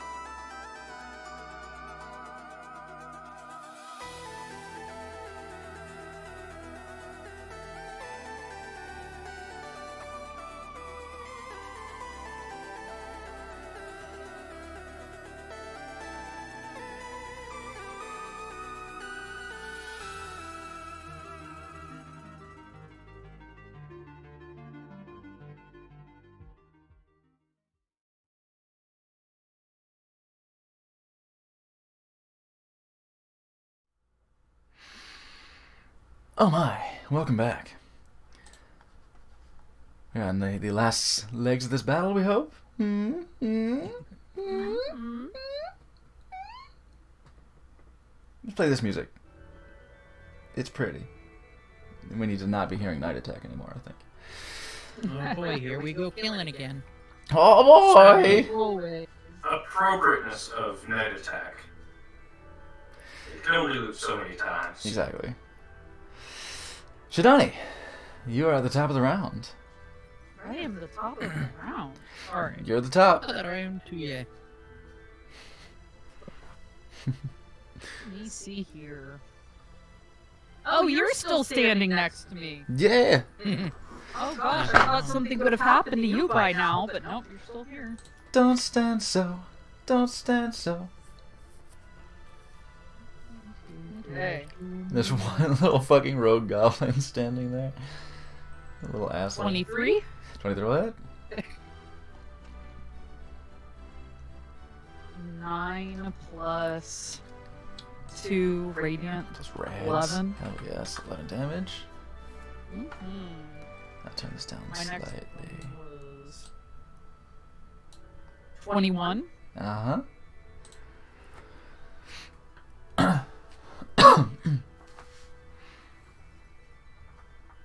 You have more tea? I need to get more tea 6 tomorrow. plus 2 new radiant, so 8 damage total on my second hit. Okay. He's he's hurting. And then I roll an 11. Oh, damn. Flurry of blows? Yeah, I think I might pop it. I'll get one more hit. Okay. He looks so close. He's So pretty I'm gonna close. reach down into myself. Pull out the power. Reaching down on yourself might be better than reaching up into yourself. And I rolled a 12, so Shit. that's okay. Ah, okay. We whoosh. We whoosh It's 2 in a additional ones. winning way, and we whoosh in a bad way. He's still Okay. standing in front of you crying. Maybe weaving. Alright, what's Maxine up to?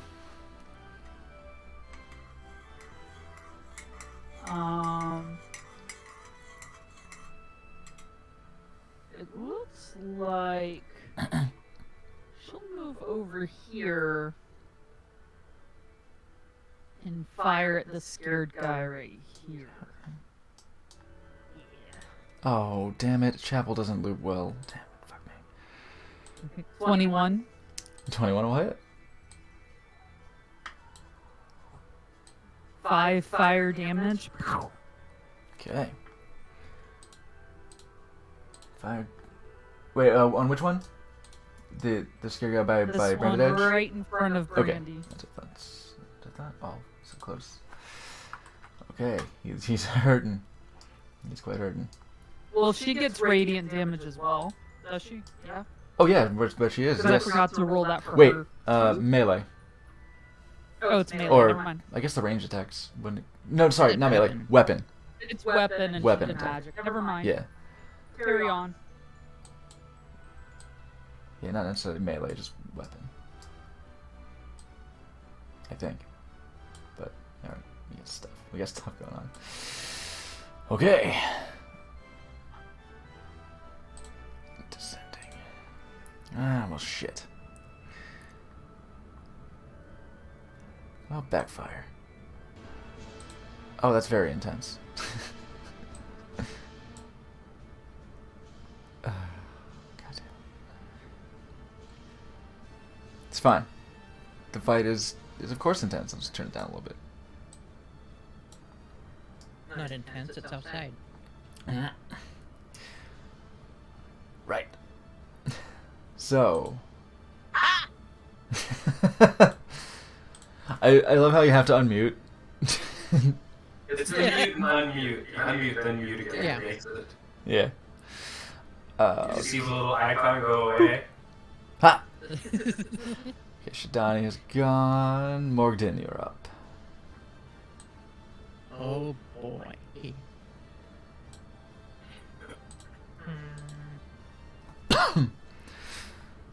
This is what I want to do. Yeah. What do I want to do? Did you say this guy looks right? Quite. just gonna put my hand out and 3 little magical balls of light Okay. pop out. First one shoots right at him, Okay. which will be 94. 3 points of damage. Still hanging in there. Just a little. And another one will go at him. 3 more points of damage. That will do it. And he was scared. Now he is dead. And, I guess this guy can take the next one because he's got to be close enough, right? Yeah. Last one will be 4 points of damage. Nice. He's quite hurting. All right. What is Littlest doing? Actually, first thing, I also want to use was it 2 sorcery points to regain level 1 spot. All That's my right. bonus.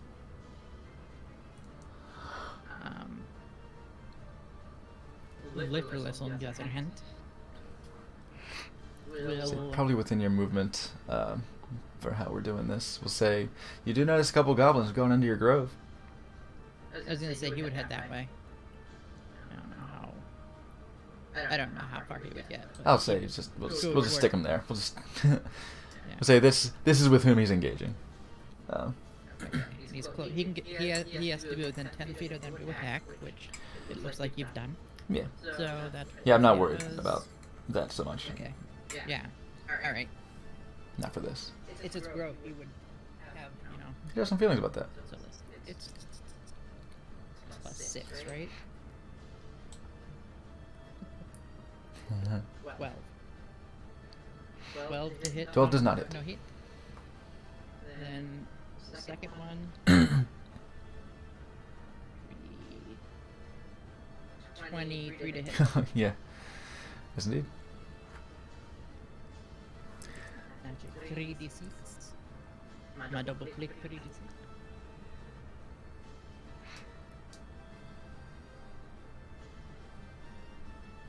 17 damage.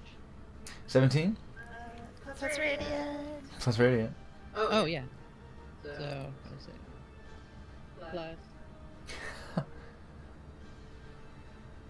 Plus 1. Plus 1. Okay, 18 damage. Okay, you step on. We'll say you step on both of them. As we treat them like a swarm, we will carry the damage over to the next one. As you do, This is my grove. as you do, you stomp the intruders out of your grove. You look up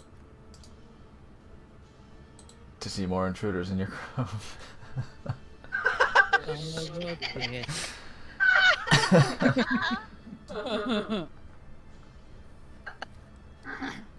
We got another ogre, guys. Indeed, Liverless calls out to everyone and sees the enemy's turn. Like, it sounds like I'm being quiet, but his voice is booming. Yeah.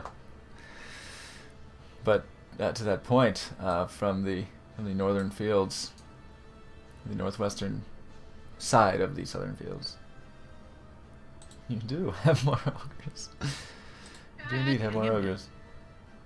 As these appear to have been maybe raiding the eastern granaries. The scared ones are scared. This one's scared of Crystal Dane. He can't willingly move any closer, so he's gonna fucking like just trample into the pens, animal pens. These are gonna take their turn to pick up their weapons. These 2 bugbears, and they're gonna move this, and they're gonna fucking bark at the moon over here, trying to get at G. We can't really, they've already taken their turn to pick up the weapons, so they can't do much else. You get down here! Come down and fight! No. Now go away, or I shall punch you a second time. These goblins will run at them. to their big brothers for a second. Ogre. Okay, ogre. Holy shit, 19. 19? He is no longer afraid. Crystal Dane. Bugbear? What really happened is he forgot what he's afraid of. Maybe, yeah. Bugbear was a 3, so he's still afraid. Goblins. 5. Yes, they're still afraid. Oh yeah, and that Bugbear's afraid too. Man, fuck that Bugbear. He's right between the source of his fear and Dane. The proxy source of his fear. The genesis of his fear, really. Damn. Sucks for him. Okay. These goblins. Like in a ball, like just. Dane's not gonna show mercy. You think Dane's gonna show mercy? He's not gonna show mercy. He's Dane. This isn't I don't looping know very the well. meaning of the word. How about... Oh, I love this one. I fucking love this one. This is my favorite one. And I think I have it looped right. Better have it looped right. It's the best song. Well, Apoplexy's really good too. But anyway, there are so many more. Oh my goodness. There are so many more. And they're coming. Let's ungroup. Guys, maybe we could talk this out. I'm gonna say the goblins have emerged from all within the grove. Like again, movement is not really like representation of movement is not really quite the thing here. But we're gonna say they're coming out of the damn trees, man. Game over, man. Game over. It's gonna be 4 at next scene. Because there are no trees in the dam. Oi. So we're gonna have 4 attacks at next scene. From the goblins. From Icy Goblino. 7. 8. Miss. Miss. 15. Hits. And 22. Hits. So that is 2 attacks. Will strike the stalwart accountant. For 5 slashing damage. 7 slashing damage. So, 12 slashing damage. With their scimitars. Now we have 2 bugbears that are coming for this tree that's hitting them. It's stepping on people over here. Now, don't be hasty. Let's talk it out, guys. They just look. They look at each other. And come swing at the Morning Star. Stepping on you next. Fucking asshole. Okay. One rolled a 16. Which is... Oh shit, I didn't write that down. Hold on. Jeez, what's his AC? AC... 13. But the other rolled a natural 1. So one of them hits. So, well, they're wielding Morning Stars. So one of them goes to hit. And the other, since Morning Star is a ball and chain, so it goes to swing and tangles in the other ones. And they're... What the heck? What are you doing? I love it. Hit that tree! God, sorry, it happened again. Chief Bud step on twirl. Don't have a gun, no.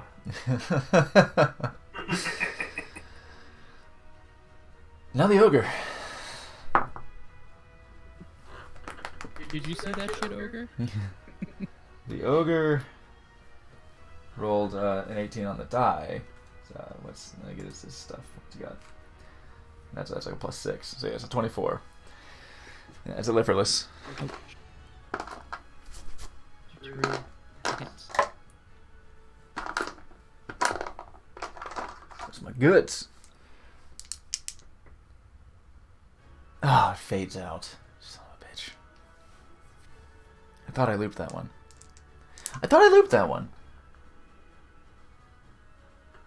Loop this. At least night attack properly looped.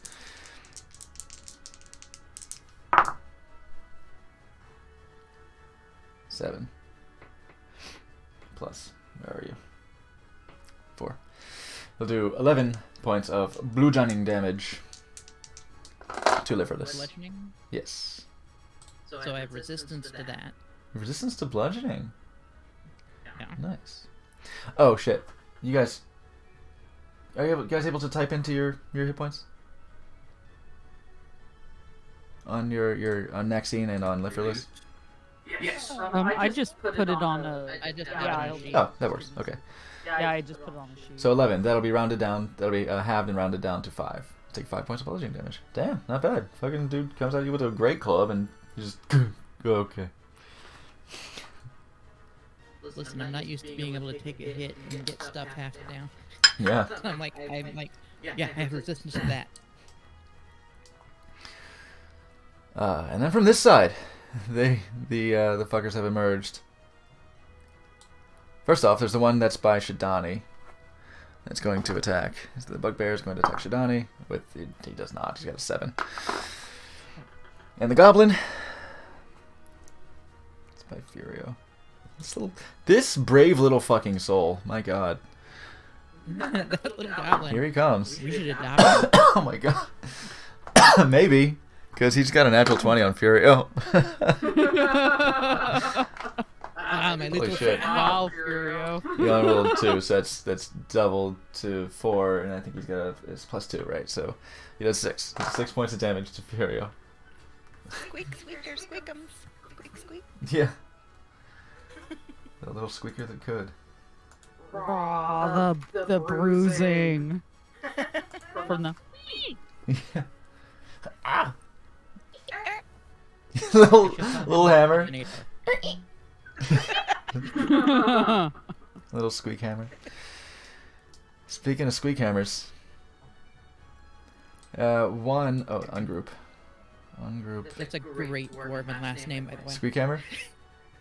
Yeah, Nice. our family shame. There they are. They all emerged in their formation. There's another one on Shidani, I guess. Yeah, another one on Shidani. Those bugbears are coming after you. Here these boys. Here these boys is. Oh, fuck. There they is. They got. Damn it. Alright, well, that takes care of the plan. Here come the boys. Here comes one for Orin. Boys back in town. One for Orin. Oh, The 19. Yeah, that definitely hits. These fucking bugbears hit kind of they don't hit that, like, their potential damage is only 2 less than the ogre. These guys are kind of vicious.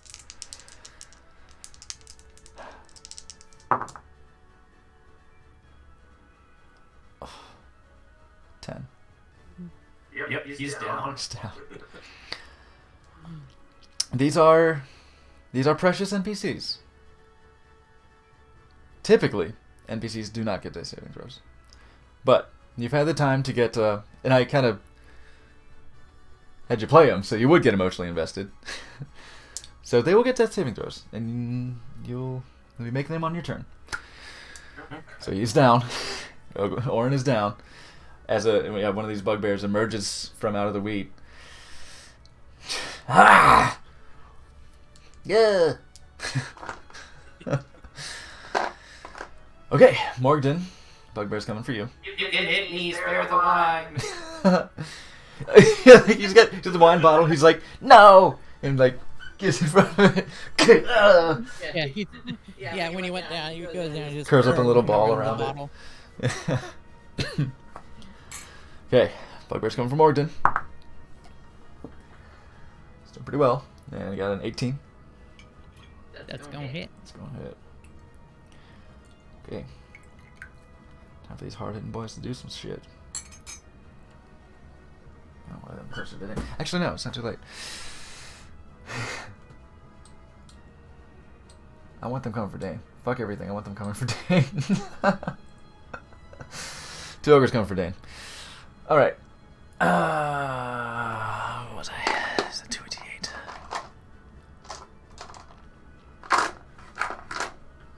You say. Yes. Yes, I do say this. I do say these terrible things. Okay, one's a 1. One's an 8. So it's 9 plus 2. So 11 damage. 11 piercing damage. With the Morning Star. Damn. I feel like I should get defense against piercing damage, but that's okay. Because of... My name. Oh, excuse me. That's silly. You're silly. Listen, I'm dealing with a very finite amount of hit points here. Trying to hurt y'all. A little You bit. still have Trying to hurt you a little bit. Tobovar, though. Speaking of Tobovar, If here comes an ogre. Morgan dies and I have to finish this campaign as a tree, 9 to hit Tobovar. 9 misses. Now for the other guy who probably shouldn't have been spoiled with an elven chain. 2 for coming for Dane. 1 ogre. 24 to hit. Other ogre.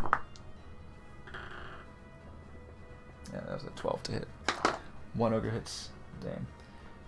2d8 plus 4. The ogre. 12. 12 damage to Dane. It's about goddamn time. Motherfucker can't come out of here smelling like roses. I can't do that, y'all.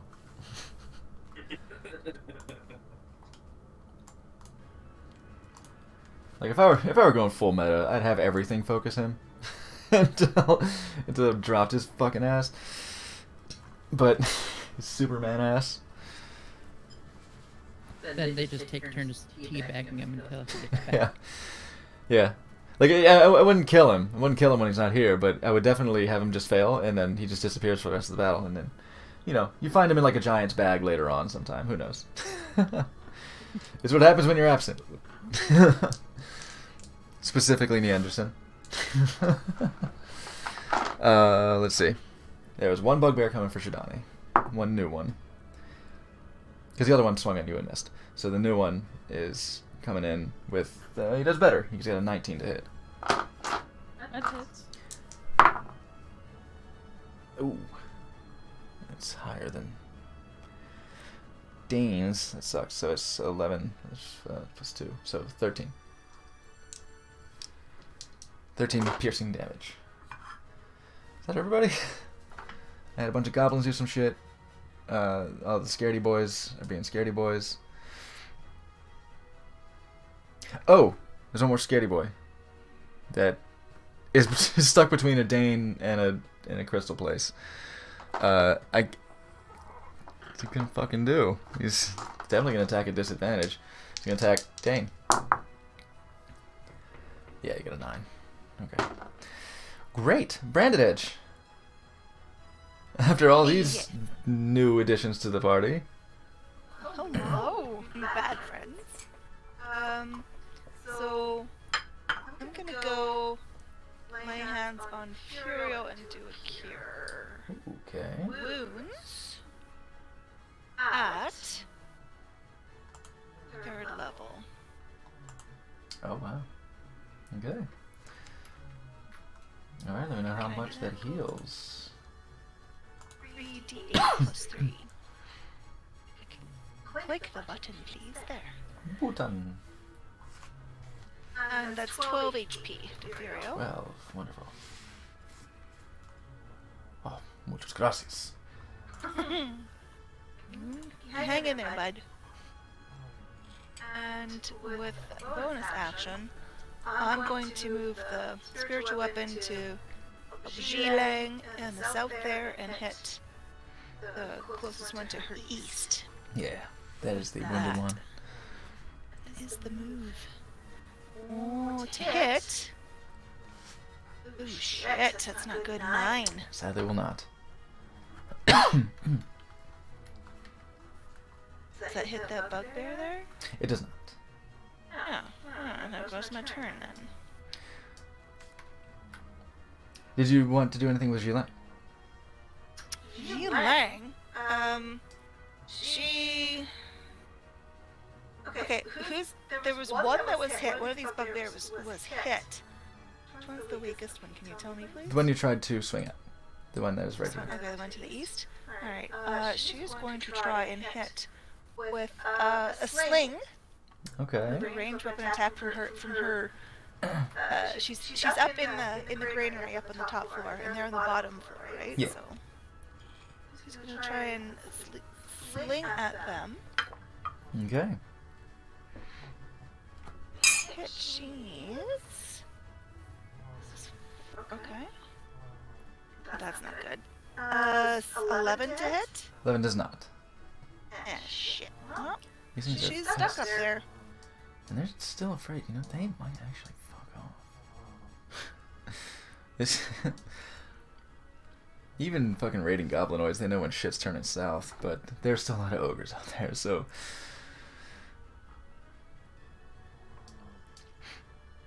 It's who's ever to lose. Okay, so she's lying. And she's gonna stay up in there, stay up in the loft of the grain. Stay in the loft, and hopefully they won't come up after her. She's making menacing looks, but Eh. trying her But best he's to still like get super in. nervous because he's still afraid. Yeah. She's Yeah. cover as much as she Yeah. can. Okay, there's Branded Edge. Tovar. Not much we can really do here, except for try and practice our stabbing. And stab we shall. Hell yes.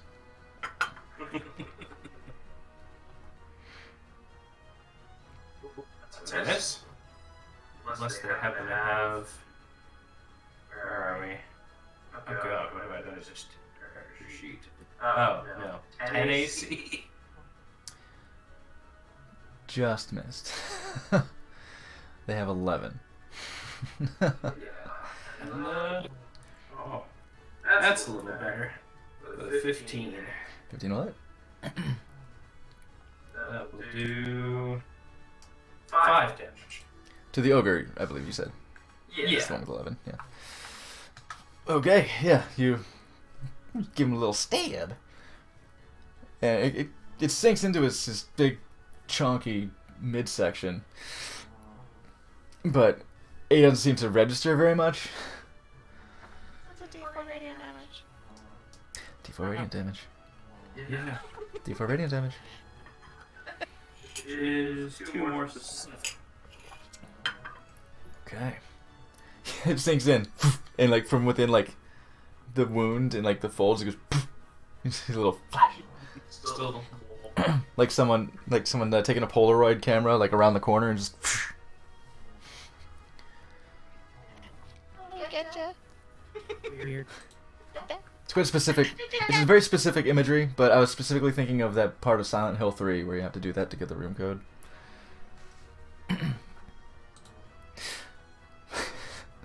What's Oren doing? The radiant damage tree is done. How about that saving throw? Oh, yes. Is 17. Okay, that's one pass. Alright. Dane is beset by ogres.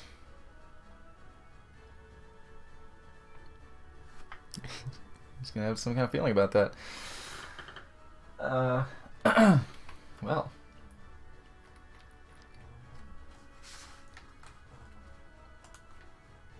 Still got Crystal Friend up.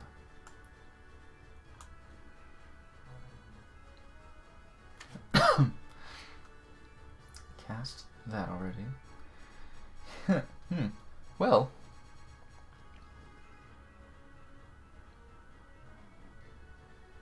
Doesn't help a whole lot. He's gonna lean into it. He's gonna start swinging at one of them. Because I think that's probably his best, like, damaging output. He's very likely to hit the fucking 11 AC. So 2 attacks with his packed weapon to the top one. Wow. He's really pushing it with that 11 AC. Yeah, because you got a +6. You rolled a 5 and a 6. Actually, you rolled a 5 and a 9. But still. So 11, they both hit. He's doing what? 1d8? Well, no, 2d8, because thunder. +3. Oh, dang. Come on. 9 damage on the first. He'll do better. 13 damage on the second. Then Quistlefwand will attack the scared boy. The Sorcerer's Fear. Shit me.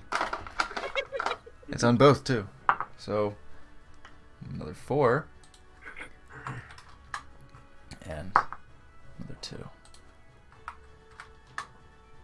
I'm helping. You are very much. This Crusader's Mantle is amazing, and it's like it's concentration, right? So like nothing has hit you because your AC is insane.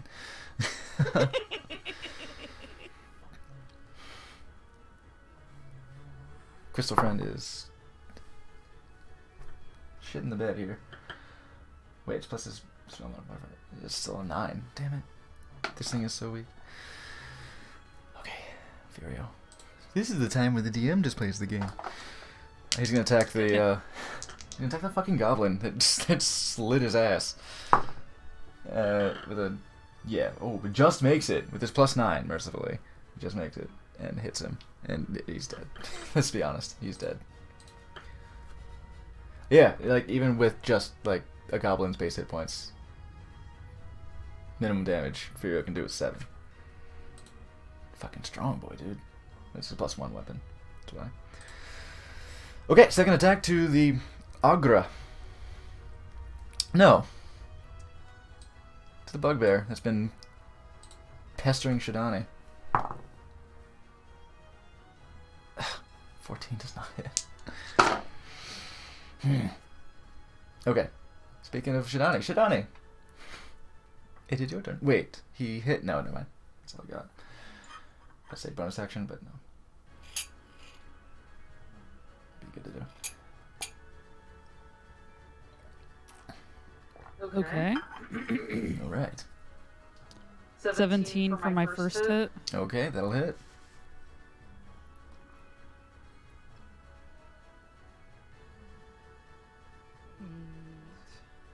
Plus 12 damage. Ooh, 12 damage. And this, on the one that's wounded, I presume. Yes. So he's dead.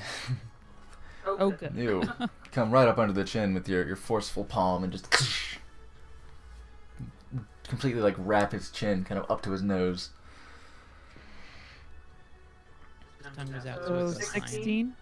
16 just hits. These bugbears have a bit of an AC, but what'd you get him? 10 damage total. Is this with Radiant? Yeah, that's Okay. with the radiant. 10 damage, good hit. For my third hit, I rolled a 1. Fuck. Dirt. Fingers into dirt. Maxine. She would have been very surprised at all of the appearing goblins. So let me see what my options are last. Okay. She'll get attacks of opportunities if she tries to, from like all 4 of them. If I try to back away. I'll say. Yeah. Yeah, I know. It's a pretty bad situation. Any of them injured? They're Well, not. I guess they are the swarm. But they're- people, yeah. aren't they? Yeah, they're the squishy boys. Squishy. All right, let's Chaff. see. 19. What?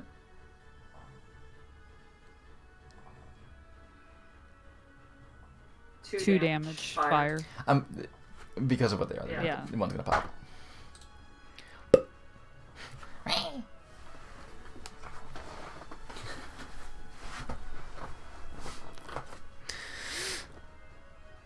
Morgan. Trying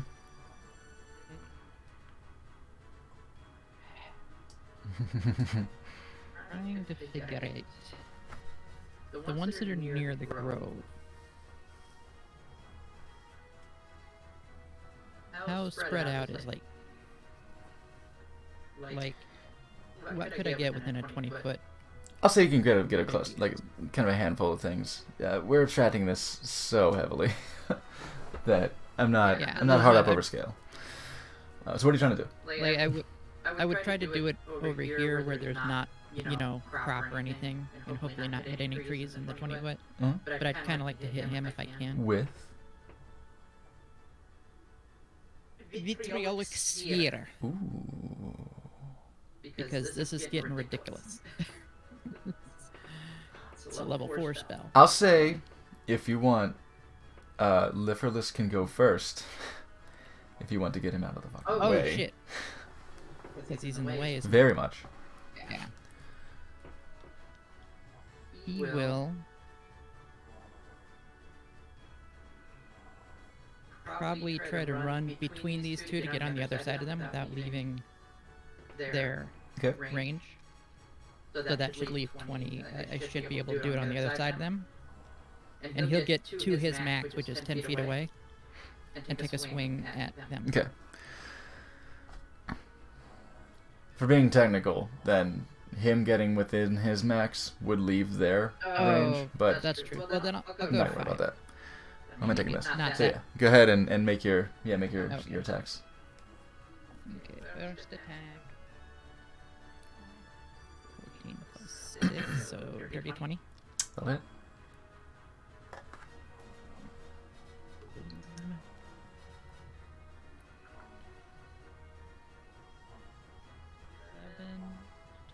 Seven, 15 points of damage. Ooh, damn boy, this boy do hit. Yeah. 3d6 plus 4. Okay, that's your first attack. Second attack, which you can do multiple against the same, basically, right? Mhm. Of course. Do it against the same one.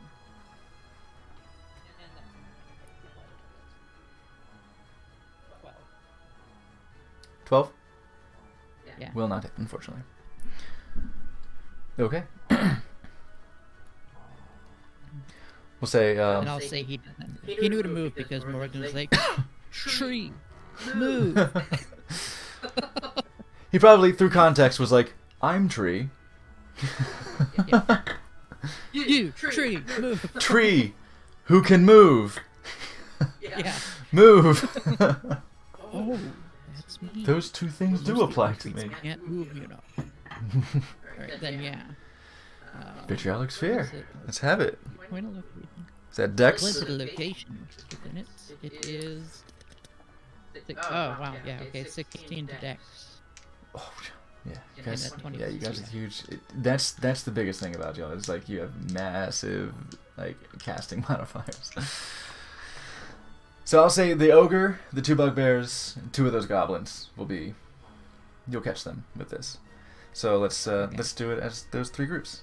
Bugbears, Oh, Dex. Jesus, this thing hits. and I mean, it's gonna do damage no matter if they make it. So the bugbears are rolling for them first. They have they have a +2 to Dex, so that's 16. They just make it. The goblins, natural 1, of course. They're just gonna melt. That's all there is to it. They would melt. I don't know why I made the save. I don't know why I tried to make a save. The goblins are gonna die. They're gone. The ogre is a -1, so he's 14. So he does not make it. The ogre's gonna suffer hard for this. I do not want to pull this many out, so. Why? What? Who would say that? I only because most of my dice are put away right now, Ah, and I don't want to roll like 3 dice like a bunch of times. damn. But this is fun too. Okay. Woo! So he takes 25 points of acid damage. Okay, so the ones that saved will take 12, right? Yeah, on a successful save takes half the initial. So yeah. Okay, one bugbear's dead. The one that you slammed is dead. Okay, so this one will take 12. Alright, so he'll take 25. And then next turn, right? 5d4 next turn. Yeah. Hell yes. Dude, Vitriolic Sphere is rad. I gave Vitriolic Sphere to Valen, my wizard. It's good shit. You know, Yeah, it's gotta like, cover all those this elements. is not a fire spell. I can use it whenever I can't use fire, and then you put us in a field we can't destroy. Yeah. Some of the trees are most certainly covered in corrosive, but corrosive goop. I did my best to keep it clear of any big trees. Yeah. You do your You best. know, There's a fight. There's collateral damage, and these goblins are just they're embarrassingly dead. You can't even, they're just gone. Oh, just nothing left. Nothing left at all. Okay, so that's Liverless. That's Morgden. Okay. Yeah. These fucking But should I bugbears roll- are kind of sick of your shit, and they're Am I supposed to do a d20 on that? Vitriolic Sphere. You know what? Now would be a good time. Yeah. Let's just do it now. You know, it's plus. You cast Magic Missile last. How much? Yeah. It was 5. And what level is Vitriolic Sphere? That's a level 4 spell. Okay. Okay. Roll 160. Roll a D165. Please. Shit. What we got? I got a 162. Oh, interesting. Okay. A little boring, to be honest. I'm afraid, but sometimes we need. It's a little boring. Oh. This is probably not going to come up. But you're vulnerable to Celestials for the next hour. Such creatures gain advantage when attacking you. If I fight myself, I'm screwed. Yeah, try not to. It's possible. It's completely possible. Well, you would have advantage when attacking yourself, is the thing. If my dad shows me he's angry right now, you really stop. Yeah, right. Yeah, see, that's what I'm saying. Like, some of these are boring. Some of these are kind of boring. Like, I kind of wanted to condense all the vulnerability ones and the protection ones into like okay, you landed on this, now roll a d8, right? There was one I think Mercer used that would be just awful, which is all the crops grown within a 2-mile radius of this is rotten. Oh man, yeah. In Golden So it sounds Fields. boring, but that would fuck this up. Yes, this specifically is this specific scenario. Oh man, because there's all sorts of shit like that. Like there's, druids have spells called Wild Growth, and it, if you cast it as like an 8-hour ritual, then like it makes land much more fertile. But like, there's stuff for that. But in this one scenario, this one place, That would be hilarious. major story element to the campaign has just changed. Are we Or water deep. Yeah, right. You don't need food, right? Dude, the whole economy of the Sword Coast would just be fucked. It would completely Suddenly change. becomes public enemy number 1. Well, heads becomes horticulture heads. Yeah. All right, these bugbears are coming in. They're coming into the granary. They're kind of sick of your shit. They're still afraid of Crystal Dane. For now, but they're just gonna attack you at disadvantage. 11. You have 15, I trust. The other one will attack 9. The goblins are coming in with their brothers. With their big boy. With big bro, Aniki. They're coming in with Aniki. And they're gonna try and get you. With a 9.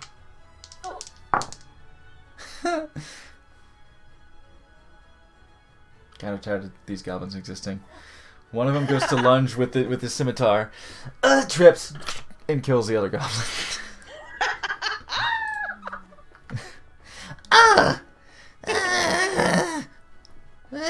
Looks over his shoulder, Crystal Dane again. Like, he's so afraid. He's thinking he made him do it.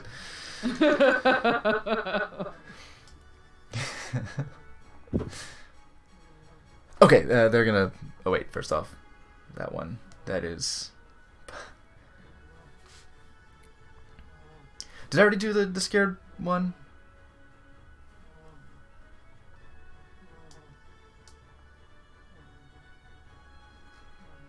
No, that was last turn. Yeah, right. Yeah, that was last one. Yeah. This turn went fairly quickly, actually, in the scheme of things. Okay, so maybe it just takes me so long to get through all these fucking enemies that I feel like I just did this. Okay, the one that's scared. What's he gonna do? You know, he's gotta take a swing. He's gonna take a swing at Dane. At disadvantage, obviously. Wow, it's a natural 20 on the second one, so it's a 15 otherwise, which I don't think. I think he's got fucking 17. Yes, he does. That's too much. Quick, somebody steal his elven chain. One is going to attack. The bugbear's going to attack Liverless. And not do it with the 9. Is it on the creature's turn that he takes it, or is it on the next turn for the acid? That is a good question. I believe it's at the end of his turn. Let me look. Okay, cool. And sense. another 5d acid damage at the end of its next turn. Its next turn, good. So, first off, this one is no longer afraid. He's coming in. He's coming at you. He's going to attack. He is flanking you with a bugbear. He's going to get a +2. So this ogre is going to attack Liverless for a lot. 24. 24 to hit. Just a hit, not damage. Mercifully, you are resistant to bludgeoning, because you will do 9 plus 4, you'll do 13. Round that down, cut it in half, round it down to 6.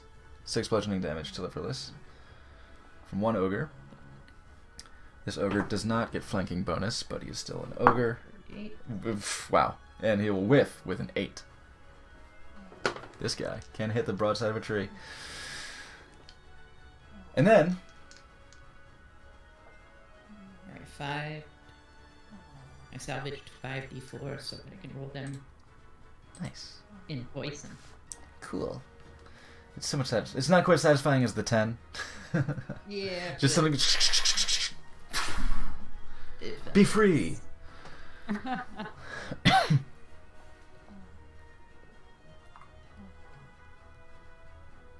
13. 13 points of acid damage as his flesh continues to sizzle. Swings in this tripping agony. out. Yeah. He's riding that acid. Okay.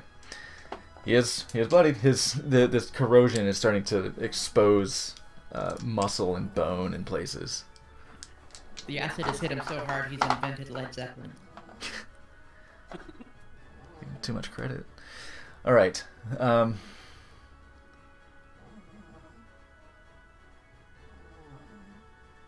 you hear my cat snoring? No. No, sadly. We I'm absolutely about to hear that. so cute. You can? Yeah. You got headphones on? Yeah. Yeah. There it goes. Yeah. Okay. Would they? Surely not. I'm trying to think if this motherfucker would try and coup de grace Orin. No, why We would gotta he? heal that guy. Why would he be so vicious? Alright, one goblin's gonna attack. Next scene. 17. Hits. Ooh, it's kinda rough. 7 points. Okay. She's hanging in there, but I imagine she's hurting. Well then, what that means, I'm afraid, is that he's gonna step over him. He's gonna go in here. He's gonna go for Morgan. He's gonna go for Branded Edge. Evens odds. So Morgan first. Evens first. Branded Edge. Okay, he's going Branded Edge.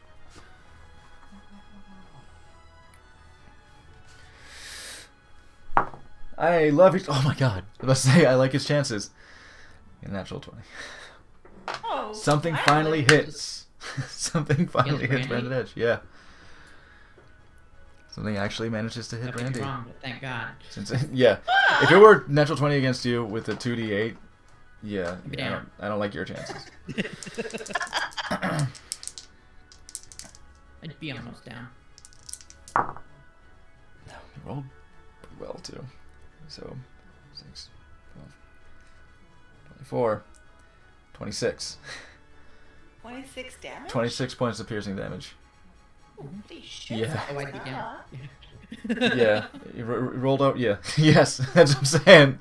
You don't want that coming from Morton. I was going to. I was like, I rolled for it, but I was like, I'll be fair, I'll roll for it, and it's a good thing because that would have come in on you.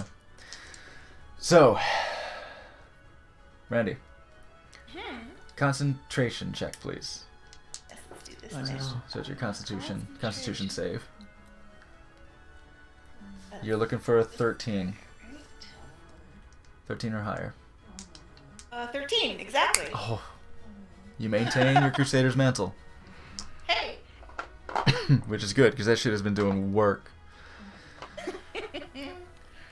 Okay, now the other one is going to go for Morton. Because he's right next to you. 12 on the dice, so 16. 16. Yes, 16 to hit. Well, I have one level 1 spell slot left, and I would like to use that to Well, there you shield. Thing. For the fucks of it, let's roll for it. let's get that 20. Because only a natural 1 would proc Eight. it. Okay, you're good. Yeah, only a natural 1 would proc that. That would have been the one I rolled a natural 20 on. Yeah, right. Okay, there's an ogre in front of Tovovar. I don't know if you noticed. Here he comes. He's coming in with a 16 to hit. That does unfortunately just hit. Okay. Use this 2d8 again. Coming in. Ooh, that's pretty hard. 8, 13. That's for 17 points of bludgeoning damage. I'm going to use my reaction to uncanny dodge to cut that. Excellent. It's a good shout. Yeah, these big Try and hit it. single hard 8 hits. to 9. Let's see. There's one in front of Shadani. He's gonna take a swing at you. You're gonna disarm his ass because you get a natural 1. You say no. It's bitch slap the morning star out of his hand. He's like, I need that.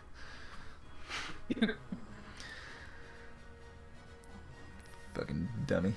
All right, he's the ogres by Dane are gonna take some swings at Dane. Can we hit Dane, please? No. Can we hit Dane, please? No. 2 5s in a row. Just he gets off too easily, is what I'm saying. Like I'm trying to play him right. Heard that about him, yeah. Damn. I'm trying to play him right here, but oh yeah, the saving throws. Did I already make the saving? No, I didn't do it for this round. The bugbears are still afraid. Speaking of saving Oh throws, shit. Yeah, and also speaking of saving throws, hold on a second. that's an 11 for Orin for a second death save. Oh, second. Okay, that's 2 passes. And Dane was hit, right? Dane was hit earlier? He was hit for not much, so he does have to make a Constitution saving throw for Crystal Friend. Because that is concentration. That's an 18. That's too easy. Okay, well, the bugbears are still afraid. The goblin, singular goblin. Okay, there's another goblin left. Goblin is still afraid. It's good for G. That's great news for G.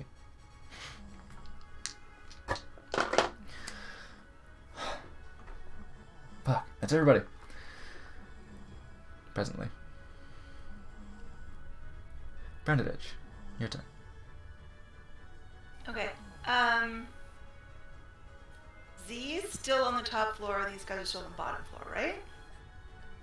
They have come into the granary. Let's say that they'll come into the granary and they're on the ramp leading up to the like a granary has this big wide open space on the bottom and kind of like a ramp leading up to a walkway around the top. So they're coming up the ramp and they're coming at you. Okay. I'm going to have her do another sling attack. Okay. Right, quick. With +4, 17 to hit. 17 will hit. Nice. All right, so that's 1d4. It's not very much, but let's see. So 6 damage to the one that's closest, coming up the ramp towards her. That's over half what he had left. Okay. So he's hanging on a little bit. Okay. Then let's What's around me? There's that bear looking at Morgden. I'm gonna try and take a swing at him so Morgden doesn't get hit. Oh, Morgden's surrounded. Shit. Morgden, you need some healing. I'm gonna come in and I need healing, but also don't forget what's his name is down. down? Yeah, Orin I is have on to the floor. have to cross over that bugbear to get to him though. Yeah. But if I go towards you, I can. I'm in range, but I don't have to go past his retaliation Sure. attack, right? So Morgan's gonna get the heals. All right, I'm not gonna argue. Man, maybe I should not give him saving throws. It is kind of, oh man, yeah. Very much playing this by ear. Yeah. Hmm. Second level. You're going to get 11 HP. Oh, thank you. You're welcome. And bonus action, my spiritual weapon is going to Let's attack. see. So good at that shit. Right? Okay. I'm going to attack the guy gaining ground on the line.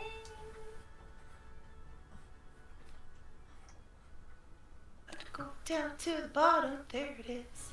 2 hit. 16 to hit. That will just hit. Fantastic. Let's give him a big whack.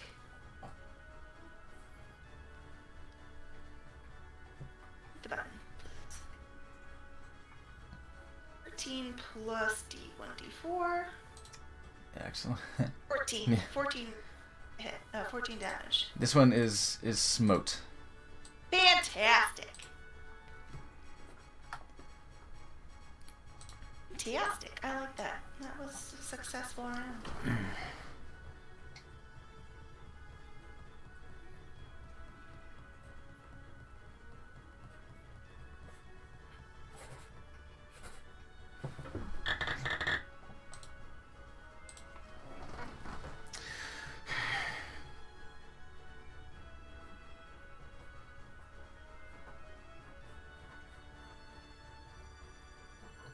I can't go back on my word. I already said the same phrase. Ugh, fuck. Cause yeah, like, think about that impact. Oh well. Saving throws. Okay. It is your turn, Tovar.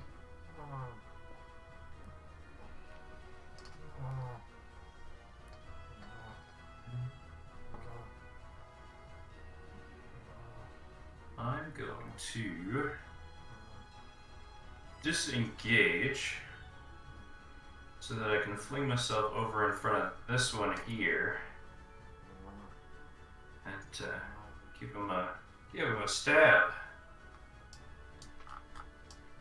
Okay.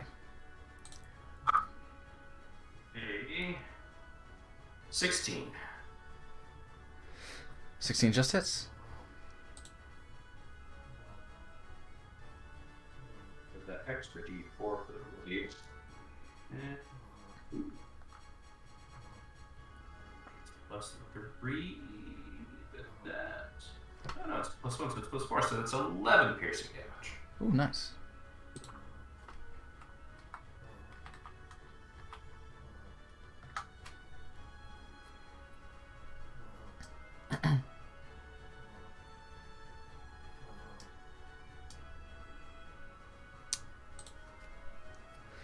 Okay, is that what you're, yeah, 2-weapon fighting, so it's the one attack, because you Yeah, but I used my disengaged. bonus action Yes. to disengage, so Okay. I just Alright. get one stab at him, literally. Alright, so do we have a death saving throw for Orin? Yes. That is, drum roll, 2. That is 1 failure. Okay, 2 successes, 1 failure. Alright. Alright.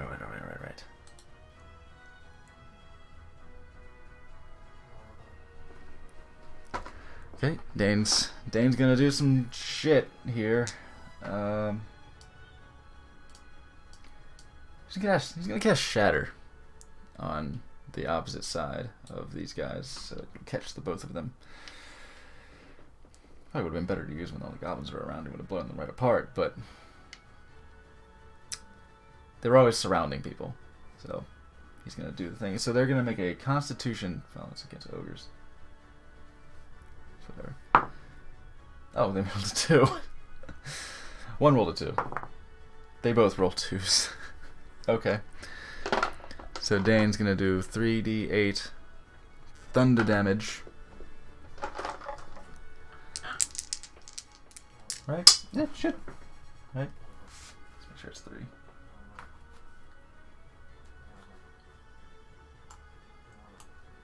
Yeah. So the two of them. Oh, we rolled like shit. He's gonna do 4 thunder damage. Are you serious? Oh, fuck me. Alright.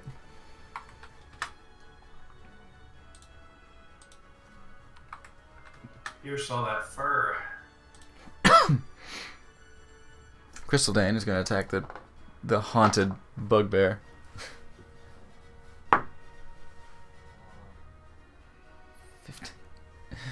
With a 15. With a 15. It does not hit. Unreal. This guy. Fiorio's gonna keep swinging on this. Oh, you know what?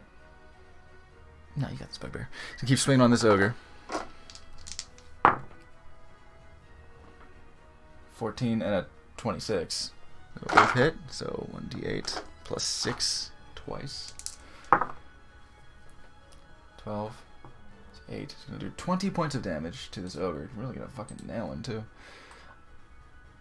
Plus radiant.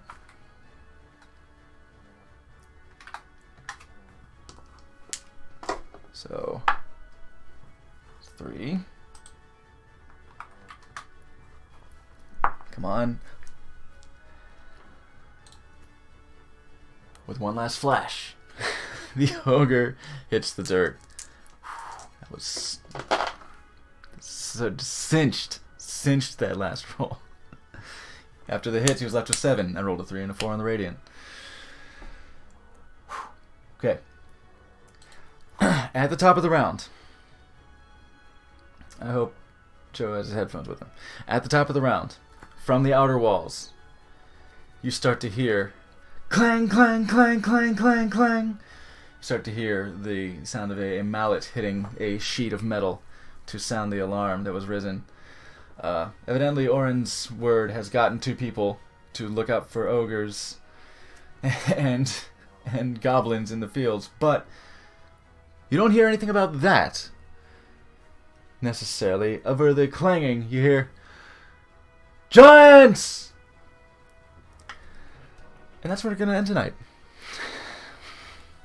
Shit. Giant ogre. Okay. There we are. We will continue with this battle on the next session. Alright, I'm back. I hope I didn't miss anything big or shattering. Yes, indeed. Yes, indeed. Boy, I'm Giants. glad I used my level 4 spell. Oh boy. Crowd control. It's worth it. It's worth it. I straight up forgot that there were giants in the mix. Yeah. Oh my god. Yeah. Oh, honestly, Bugbear threw me off. honestly, I'm kind of sad that G never made it to the walls. I was kind of excited for you to have gone to the walls. You might have seen what's out there. Oh shit. Oh. But now, apparently, now you know. At least And What now is- it's half the battle. what has been reported to Yeah, be we out would have there. time to just leave and call it a loss. She's like, you know what? We're good. We're set. Bye, guys. Yeah. Good luck with your little farm. I'll say you do notice as the alarm starts sounding, these beasts that have been fighting you so like tenaciously. Goblinoids may be kind of dumb, right? But they know. They feel like they have a good chance against you with these ogres, but they know once an alarm is raised, it might be time to leave. However, giants. You notice they're starting to falter in their stances a little bit. But we did go a little bit over, so thank you for sticking around with the patience. This is a very queer kind of battle to manage these broad scale, large groups of monsters all at once. So I'm hoping you're sticking with me as we wing it and flesh out how these things work. But everyone, thank you so much for hanging out for these Levelhead adventures. We're back, and it's nice, and hopefully we'll we'll be able to leap right back in next week. And definitely join us this Thursday as well for the return of Storm Riders. I do so hope. Because it's nice being on this side of the screen, as it were, but I'll be funny again. I was definitely glorious a lot at MagFest, and that was a blast. God damn, I want to go to more conventions just to fucking cosplay my D&D characters, because it's you feel fucking fabulous when someone stops you and they're like, "Hey, can I get a picture?" And I'm like, "Yes, this is all me. This is all like my creature, my character, and my costume and shit." Like that touches right in the boob window. Just gets you right in there. No. Got any weird creatures that need to be healed? Let's see what we do. Oh shit! Yes. Oh, this boy's been coming back. We're gonna raid. /raid. We're gonna raid.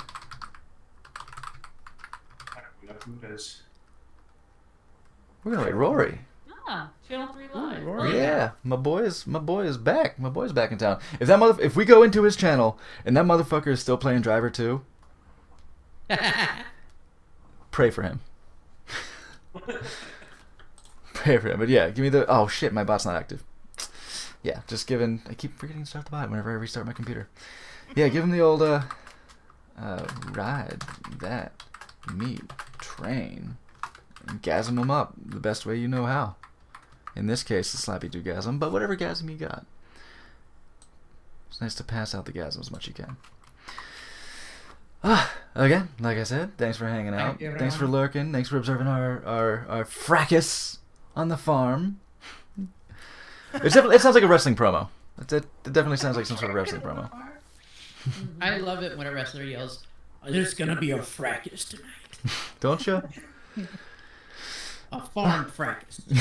as they say. It's Saturday for the fracas on the farm. That's like I was gonna say. That'd be an event, like WCW era.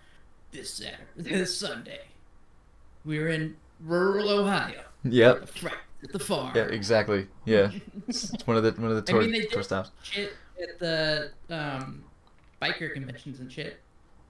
Proximity. Perfect. Folks who are attending live will be at the fracas at the Near. Bye-bye. Yeah. Sunday. At the Nirm, god damn you.